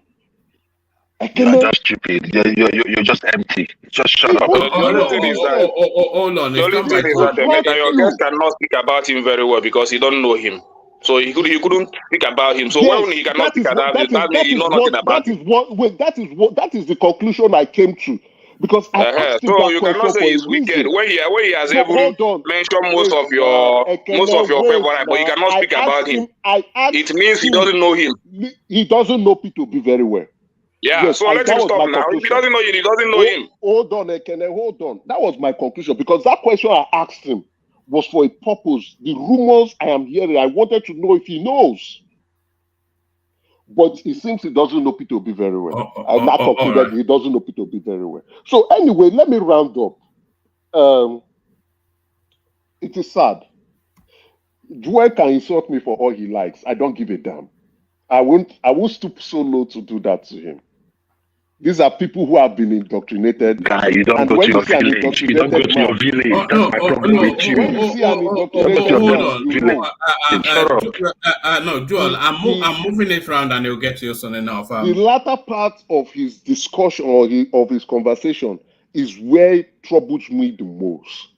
If you have those in leadership position or those who we consider to be exposed, thinking and reasoning like this, and we have them here on this platform, right, will go and open their mouth and say nonsense, then the Southeast is done. We are done, we are doomed, and there's nobody coming to save us. Thank you. All right, brilliant. So hopefully not done and doomed. We love the Southeast, that we want it we want it to be part of us. So we love the Southeast, we want it to be part of us.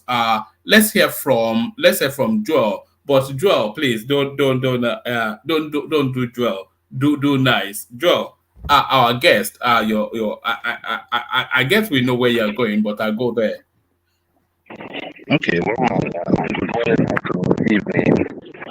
No, can you move your device? Hold on. Can you move your device? It's very, very quaky. Okay. Let me I think I will just have to just get out of the. Hold on. Let me take my earpiece off. Do you want me to come back to you? All right. Let's hear from. Are you hearing me better now? Yeah, much better. Carry on. Okay.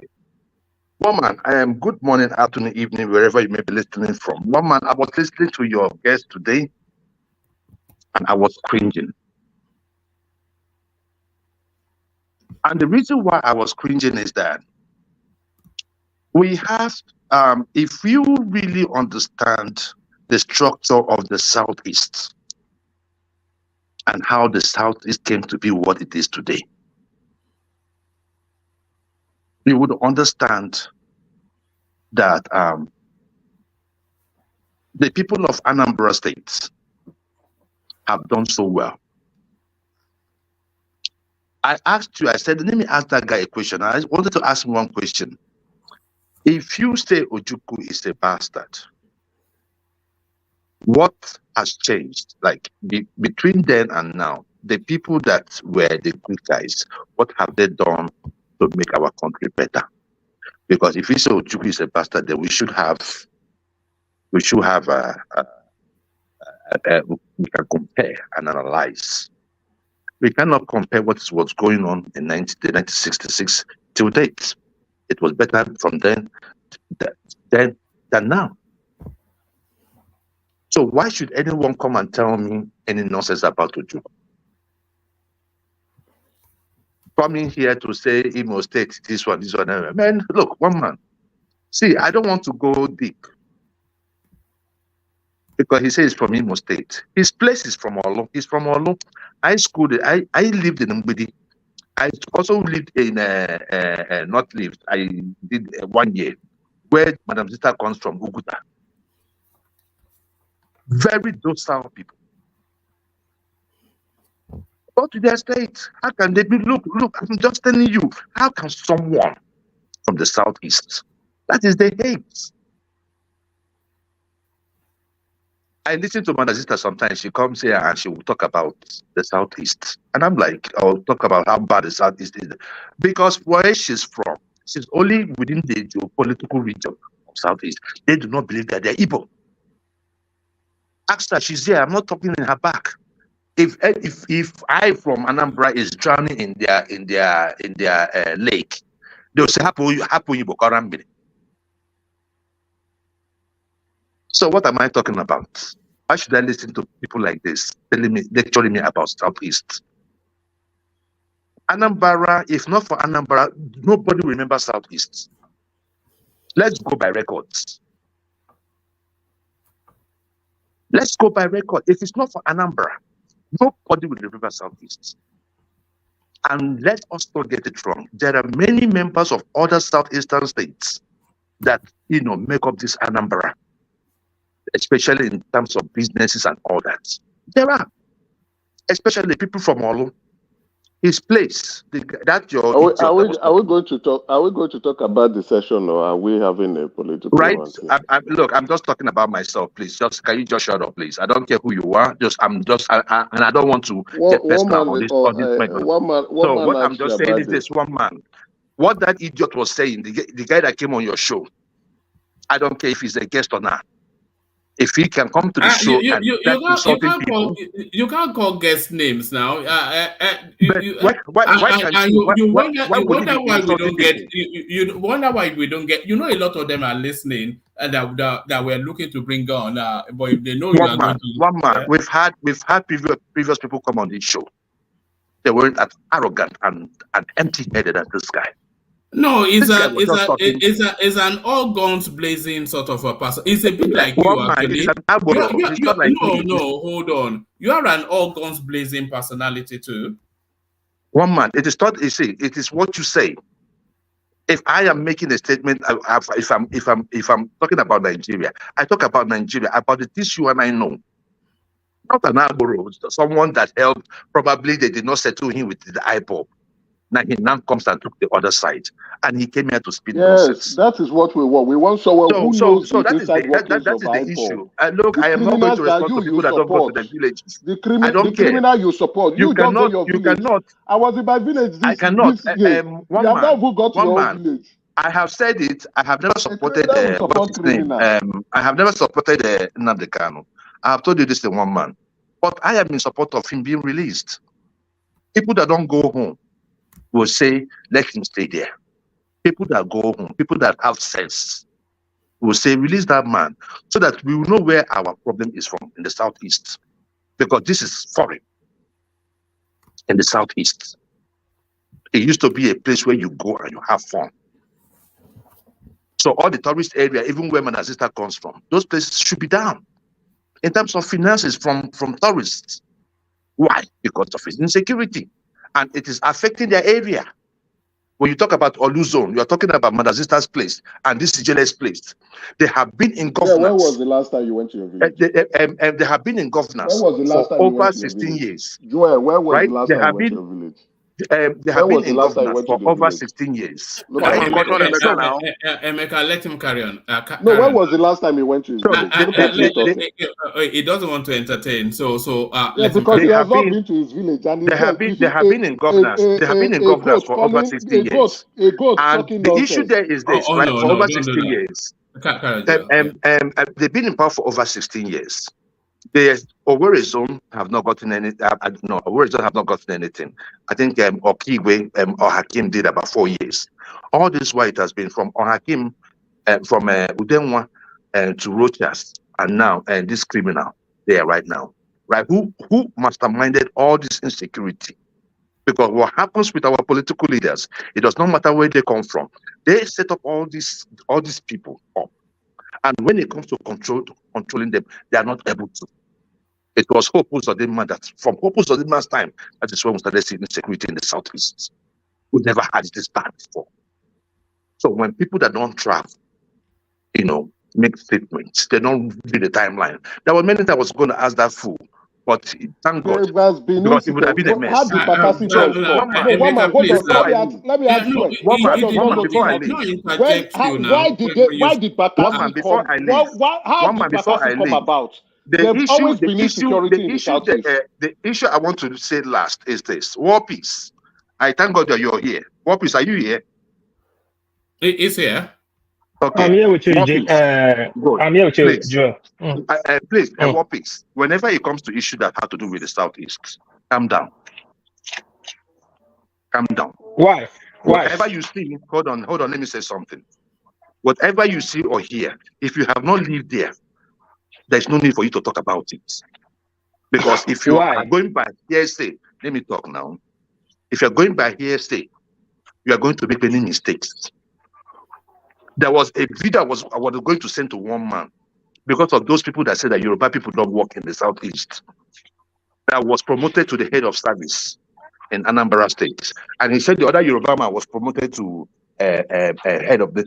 So these are the issues. If you have not been there, don't talk. That you don't have media people go in there to investigate does not mean that those people are animals. They have structure, they have human feelings, and whatever you think that's happening in your place is also happening there. But they don't come out to boast about it. So, War Peace, I will crave your indulgence. Right? Whenever it comes to issues that have to do with Southeast, do your investigation very well. You were already supporting this guy that came on the show. And the Joel, other day sorry, too, the sorry, other day, No, hold no, on, let me say something now. hold on. What is? Just let it ride. The other day too, it was the same thing. Now, what is? I respect you a lot, and I know what you hold dear to yourself. Any day you insult Igbo people again, I will insult your Oba. I no care. I go insult your Oba, and I tell you true. I go insult them so they no go like me. Woman, So woman, what I'm just saying is just this. If you woman, know you want to woman. talk about this that has to do with Southeast, talk with facts. What is? Thank you so much. Let him land, and then you take the. So yeah. Okay, Joel. See, this is the problem I have with a lot of people. I don't see any way now you are different from the person you are accusing. If I don't see the way you're not different from the Ijele you're accusing. I've not seen the difference between you and the other people that is causing insecurity in my own state. I've said it here many times. My grandfather fourth wife is an Igbo. I have cousins, my brother, my uncles. My father have brothers that are Igbos. They're in government, big politicians. And you are going to tell me if I don't know anything about Southeast, I should not talk about it. Not to see how funny you are. Now you now left, like you said, you are trying to say things that will get me angry. Like anytime I talk about the Igbos, you insult my Oba. And you have a son. How will you feel if your friend's son is insulting you in his presence? How does that make sense? Don't you see when I say Southeast don't have brain? They are short-sighted and they cannot be trusted. You think people just like to insult them? These are the things you guys do. Listen. All right, I'm not insulting him. I'm just telling him should know because you don't speak out of anger or emotion. It's kind of things like this. Sorry, Roman. Sorry, let me say this, please. Sorry. Yeah. Now let me say this.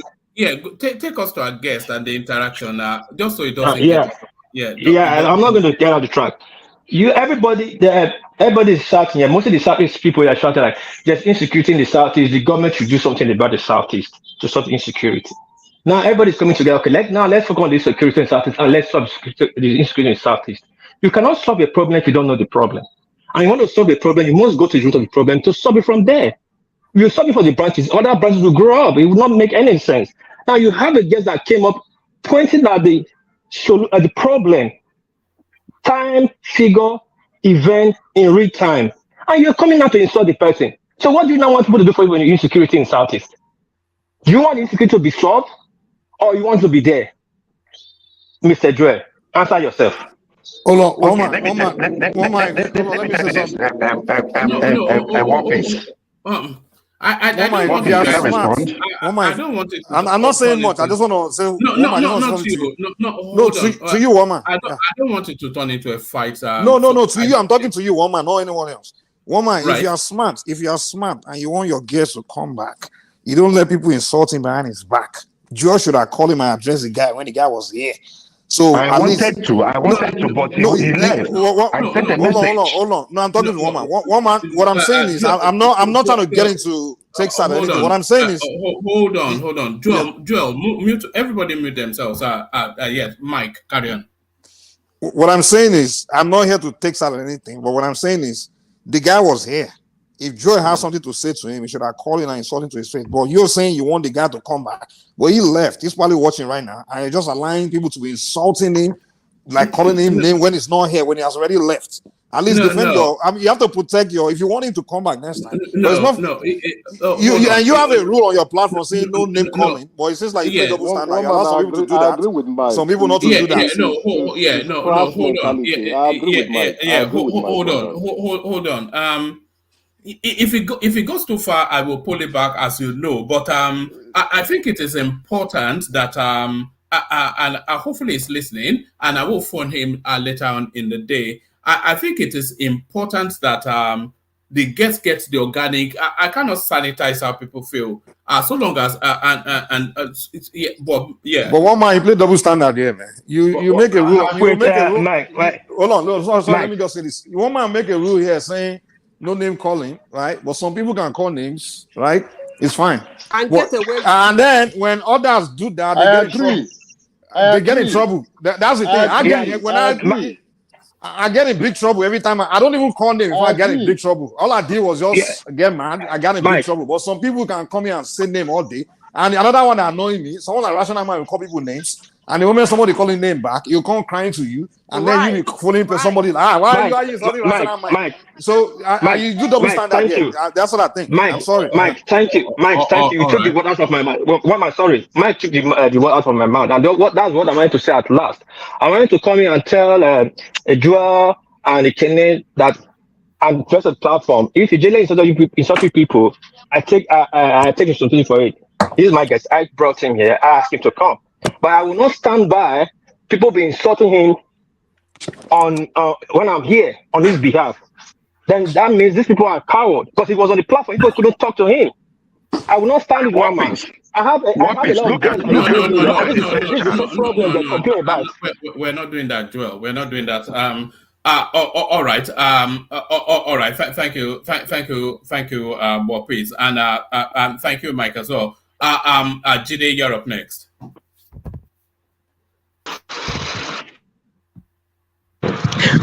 One man. Yeah. Good evening. Good evening. Good morning from Nigeria. Good morning, everyone. It's been a while. It has been a while. Yeah. No. I'm not even fighting. I had some situations. I got robbed by armed robbers. Oh God. Seriously. I'm just getting back on my foot. My laptops, everything gone. My phone gone. My wife's phone, her laptops, everything gone. Did they hurt anyone? No, they didn't. They just busted into my house, pointed the gun at my chest. They said they were going to kill me if I don't comply and things like that. But it's okay. It's one of those things. Now. It's not okay. It's not acceptable. It's It not has okay. happened. Oh. It has happened. That's Nigeria. I filed a case with the police. It has been back and forth. I don't know, but we are getting over it. I just came home from Lagos and those guys just busted me like that. Where was it? That was November 30th. No. Where was it? Where? In my house. In Lagos. No, in Ogun State. I said I built my house in Ogun State, and I visited.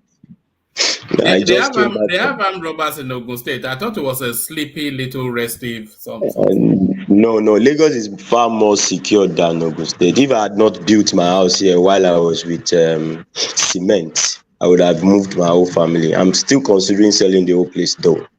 I'm moving. No, that's just by the way. To the program of the day, woman, like I used to say, and like Madam Sita used to say, the truth. There's no truth than self-truth. Once you can't tell yourself the truth, nobody will tell you that you will listen to it. And that's just it. I think it is high time people from the Southeast start listening to some people, some very few people from that environment that understands the problem and are passionate about solving it. This man that I saw come on this program, the man was not ranting and the man was not abusing people because he wants to abuse. The man is passionate. The man is tired of what's happening over there. I know the guests. I've listened to him severally on some platforms. This is the way the man talks. And anybody that feels offended by this truth, it's just the truth. And this is what the rest of the country are saying to you. What do you want in particular? Do you want peace or you want Nnamdi Kanu? Do you want Nnamdi Kanu or you want Samuel Ekpa? You support A and you say you want peace. You support B and you say you want peace. And these are the people calling for anarchy. I don't understand. We don't tell ourselves the truth. And I don't know, when you are blinded by your own ego and arrogance and you feel you know everything, you find yourself in this kind of a problem. And now, you are hurting yourself and you think you are hurting the rest of. When this whole sit at home thing started, what was happening, what they were saying is that yes, it's going to affect the economy of Nigeria. Yes, when they sit at home, the government, bro, is affecting our people.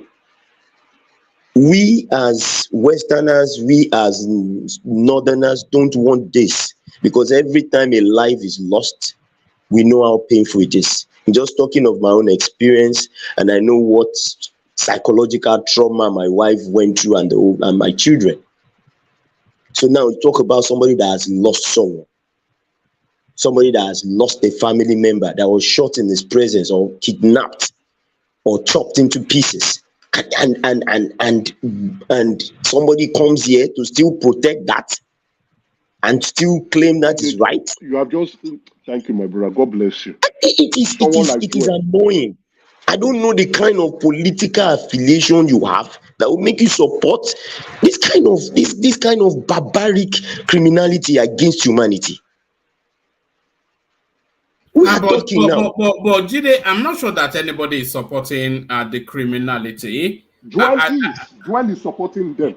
Woman, and even as long as not supporting them, certainly not. Woman, as long as you don't stand bold, damn the consequence, and condemn whatever is happening there. If you want to sit on the fence, you want to play Obi, and you want to play Nnamdi Kanu at the same time.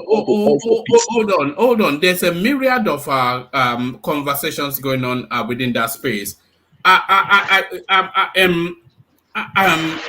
Dual has always condemned the IPOB movement. He has no time for Nnamdi Kanu, and nor does Ekene.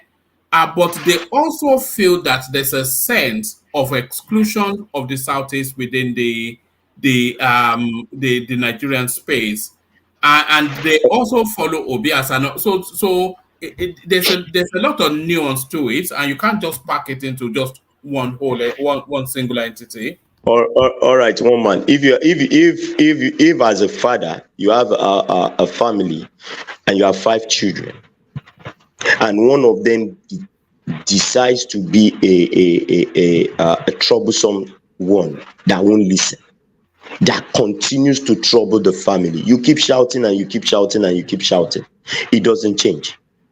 The day you keep quiet and you say you're on your own, it means stylishly you're no longer interested.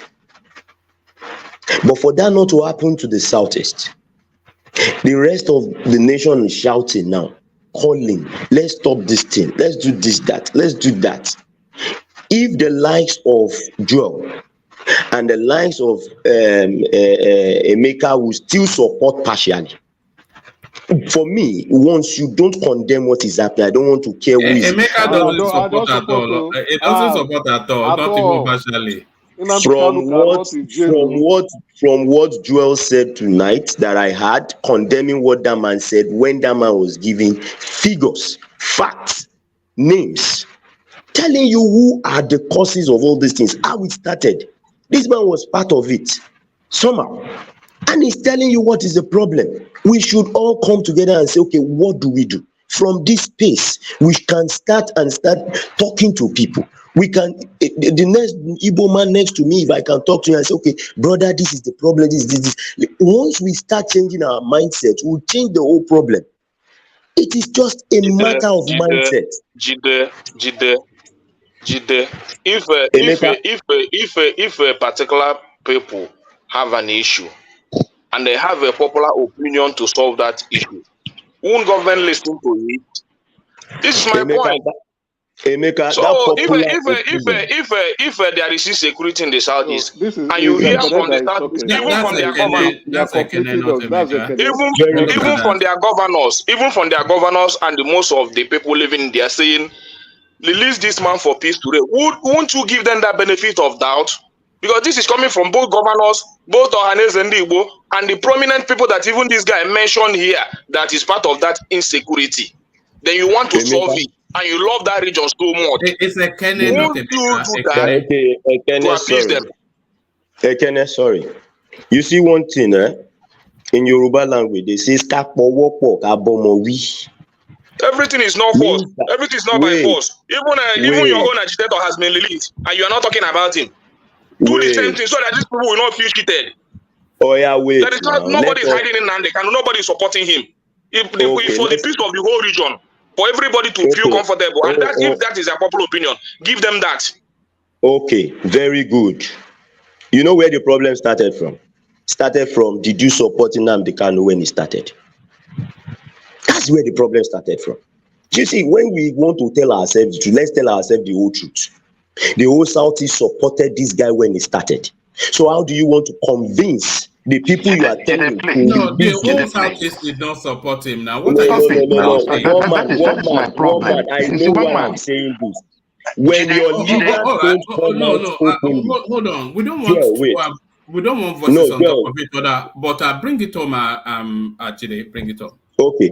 When your leaders, those that you call your leaders, your kings, your governors, when it all started, did not go against this man, did not confront him, did not in any way come out to say, well, we are not against him. This was a man that almost the whole of Southeast were calling savior.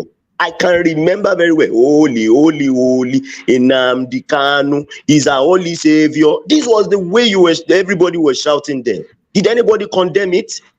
So you're telling the whole, as long as you keep quiet to it, it means you supported it. Now you come back and say you want it the other way around. How do you want the people that kept Nnamdi Kanu to trust you? That's the truth. If only one king had been saying no, let's say for instance, it happened in an area where like a king as prominent as the Oba of Benin kept on shouting and saying, no, we are not in support of Nnamdi Kanu. We are not in support of Nnamdi Kanu. No, Nnamdi Kanu is on his own. Today, the man will walk up to the presidency and negotiate on a platform of truth. Yeah, I'm not sure that you have been entirely fair. Nnamdi Kanu is a Nigerian, not a Southeastern problem, and Nigeria has to solve it, not the Southeast. No, they are not obliged to condemn it, and you cannot say the totality of the Southeast are opposite. So hold on, it's a vocal microspace within a large region. Look at the panel now. Emeka cannot abide Nnamdi Kanu, neither can Zita, or even Kene. He doesn't have any time for Nnamdi Kanu, nor does Joel of Nashville. So I don't think he has that popular consensus, and I don't think they're obliged to condemn it. But bring it home and then. Jide, sorry, woman, can you give me 1 minute? Jide, sorry. All right. You see, just like Jide said, all this one that they are suddenly not supporting him now is because of now. Before now, woman, if you remember, the first I never day supported Nnamdi Kanu for 1 day. Wait now, when wait. he started, Emeka, I know never. Emeka, you have to let her. Yeah, go on. Emeka, I know your own case. The day I joined this platform for the first time, I think the first question that woman posted to me was, what's your position about Nnamdi Kanu's release? Then I was saying he should rot in jail. He has caused so many deaths. I remember that day, Joel came for me, and there's one of our brother. He's not, and that my brother that has deep voice. I forgot his name now. He's not here. Zaki Fada. Zaki Fada and one other guy. The three of them came for me that day. It was a morning session or something. They came seriously for me. But now they are changing. And I remember I gave an example. I said this was how Boko Haram started. The northern elders, some of them kept quiet. And some of them were trying to stop Jonathan from taking full action. I've seen on this platform where even Ekene said the Southeast was militarized. Every effort Buhari was trying to do to make sure that thing did not get to that. Everybody was saying Python dance. Oh, too much checkpoint. Ekene on this platform said that. You didn't condemn, you didn't support him, but you didn't condemn him. And every action of government to try to nip it in the bud, you were not in support, you were against it. So you were not condemning him. Fine. but you were not supporting him. That's what we asked. You were not supporting him, rather, but you were not condemning him. Beyond that, if those leaders were not supporting him, you say, oh, they were not supporting him that time, they kept quiet. So why are they speaking for him now? They should still keep quiet now. Why are they speaking for his release now? Patoski, you see, let me. I'm sure Joel was here. Joel cannot tell me. Let me say this, Patoski. Just few words to you. You see, when people from the southeast talk say what is in their mind and what they think will solve their problem, I don't think you people should be countering it with your own opinion. You understand? Because I don't see what is there. If you really want the country to progress and the whole region is asking you to release one man for them, they can handle him. They can put him did they handle him when he was killing them? Let me finish. This insecurity in the southeast is affecting me so much, and I know the popular demand there. So if that is the popular demand, what is stopping the federal government to do that? Because I believe in other regions we have agitators in other regions. They are working freely today in the country without being hosted. How they just hold Nandekano. Others are working. Many of them even from the north. They are working freely. An agitator. Are you here calling him an agitator? Let me finish now. He's an agitator as far as I know. When they say that you support him, let me finish. Emeka, let me finish. Are you saying that criminal is an agitator for the South? That's how I see him. He is an agitator. So they say that he's trying to divide it. Let me finish. The federal government said he wants to divide it. No. He wants to divide it. He wants to divide the nation. Emeka, hold on. Emeka, you are too important a voice on this platform for me to put in the back. There are certain people I don't have problem putting them in the back, but I wouldn't want to do. Emeka, can I land that? Did they wrap it up? And then Celibate joins us. So just to from the testosterone, we go to a female voice. But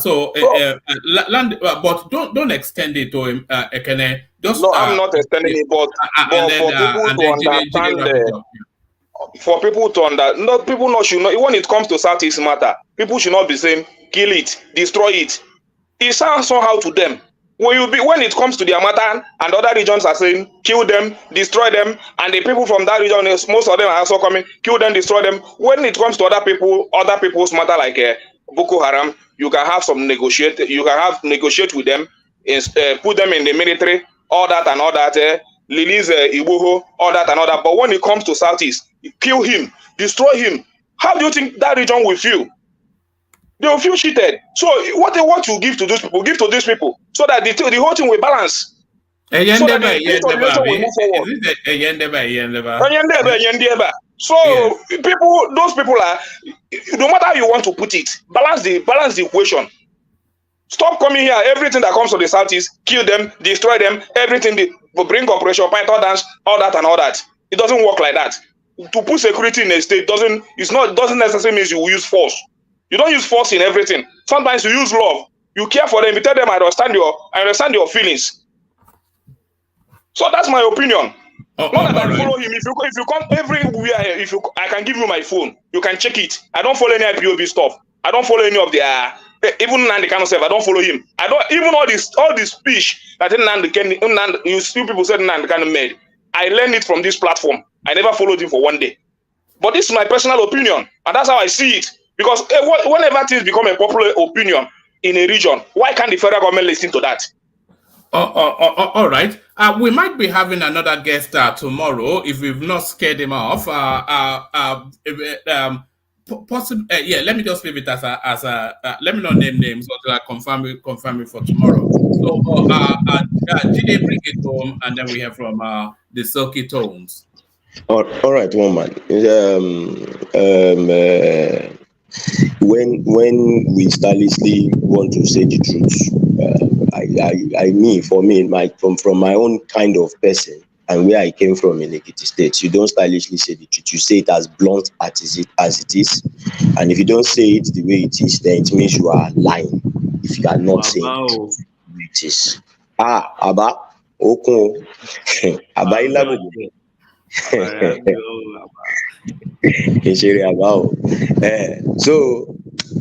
the truth of the matter is this: when OPC was doing rubbish in the southwest, Obasanjo waged war against OPC.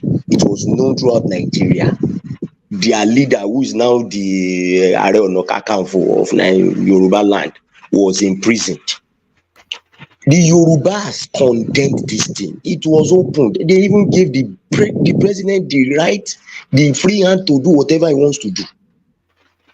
This is what we are saying. When it started, the powers that be in the southwest did not condemn it. I stand to be corrected. If one or two prominent leader had condemned this thing, the only person that I know, that I've spoken of, that I've heard of, that spoke against this thing on this platform is Emeka. One. And I think Soludo. That's two. The rest from the southeast have always been either quiet or in support. Now the thing has backfired. Nobody all right, could go. all right. Bring it home, Jide. There's a lot of background noise from where you are. Oh. Are you outside? No, it's the fan. The fan. I think okay. Yeah. Okay, yeah. All right. Yeah. Carry on. Bring it up. Yeah. So what I'm saying is, if we only had one leader that was, vehemently going against this thing, this person would have stood up now, meet the president or meet the government and say, okay, come, I want to do this guy. But who from the southeast can be trusted to handle Nnamdi Kanu? That is the question. That is the $1 million question. Who is going to handle him? That is my question. And I leave it at that. Let me ask the question. No. Sorry. Apologies, Joel. So Celibate, you're up next. I'm not sure if you've come latterly into the session, but we had no holds bar smoking barrel of a guest who has somewhat excited up the space. So the circuit tones of Celibate. It's been so long you don't know how it works anymore, Abi. You see, this is it. I'm telling you, that's one thing about all this tech. Alpha, why are you all dressed up? I'm not dressed up. I'm getting ready for bed. You look like you are peeling some makeup. So did you go out? You look made up? No, I've been actually indoors all day. Oh, all right. No church? I've been cleaning. Christmas now, when you're a mother, it's not easy. Yes. Yeah, Christmas. Have you bought your turkey?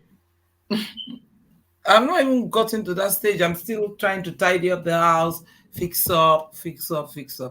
Oh, all right.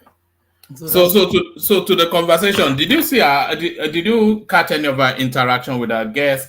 What did you make of it? I think I kind of missed it because I heard this guy talking about some stuff and sounding really serious, but I didn't really unpick, what he was trying to say.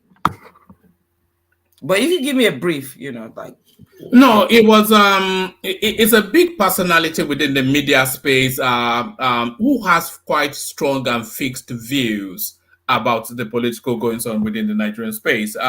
He has quite defined views about the Southeast, which is where he is from. Is an Imolite, and so he has no truck with the Nnamdi Kanu narrative. He feels that capital punishment should be applied there, and he sees through the Obi narrative just as a lot of people just the confidence that guy is a con man. So all of that he brought to bear, and he seems to have rankled somewhat with people. Well, if that is the case, what I would like to say is that, you see, one thing we miss out is that we are all trying to trend towards a one-party state, and that is very, very unhealthy. So Nnamdi Kanu might have said whatever he's got to say, but he said a lot of good things. Some things maybe you might not want to take. It's just like Julius what's his name, Julius Malema, in South Africa. You look at the South African Parliament, right? Everybody is saying what they like. Whether you are 20 years old, but you manage to enter. Whether you are 25 years old, you manage to enter. It's horizontal. Everybody's talking. Everybody's fighting. Whether you are white, you're black, you're whatever, everybody's talking. See, the thing that is killing us in that Nigeria, because I'm not there, is the fact that we don't have a voice. Whether we like it or not, we don't have a voice. Because, okay, now we're on your show, we can talk. But in the Nigerian parliament, look at all of them. It's a charade. All of them carry flag in Rivers State. And now we've lost our very edified building, the House of Assembly, has been broken into pieces. That's the kind of language they understand. And that's the language that's becoming our paradigm. Until somebody breaks and wounds and injures or destroys, that is when we listen. Now, the whole River State people are saying that Sim is okay, he's this, and they're all behind him. Why do we have to get to that instance when somebody has to throw a bombshell before we listen?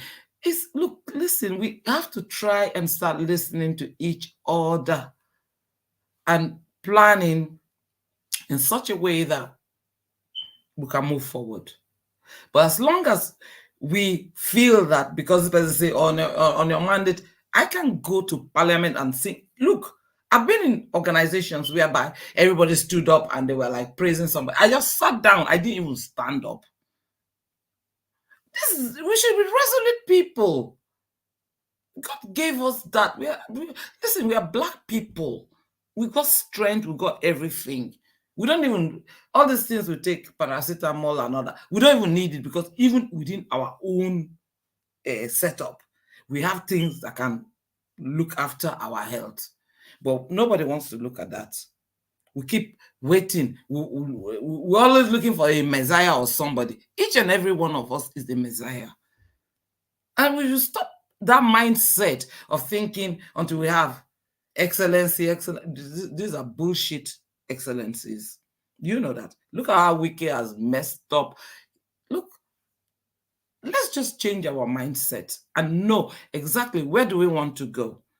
Because what I always say, even in business school, is that first of all, think about the prototype, your business and everything that you want to do. Don't think about money first. What will it entail? Don't say, I don't have money, or I can't do it. Or this is what we are all, our people are just drifting that side. And that's the reason why we've got all the resources and we're going nowhere. So all this disparaging and all these condescending statements and this and that, the truth is that where you are, there's resource. And if there is resource, you can develop yourself. And no one should actually stop you from having your own voice. Until we have our own voice, somebody comes in here and says, everybody start abusing them because they are not Yoruba or because they're not Igbo or because they are not whatever, Niger Delta. I don't know, because even I hate that word, Niger Delta. But we all came from somewhere. We had roots. We had people. We had elders. We had parents. We had all these things. So why are we not forging in that direction and then coming together and having some kind of common sense conversation without thinking about our ego? I know what I want. If I tell you what I want, you cannot even deliver it for me. But what is it that what's the progress of our country? What are the objectives? Where do we want to go? Where do we want to land? That's the way we should be thinking collectively. We go to South African Parliament, you can't even, they won't even allow any nonsense. Their president will come, they'll say, you brought a criminal, you brought a murderer. Can you do that in Nigerian Parliament? Can you do that?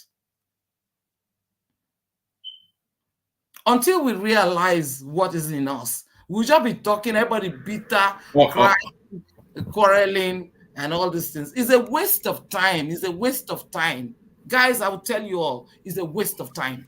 All Until right. we realize who we are, how God made us. It's God. It's not that politician that made me. That One politician. man, give her more time to speak now. No, excuse me. Let me talk.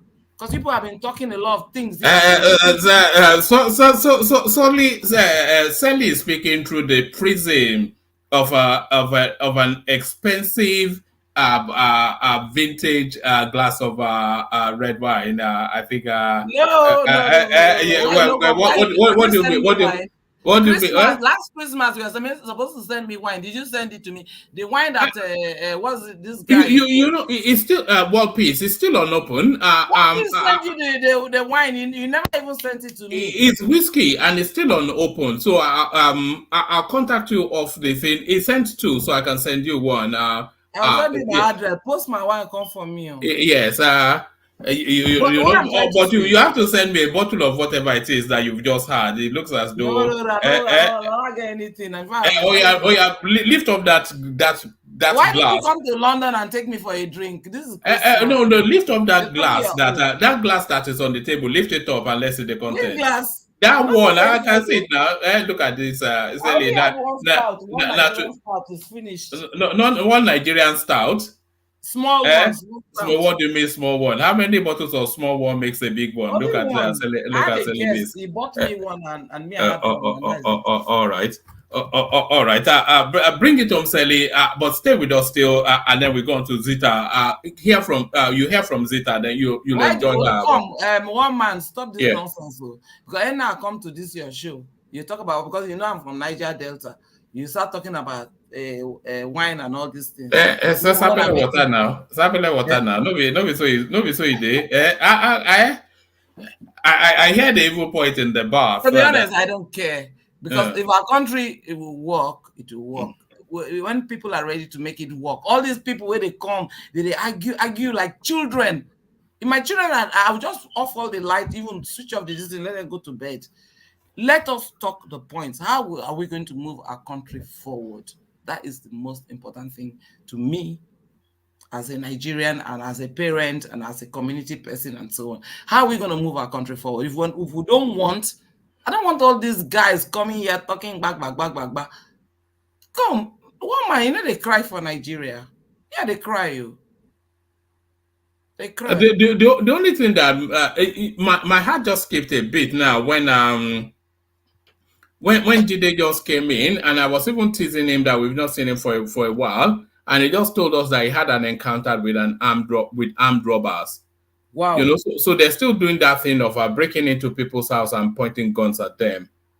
You know, and what betide you if you don't have sufficient enough in your house to satisfy their need? It's just it's an awful place, that Nigeria. Terrible. But stay steady, Sally. Let's hear from Zita. Zita, you're up next. Hey, thank you, one man. Zita, have you met Sally before? Yeah. Sally was the original Zita of the platform until she went on a sulk because Peter Obi lost the election. So I think she's done. No, I didn't. I left because one of your guys here, one of our Baba waiting, or I can't remember the guy's name. It was very insultive. And me, I don't want to come to platforms where I've been insulted because I've got children. Remember when you came with your cousin and you were both laced? No, I came with one time I came with one of my sisters and another of my sister. Yes.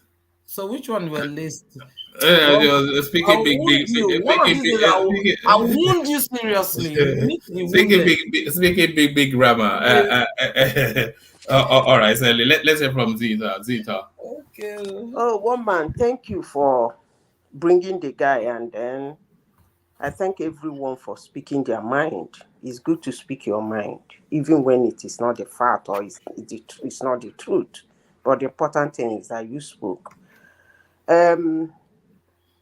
How will I rate his appearance? Yes, he came, he spoke. Most of the things he said was not new to me, although he went a little bit more into details. But let me comment on the aspect of him being frontal. You know, one man,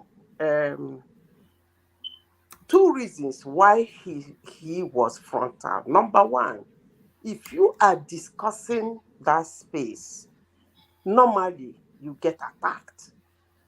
So for somebody to speak on that space, you feel like as if the person is coming to speak with well armored, like ready for anything. I think that's one reason why he was frontal. The second reason is that Igbo thing. He exhibited it. I must comment on that, because it takes a while for you to shift away from that aspect. It takes a while. It takes a lot of sophistication for you to sweep away, because sometimes people really ask you questions that are not necessary. And if you don't hold yourself, you find yourself being too frontal and attacking them, even when you should have just said, sorry, I cannot answer that question, or probably ignore it. It was a wonderful session. I thank God that he came here. Then coming to people that said what is happening in the Southeast is irredeemable. I don't believe that. It is a phase. Everything happens within time and chance. Yeah, some people might say it has taken so long, but I can assure you that it's a phase. Voices are coming out. That's what I will say. Voices, not just one voice. Voices. The first time I came to this platform, it was hot.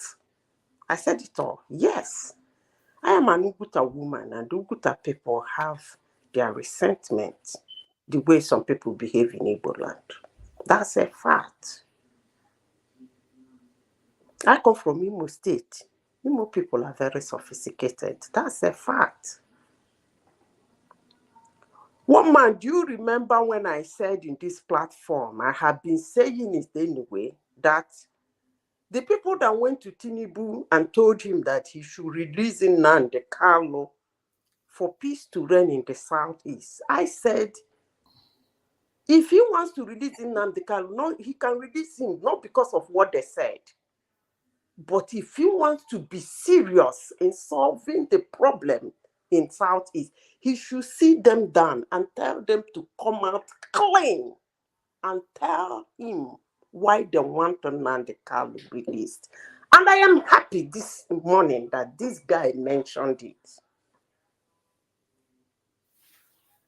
Saying that if you release Nnamdi Kanu, there will be peace in Igbo land. I used to ask, when he was outside, was there peace?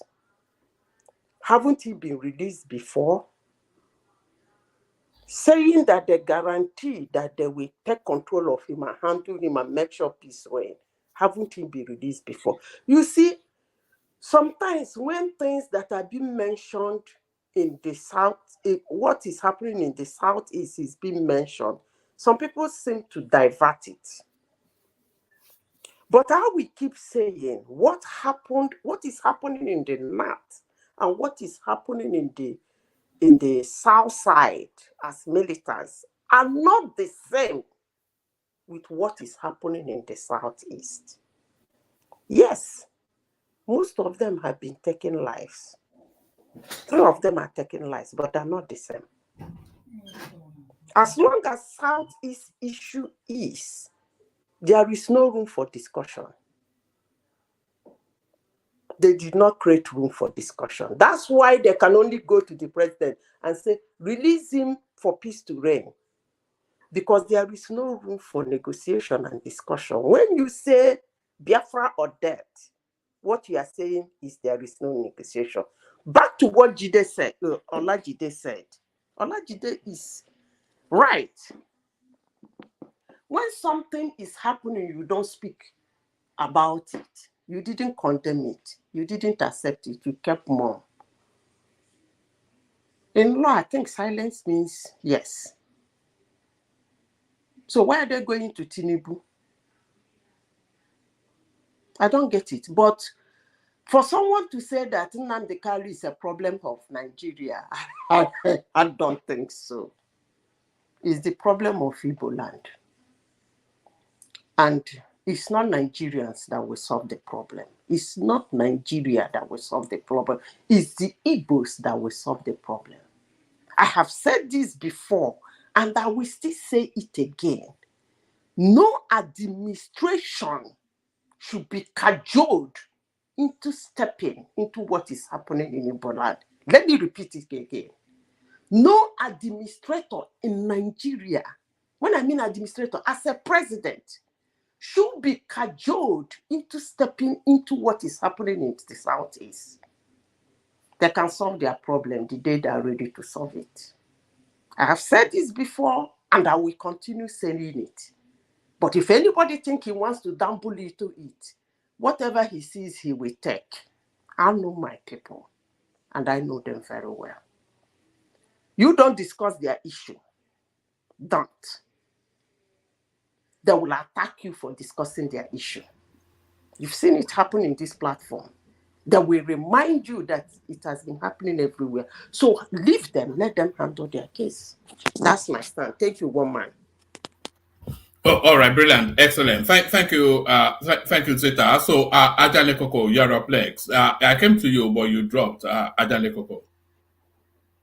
Yeah, thank you, one man. Yeah. What did you make of that experience with our guest? Well, I think it's a very good experience, very controversial, very informative, and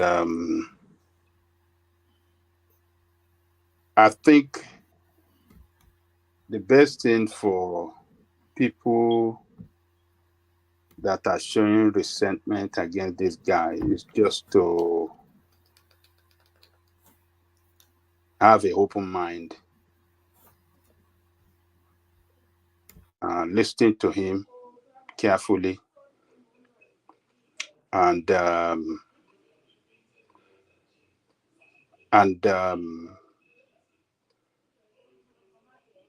if possible, jot down some point or some important information that he delivered that are controversial, that are not clear. Investigate, carry out research on it, and get the fact. If whatever he says are not doesn't come out to be true after carrying out your research, you can come back to the platform and come and discuss it. That look, this guy said this I guess is this is what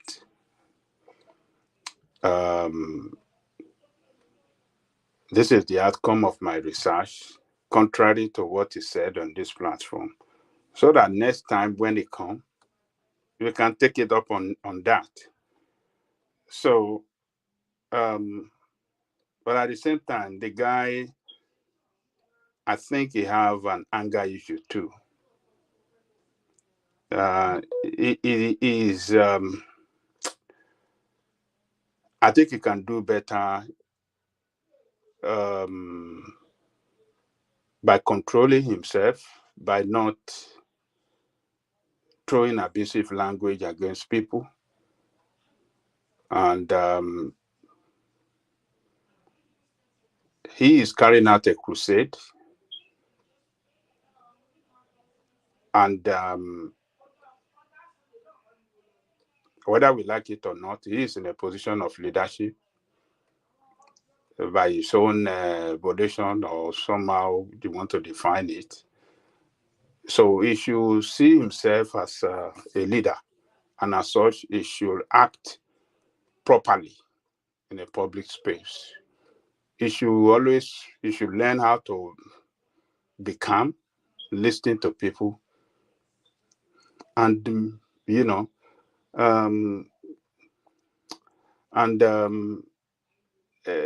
talk the issue, respond, in a matured way, and not allow people to lure you into making, foul language and talking nasty to people.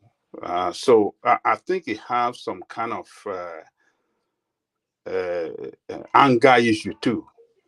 It should learn to. It should work on that. That is what I see in him. If he can be very calm and don't get carried away, or don't let people prompt him into, pushing back angrily and violently against the question that they posted to him. I think it will be a very good. He will be it will be a very good communicator. He can communicate the issue that is campaigning upon. You can communicate it effectively to the people. But when he start using, I was asking, he was saying, "Are you okay? Do you do you think? Are you okay?" You can't be talking to people like that. You don't know me. You don't know people. So I think it should work on that. It should be. It should work on his way. He answered people in a more matured way, without the use of foul language, without being aggressive, without being violent in his in delivering his thought. I think that is the area I think he has to work upon. So, but he was able to, you know, to make his case, to put out his fact clearly and back it up with historical fact, and I think he can do better if he can work on his anger issue. That is the only area I have. But I would like to advise him as well. He should, for what he's doing to spread effectively, he should look for like mind in the East, connect with them, and they should do that job in the East. It is in the East that he can effectively achieve what is fighting for. It is not, yes, it's good for him to come online and talk to people, but for the job to really reach the heart of the people, it's in the East. It should work hard to identify people of like mind that they can come together and start that crusade. It's a big job to do. It's a big job to do, and we know it's not going to be an easy job for him, because we are very, very tribal people. Anything that has to do with, telling the truth against the people of your tribe, sometimes you will face a very strong pushback. We have experienced it here on this platform on political issue. When some of us that are even Yoruba, when we speaking some truth on Tinubu, on what is not doing good or what he has failed to do, you will see some Yoruba come out angrily. They will call us name. They will say a lot of things. So he will experience the same thing with the Igbo people too, because when you are trying to tell people that are carried, people that are operating on a tribal sentiment, it's very, very hard to change their mind. But it could be changed. It could be done if you connect, have more people, and people that matters. If you can connect with them, and they can start, making that case and pushing and spreading the gospel. Yeah, before they know it, people will start, buying into their campaign, and by so doing, they can make effective, redeemable,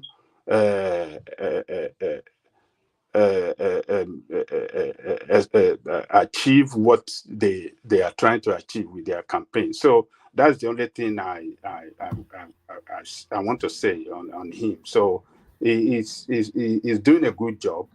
He's doing a good job, but he should do it better, and he should learn how to talk good to people. He should not abuse his people asking him question, even when they talk bad to him. He should keep it calm. That is the only way you can win the heart of people. But when you start throwing back because they throw back to you, you are frontal and you are throwing nonsense, speaking in street language to people on international platform. I think that is not good of him. So he should work on his anger issue and do better. That's what I can say, one man. All right, excellent, brilliant. So thank you, Ijele Coco. So we go on to Patoski as we start to wrap it up. But on the way to Patoski, let's touch base with our outreach initiative. So let's touch base with our outreach initiative. As you know, we're doing this initiative is an outreach initiative to parachute some money to people back home who are running smallish sort of businesses, but they are struggling, just to parachute some money into those businesses and then bring them up a level. So we call it a level up initiative. So this is it. It says we are fundraising to level up 3 or more Nigerian families. The idea is to identify low-income but earning Nigerian families, preferably in some sort of business, who we can parachute funds to take their business up a level. So that's the initiative, and our target was £1,000, and we seem to be approaching it with some pace. So we seem to be approaching it with some pace. So it kicked off 7 days ago. Adeyinka Adetunji was the first person to come in with a £45 donation. The anonymous donator for £150, that is the majestic Kulata right there. And Kulata quickly followed by Ayodele Ogunlowo, who came in with £100. The elegant Prince Daddy chimed in with £50. The majestic General Thomas came in with £50. Another anonymous came in with £100, but you may refer to that anonymous as Ijele Coco, who did the £100. And then another anonymous came in with £50, but this anonymous remains anonymous because he has not contacted me with a name. Of course, Ayo will always come in, and he came in with £100. So that's how you're right there. Another anonymous still comes in with £20. And then Kehinde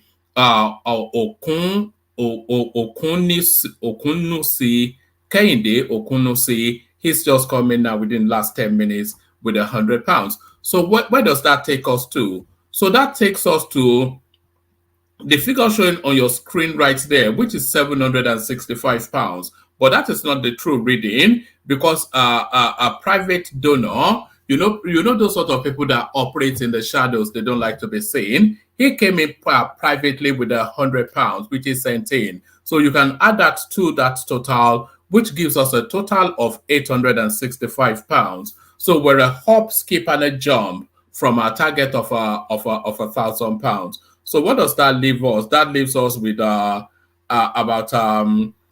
just short of £150 will get us to where we need to be. So just short of £150 will get us to where we need to be. And just where are we headed? We're headed in the direction of narratives like this. So this is an example of what we're canvassing monies for. These are one of the likely beneficiaries of the money. So the lady you're about to see here, her name is Mama Hadiza. She's 69 years old. She looks after 7 children, not hers, her son's children. But she's now in a situation at 69 where she has to look after 7 children because the son and the wife they sadly came across incidents with insurgents, and they had to depart this world. So this is Mama Hadiza, and the person introducing Mama Hadiza is Hassan, one of our members on this platform. So here is Hassan now introducing Mama Hadiza to us. Okay, ni in tsaya a nan wajen. Yawwa. In ka fara, in ka danna ka ce ka fara, kawai ka ce ka fara. Bismillah na fara. Hello everyone, my name is Hassan Abdullahi. So I'm just approaching our mama's shop here. You can just zoom around. This is a very this is Wenge, Lion Bori, Kusada Bariki. So we have an old woman that we are trying to help today. We have an old woman that we are trying to help today. Mama has been somebody, who has been resilient. She has gone through several things from displacement, to abject poverty, and then she still had the wherewithal to sell things like this, and she sells some food too. So Mama is somebody we are trying to meet. However, my Kanuri is not that good, so we'll be switching between me and my friend here who will help interpret what we are going to discuss with Mama. Please, Mama ina wuni? Ina gajiya? Ba ni kameran kai yanzu. Bari in dauki Mama. Mama ya kokari? Ya kasuwa? Ta isannu Mama da kokari. To na zo ne daga mutanen one man platform, kuma kowane ƙarshen shekara ana yin taimako ma mutanen da suke kokarin taimakon kansu. Na ga shagonki yadda babu abubuwa da yawa a ciki, kuma muna son ya zamto a samu dalilin da za a taimaka miki. Yanzu dai kuma na ji kokarin da kika yi da mutanen da ke karkashinki da duk abubuwan da dai ya shafe ki. To dai ina miki albishi na cewa insha Allahu za mu kai kukanki gurin su, kuma abinda Allah ya rabonki ne insha Allahu za mu dawo mu zo mu baki insha Allahu. To yanzu me zaki ce game da mutanen nan?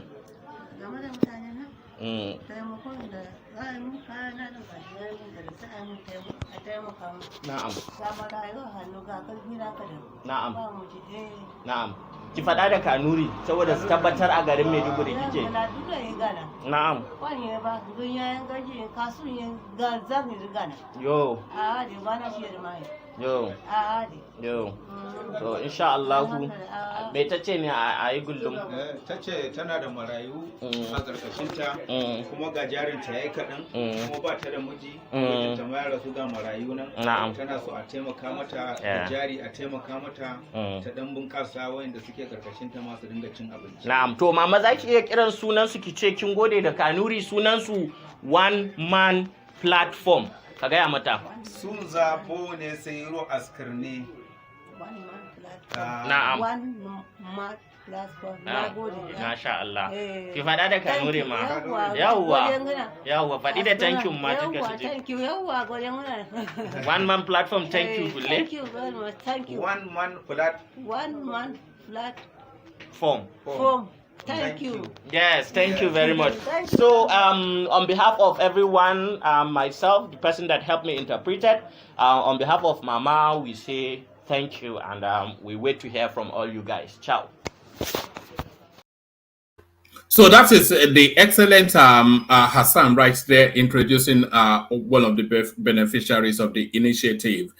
So I'll send the link. Like I said, we're just short of £150 from our £1,000 target. So if you want to push us over the finishing line, you can do that. So that's the link to the thing. So don't feel pressured to do it, but if you feel inclined to do it, then do it. But don't feel pressured to do it. But if you do feel inclined, then do it. So there is that right there. So there is that right there. We pick the conversation back up as we go to Patoski. Patoski, you're up next. No, Patoski? One man, sorry, just a comment about the outreach thingy that you're doing. Yeah. Which is a very good cause. I always believe in bringing up people. Look, there's nothing like empowering people. When you empower them, they empower more people. So, but don't apologize about people. Nobody's pressured. We're all adults. We know that there's suffering in Nigeria. So don't try to say if you don't feel this way, you know that now you both something. No, I feel as though I see where the problem. I don't want to feel like I don't want to embarrass people into parting with if they No. if it's coming from a good But you're not duty bound to start saying all those things, all those kind of negatives. Look, nobody will not get hurt. We are all humans. We get hurt. Where we see person they feel pain, even if not be our own, we will put the money there. We'll put anything we will put. So now they make all those kind of apologies. It's just a Nigerian thing. Please, guys. Anybody get 10 pounds, 20 pounds? Because right now, any money we put for Nigeria now, it helps. I beg. When I help, put something for that woman. One man send me the account. I'll put it to her feet. Not because I'll put billions, so now 10 pounds and anything I'll put. And this is the way we should be. We should be open to giving arms, to giving aid to people, because as we are breathing now, we don't even know it's God. There are so many people dying every day. So when we come to our own country, wherever we can help, let's just help, please. It should not be a big deal. Honestly, it should not be anything. How much is it, that money that you're going to use to buy maybe cigar or this or whatever rubbish? You can just put that money to help somebody. I beg. Why not try? All right, brilliant. So we've actually done it in the past, but when we did it in the past, we did not actually canvass for money. We just so this is the first time we've actually done the canvassing. But Patoski, you're up next. Yeah, okay. One man, please. Yeah. What happened to her? What happened to her? No, nothing happened to her. She's one of the victims of the insurgencies going on in the north in Maiduguri. So she's 69 years old, and the money we're canvassing for is not for her. She will be one of the beneficiaries. So there'll be beneficiaries in the north, and then there'll be beneficiaries in the southeast. I think when we first did the initiative, we did the southwest, but there will still be the beneficiaries within the southwest because it's quite a pot of money. Are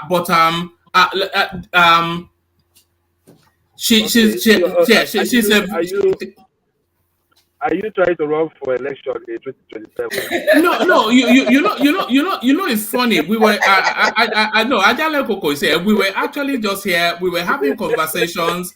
And in the course of that conversation, we just ended up setting up. I think it was actually even Thomas. He said he was feeling inclined to give bags of rice to people for Christmas. And then in the course of that conversation, we ended up setting up a GoFundMe. You know, so that was how that happened. But I just wanted to be sure because I don't really know. You know, I don't really know. Probably you're running for presidency or vice president. No. I was wondering why. But we're not canvassing for. Let me play you just one more clip. This is Zainab. She's 20. Actually, let me play from here. She's 23. But hear her story.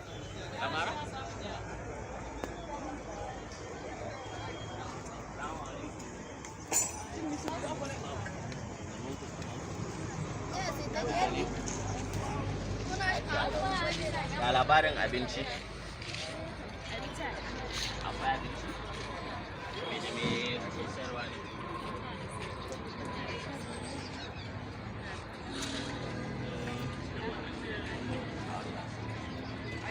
Wannan ayi mutum yana da wallahi zan bata wuce kun shiga ba to ni to ki bari na wuce bari garabu bari kama yayi ya kasuwa ai shine duk ita da ke akwai mutanen maganar da muka fara yi da ke mutanen one man platform wani mutane ne yan Najeriya amma suna zaune a kasashen turai to dangane da abubuwa da yawa da ke faruwa yanzu a kasar nan kuma na san sannan kuma insha Allah su kuma za su dubi yadda za a yi su ma su taimaka ko abin da ya kawo mu kenan. Okay, one man. Obviously the video would not upload, so I'm trying to record a voice uh, to keep the narrative straight. So, the lady in that video, her name is Zainab. Um, I knew Zainab through one of my outreaches to IDP camps. At some point, she was displaced from one community, but her husband fell victim and died. So she's 22, 23 years old. She has 5 children, and one of her kids, I think, is a special need kid. So that also adds, to the strain on the resources. And despite all this, the husband dying, and then she picked herself up and is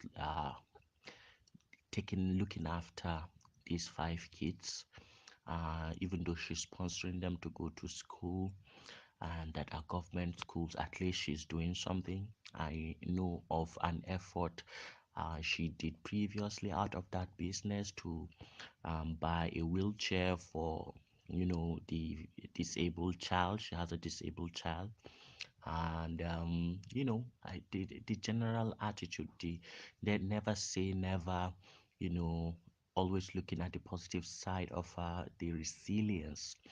Yeah, that kind of attracted me to the way she was carrying herself, and not just letting life beat you into defeat. So that attitude is, I think, praiseworthy, and whoever helps you know will be appreciated if she can eke out a living from the little that she has right now. Imagine what real help will do to her. I think she's like a matriarch to her kids now, and she's going to do a lot better, I believe. And yeah, and yes, our conversations in that video, which was mostly in Hausa, is me, inquiring generally about her life and how she has survived to this point, and then her telling me some of her, little problems and how positive she is about life, and also and saying a thank you to the one man platform. If you listen carefully, I told her like twice or thrice to say it correctly. So that is just it. So even from me, I think this is a worthy effort, and I thank all those who have contributed, who want to contribute. There is a lot to do in the hinterland of Nigeria, and I hope this is a beginning to, doing better things and touching more lives as we move forward. So this is just a narrative, to go with the video. So take care, everyone. I cannot be on the program today again, uh, but I wish you all the best, guys. So bye. So that was the excellent Hassan reporting from Maiduguri. So those are the sort of people we're looking to reach out. It's not so much a handout, but a hand up. So that's the idea. Not a handout, but a hand up. Up Patoski, you're up next.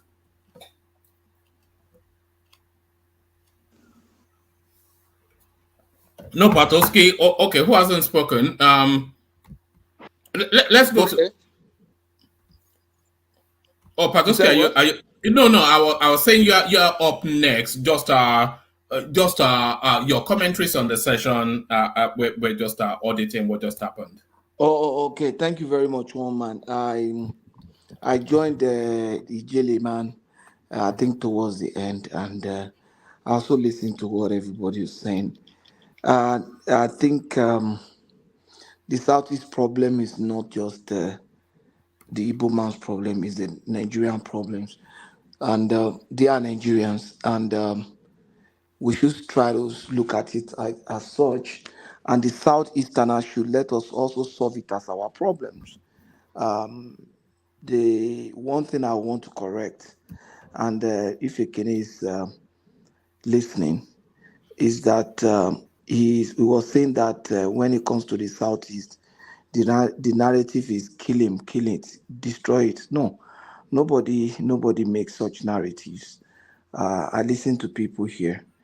The narrative is such that we should be very, very cooperative in our discussions. We should not be as confrontational as we are getting from our brothers there. And so, to me, it is a call for reconciliation, for togetherness, not kill it, kill it. Nobody's saying that. Nobody. I don't think I've ever heard anybody say kill it. We are saying that evil should be condemned everywhere, even if it is my brother is condemned, that is perpetuating this, that is carrying it out, that is perpetrating such evil. It should be condemned. It should not be. It should not be condoned. And because when you continue to feed evil, it gets to a point where even though initially at the point where you are feeding it, it looks like it's on your side, but it comes back to fight you. They were feeding this evil because they hated the man that was there before, and the man had left. The man is there now. The man is living peacefully in his house, but this still continues. You understand? So I don't know, but I think Tinubu should do what is right.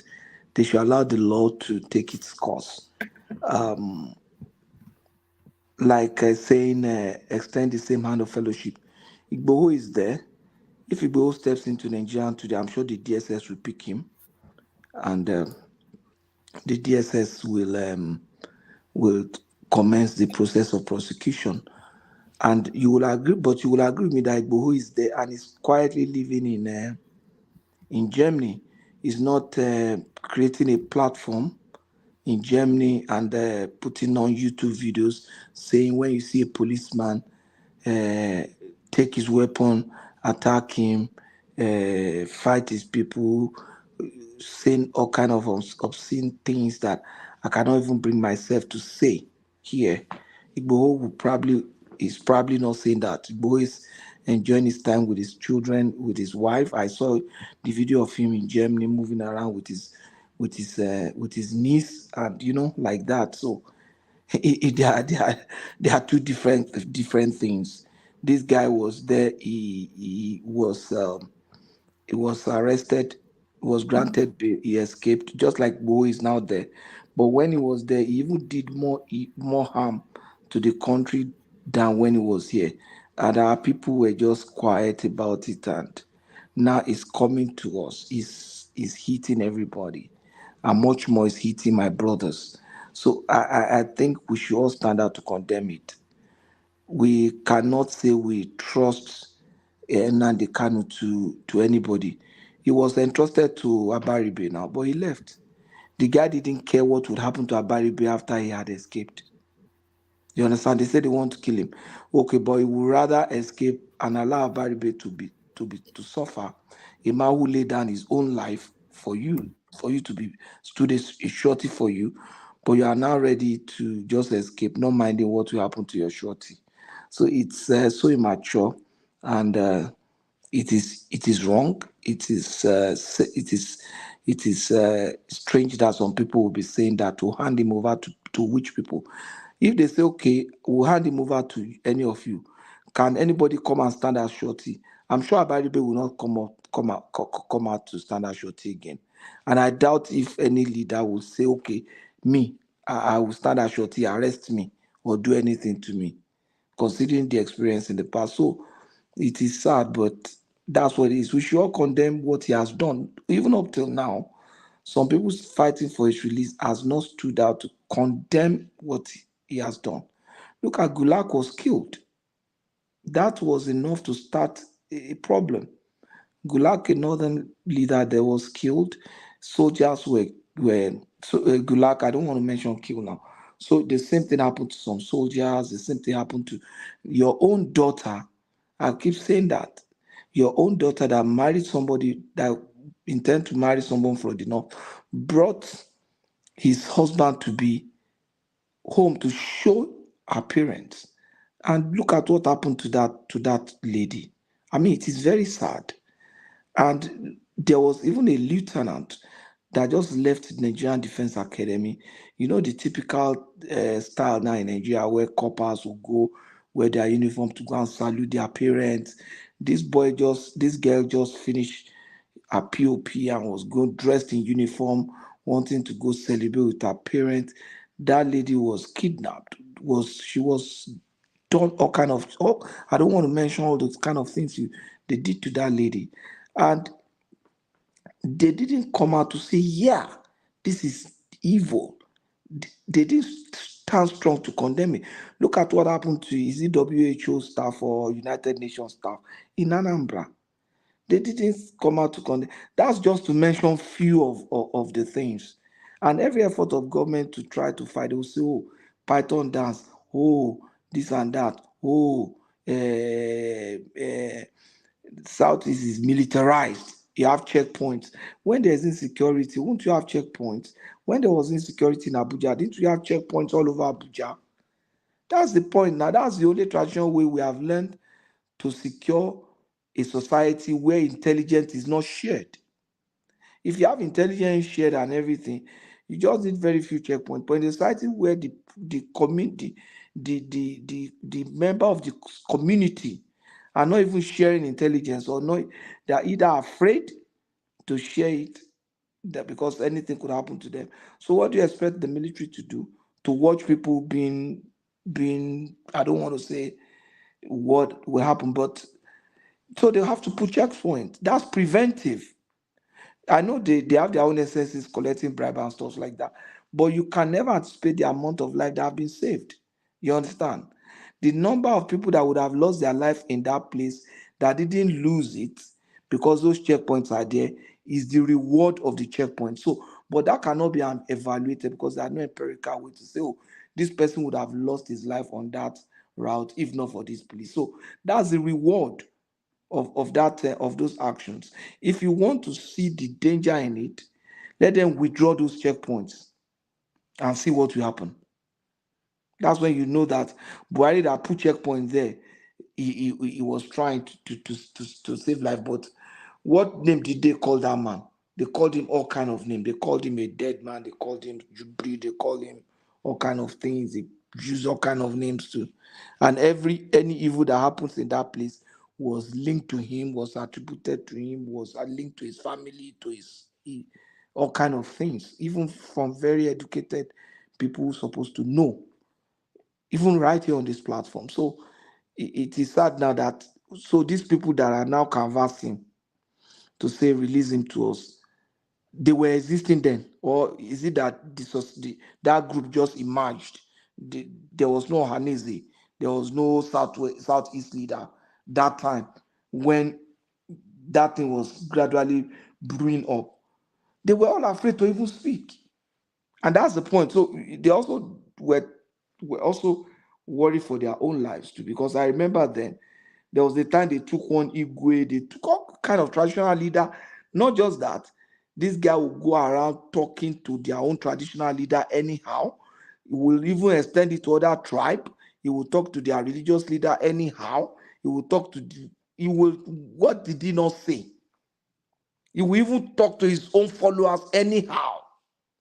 So that's the kind of man you want to be released without condition.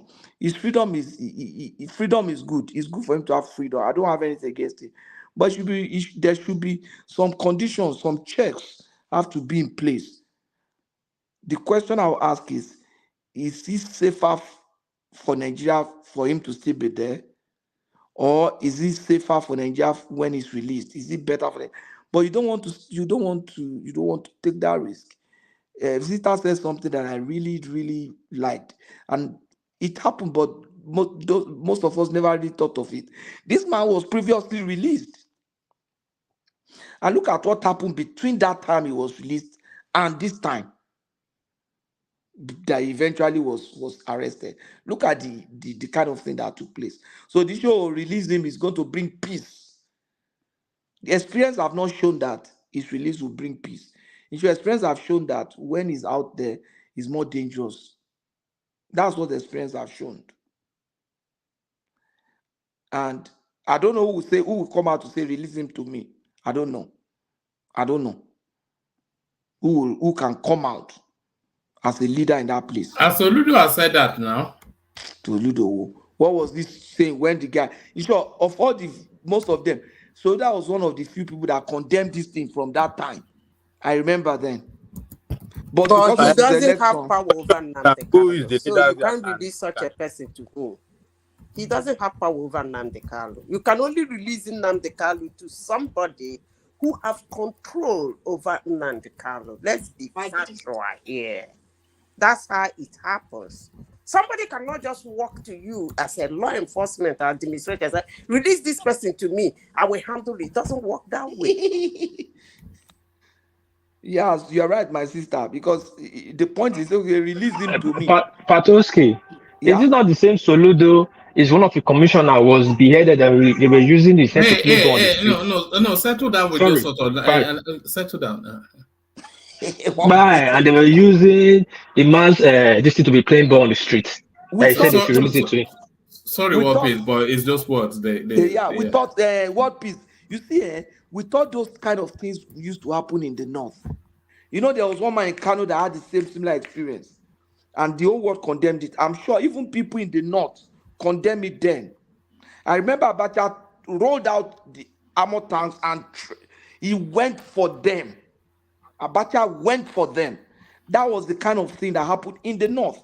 And a northern leader went for his own people. The man that everybody hates so much went for them because they did it to an Igbo person. Not just because they did it to an Igbo person, that's what barbaric thing could have happened in the name of religion. Look at what that thing happened in the East, and the thing just went like that. Patoski, I don't think you're being fair.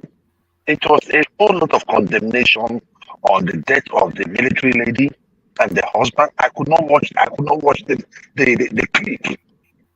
Why I will always like the thing there is that we don't have real media in the East, so nobody is broadcasting to you. But it was everybody. Hold on, let me just say this, okay? Everybody was resolute in condemning the action, and I'm using even this time to even tell you that action was barbaric, and we were even calling for the people that did that to also have the same punishment.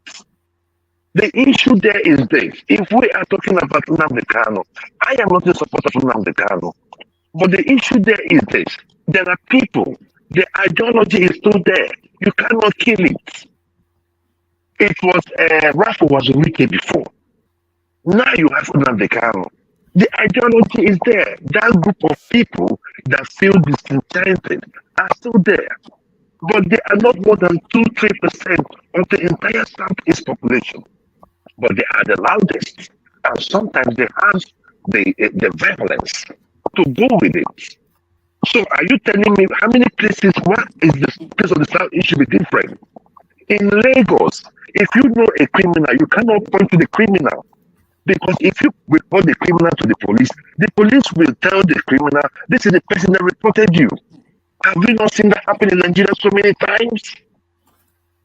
So that is the reason. So why everybody is talking about Nnamdi Kanu releasing is because many people are doing all this nonsense in the name of Nnamdi Kanu. Now they're kidnapping, taking money from people. Now it has been open to everybody. Now, if Nnamdi Kanu is out, there is no reason for you to do anything in the Southeast. Now, people will have the mind to talk. If you have anybody hiding in the forest behind me, I will be able to call or make pronouncements. No, because that's the point. Sorry, why can't they talk now? Because even you cannot talk now because you don't know who to trust. Let me tell you, my brother. Now, Joel. Go ahead.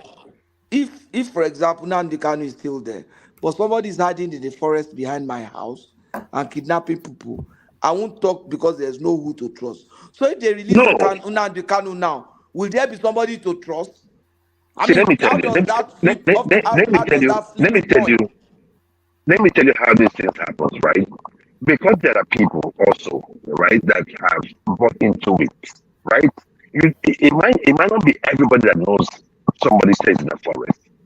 It could be a hunter. But if they go to talk, my brother, the way security is in Nigeria, you cannot see a criminal living beside you and you go to a policeman, this is a criminal. My brother, if they arrest that guy and is released the following day, don't you think your life will be in danger? That is what is going on in Nigeria. So you cannot take the failure of the state and blame it on the region. Look, Southeast is still part of Nigeria. And when we No, talk about security, I'm not the trying to blame security it of on the the region. Oh. I'm not saying the region. I'm saying this is a Nigerian problem, and we should allow it to be treated as such. You understand what I'm saying? yeah, so the If kind of that thing shouldn't be happens, if different. this happen anywhere, we can get the same response from those people. Because those leaders are probably afraid for their lives and stuff like that. You understand? I agree with you. But what I'm saying is, if we look at the event that has happened and what has happened in the name of this man, or what he himself in the past has tried to incite, he has not apologized to Nigeria for those lives. So why should he? Is he repentant now? You know, the Boko Haram, I don't care how they treat them, but they still call them repentant Boko Haram. Can we say, I am willing if they release a repentant Nnamdi Kanu? We could say, oh, both those Boko Haram were repentant and they claim to be repentant. Eventually, they were not. But let him even claim to be repentant. I mean, that's the, except you are saying what he has done is there's no sin to it, there's no crime to it, there's no offense to it.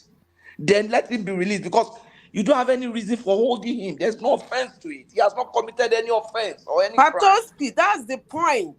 That is the point. What he did, all the people who are saying Nnamdi Kanu should be released, what they meant is that what he did has no offense to it, and therefore he should be released. That's the point. I'm sure Ijele is Madam not saying Zita, that. Madam Zita, nobody is saying that what Nnamdi Kanu did was right. And at the same time, you cannot just say all the deaths that has or kidnapping happening in the southeast is as a result of IPOP. I will tell you for a fact that this whole thing, we said this on the show, after the bombing of the prison in Owerri, over how many thousand prisoners left? How many have been brought back? A few of them. These people found their ways into these places. My own thing, and all of them are now going under the umbrella of IPOP as a way of protection. It's like So you're not my getting point my is, point. You're not see, getting my point. I'm getting I'm your not point. talking What I'm about saying is this. IPOP. Hold on. I am not talking about IPOP. When I say something, I'm always very specific. What I said is that if anybody said release Nnamdi Kanu, full stop. What that person is saying invariably is that Nnamdi Kanu did not do anything wrong, so he should be released. That's the point I'm making. I'm not talking Joel, let me Joel, finish sorry. now. I am not talking about what IPOD is doing in Nnamdi Kanu's absence or what they did in his presence. What I am saying, who is Nnamdi Kanu? What has he said and what has he done? I'm talking about Nnamdi Kanu. Kanu himself, not IPOP. His own action. I said his own actions. Exactly. What Nnamdi Kanu has said, what he has done, exactly. His own actions as Nnamdi Kanu. If anybody in Nigeria says release Nnamdi Kanu, what the person is saying invariably, technically, is that Nnamdi Kanu did not do anything, release him. That's my Woman, Madam Zita, Zita, if we are to go by sorry, logic, if we are to go by Joel, let logic, me just, Una say Joel, Kano did nothing. Joel, you will come in. Let me just Oh, support Okay. Zita so that you run this. You see, Zita, what I expect them to be saying is forgive Nnamdi Kanu. You understand what I'm saying? Forgive instead of saying release him. Because from what Zita is saying, I agree with her, is that releasing him means that this guy has done nothing wrong. You don't have any reason to hold him, release him. But if you say forgive Nnamdi Kanu, You cannot forgive somebody who did not who ask is for not apology, repentant, who did not apologize. It doesn't exactly. work that way. You So cannot they should wake be up in the talking to morning, him. somebody did not apologize for anything. He said he didn't do anything. You say forgive him. It doesn't work that way. All right. Bring it home, Patoski, and then we hear from Triumph. So what we are saying is that I think the narrative should change from what Zita said and what Joel, all of us is looking at now. It should be they should be talking to Nnamdi Kanu to say, look, you want forgiveness, you want a pardon. It means that one, you should be repentant, you should acknowledge your deed, even to God or to any other person you offend. Say, bro, I know I offended you. And there should be a sign that suggests that, look, this guy is actually repentant. And then we can forgive, extend forgiveness. One man, the whole country needs to forgive that guy. And he needs to ask for forgiveness from all of us because he has caused us pain as a country by what he has said, what he has done, what he has incited people to say. One man, I rest my case on that. All right, brilliant. That's the excellent Patoski. He doesn't spend enough time with us, but when he does, that's the quality he brings. Up next, Mr. Triumph. Triumph, we are up next. Good morning, bonjour, everyone. Bonjour, monsieur. Bonjour, merci beaucoup. Comment ça va? Et tout, ça va. Ça va bien.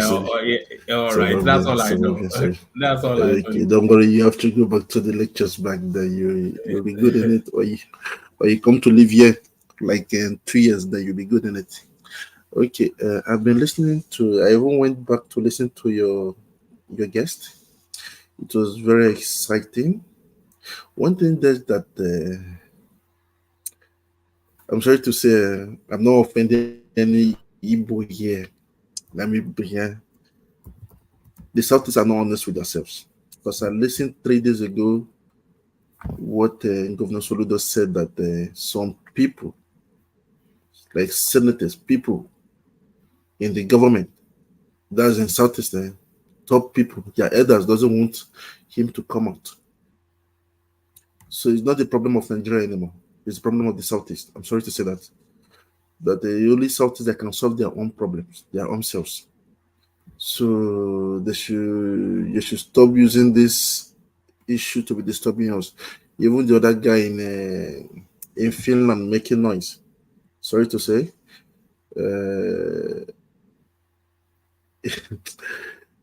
Woman, everything is about money.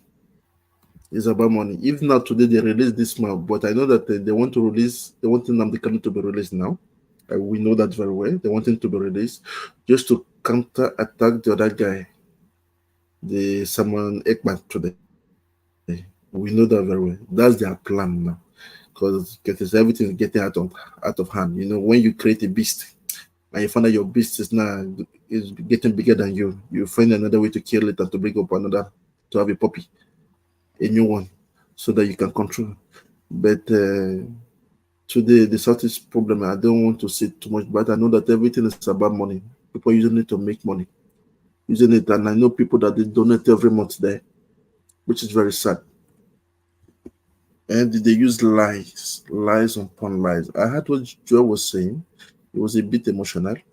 I heard also Madam Zita also, and I also heard about Emeka that almost cried. I said that the problem there is the Southeast woman.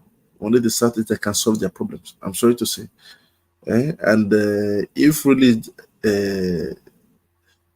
Nnamdi did not do anything, why will he beg for forgiveness? Why would they? One thing is that he said so many things against the country. We all know that. We all saw it online. Anything you put online today doesn't disappear. Even there was a guy that I know that I spoke with. I have to send him a private chat. And I told him that, you see, but are you aware of this? He said that, that's how he said that. He told him that I shouldn't leave the problem for them.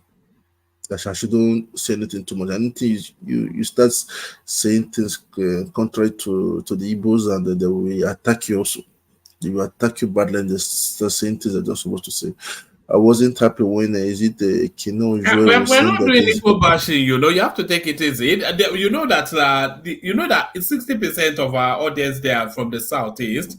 Don't so we have to.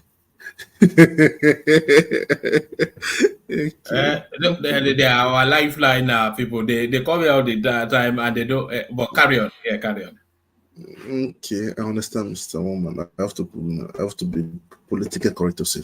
Okay, one thing is that if they can do it as a Christmas gift, end of the year party for them, gift for the South is just release a Nnamdi Kanu. That would be good. That would be great. We thought that they're going to release them a few days ago, but they did not. But let us see. I hope we know that is not the principal problem for me today. I'm sorry to say, Mr. Patuski, Nnamdi Kanu is not my problem. It's not Nigeria's problem. It's the Southeast problem. Sorry to say that. So, Mama, I don't want to say too much about the issue. So let me just rest where I am and sit down, look according to what they say. Just let it play out. I know they will settle it themselves. Thank you, woman. I don't want to say too much. All right, brilliant. So brilliant. So that's the excellent Mr. Triumph. So thank you, Mr. Triumph. We're going to start to wrap it up here, unless anybody else wants any have anything. I'm not spoken here. Oh, yes, I came to you. Okay, yeah. Okay, then War Peace, the final word. Yeah, thank you, Waman. I thank everybody, but I have to say this first. I don't want to call names so that it will not be a rowdy section, because if I call him now, we'll come back to counter. But you can see from his statement is how the people in that region think and how they act. There are two of them on this platform. When one of them came out and said that if I say anything about the Southeast, he's going to insult his father. The other one did not come up to cut. I no, this is wrong. That is not nice. If you want to talk to World Peace, talk to World Peace. Don't go to his father. That's why people can never trust them. There was a day here when things were going on during the election, when one guy came in wanting to talk down on the action of the monarch in Lagos. And other few people can't say, no, it's wrong. You can't do that. There's sometimes here when people were talking about the West, I'll see how Ijele, because sometimes I come in and say, no, it's wrong. That's how you get respect. That's how people trust you. But this other guy was talking, and his brother here could never content to say, no, it's wrong. Well, let's put that aside. Now the Southeasterners has come out. For me, I don't know what they want. When this incident started, they said everybody should back out. The Southeastern problem. That insecurity in their town, sit at home is for them. Are they complaining? Then fine, everybody backed out. Now the problem is consuming them. They are crying that everybody should come and support them. Now people are coming to support them now, and they are still the one accusing the people that they hate them. In short, I don't understand what they want. It's like you have a broken leg, you go to the hospital, you'll be telling the doctor to give you Panadol for headache. How would the broken leg heal? Yes, I invited the guests, and I pray I will invite more. Some of the guests don't want to show up because of the way the people have been because of security, the way they are attacked. But I'll try and bring one more guest in here to talk about this incident. If you guys feel Ijele was too frontal, I'll bring on that gentleman that is more calm. But I don't think he will say anything different from what Ijele is saying. Probably he will just say in a more calm voice. He has a big platform too. I have so many people in the Southeast that I have contact with. We talk. But you don't see me coming on one man should be shouting every day. If you know the videos I have in my phone, facts I have in my phone about Southeast, I don't think anybody will stand to talk to people or anybody who trust in Southeast. Like they are point that is nobody to trust. Sorry, what piece? But I'm quite keen that it's not our Southeast bashing. We were really just talking about the guest. No, I'm not bouncing about. Sorry, I want to talk about what Ijele talk about. But Ijele came out to point out the problem in Southeast so that we can find a remedy to it. Now people are taking it personal, like it's insulted them. That's the part I don't understand, and that's the part that's getting me confused. If my brother Kene is advocating that the insecurity in Southeast, I think people found his language a bit robust. I think that's probably okay. Then he came to point out to the direction, like, look at where there's insecurity. Look at the people portraying insecurity. It's both political and both criminal minded. Then we can debate on it. If you call some names that you don't believe, you can't no, I'm not sure this man is involved. Then he will bring his proof. But taking this person aside, drawing the tribal and the eighth game, it will not help anybody. And this will not help any of us. If we want to settle the problem of Nigeria, we'll come together collectively and find a problem to it. Yes, you people know the problem of that region more than us. But we cannot solve your problem if you don't tell us the problem. So we should drop this tribal sentiment, and we should drop this. That's the only things I would want to say, but for me, I don't keep hate in my mind for too long. But I will apologize to Oga Jalkoko how Ijele was responding to you. You could understand the time Ijele is responding to people was the time that he was not on the platform anymore. So he was speaking via phone. So he didn't know who was talking. And if you are fighting like Ijele, if you've been in Ijele's shoes, you would understand what this guy is passing through. Look outside the Kubo, just a little dose of Sharifu got for insult and blackmailing. He didn't know when to show gun. He was on the media outside threatening and be showing guns. Because people just insult and insult and insult and insult and insult him. You will be on your own platform, you insult people. The people will not talk to you. They will be on their own platform. You still come to their platform and insult them too. This is not nice. So right. sorry, Ajale Koko. Yeah, I wish he was on the platform. I wish he was on the platform. I want to shut it down now, Joel. So I don't want it to. Joel, I don't want to take any. What you said today, I don't want to take any question. I don't want to take any. I don't want to take anything. No. No. Sorry, this is my time. If you get to take a second, no. Joel, sorry, I'm not using it from you. I'm not using it from you. I'm not using it from you. I'm not using my time for you. I'm not. All right, Let me speak. Bring it on. Because you cannot insult somebody from your company, expect me to talk to you. We Beninese, we are very different. We don't joke with it. So don't expect me and you be joking here. I don't think you've worked older than me by age or anything. Any immigration, we are not in the same platform. Anyway, people, Jericho, I'm sorry for that because the man was not on the platform anymore.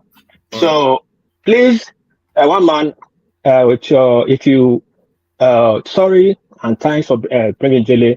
I'll try to bring another guy in so we can talk and find a solution to the Southeast problem. I don't hate the Southeast. I'm looking for a solution to it. So everybody have peace. Thank you, one man, and I'm out. All right, brilliant. So thank you, Wapis. So thank you, Wapis, and thank you, everyone. It's been an explosive session, we have to say. But we come up to the 6-hour mark. Thomas is not available, so we start to round it off here. I wonder if Ajale Koko wants to round it off with just a very, very short parting words. Ajale Koko, do you want to close this off for us? Okay, I don't think we have Ajale Koko. Oh, soon on you. Ajale Koko have gone to bed though. All right. So Ajale Koko has gone to bed. I was going to say let us join him, but we are not joining him. Let us go to our individual beds. So thank you, everyone. We'll reconvene for tomorrow, and thank you especially for the GoFundMe people and the super chats, of course. I lost connection, so I lost the streams of the super chat, but essentially it was Ayo all the way through, as always is the case. So thank you, Ayo, for the for the super chat. And by the way, other people can join Ayo in that space. I recall a day that Ayo was not around. We had no super chat. So So other people, you see that dollar sign at the bottom of the comment section is available for everybody's use. It's not just for your butter. Thank you, everyone. And thank you especially for to Ijele Speaks for coming to illuminate the space. So thank you one and all. We'll reconvene tomorrow and do it all over again. And peace.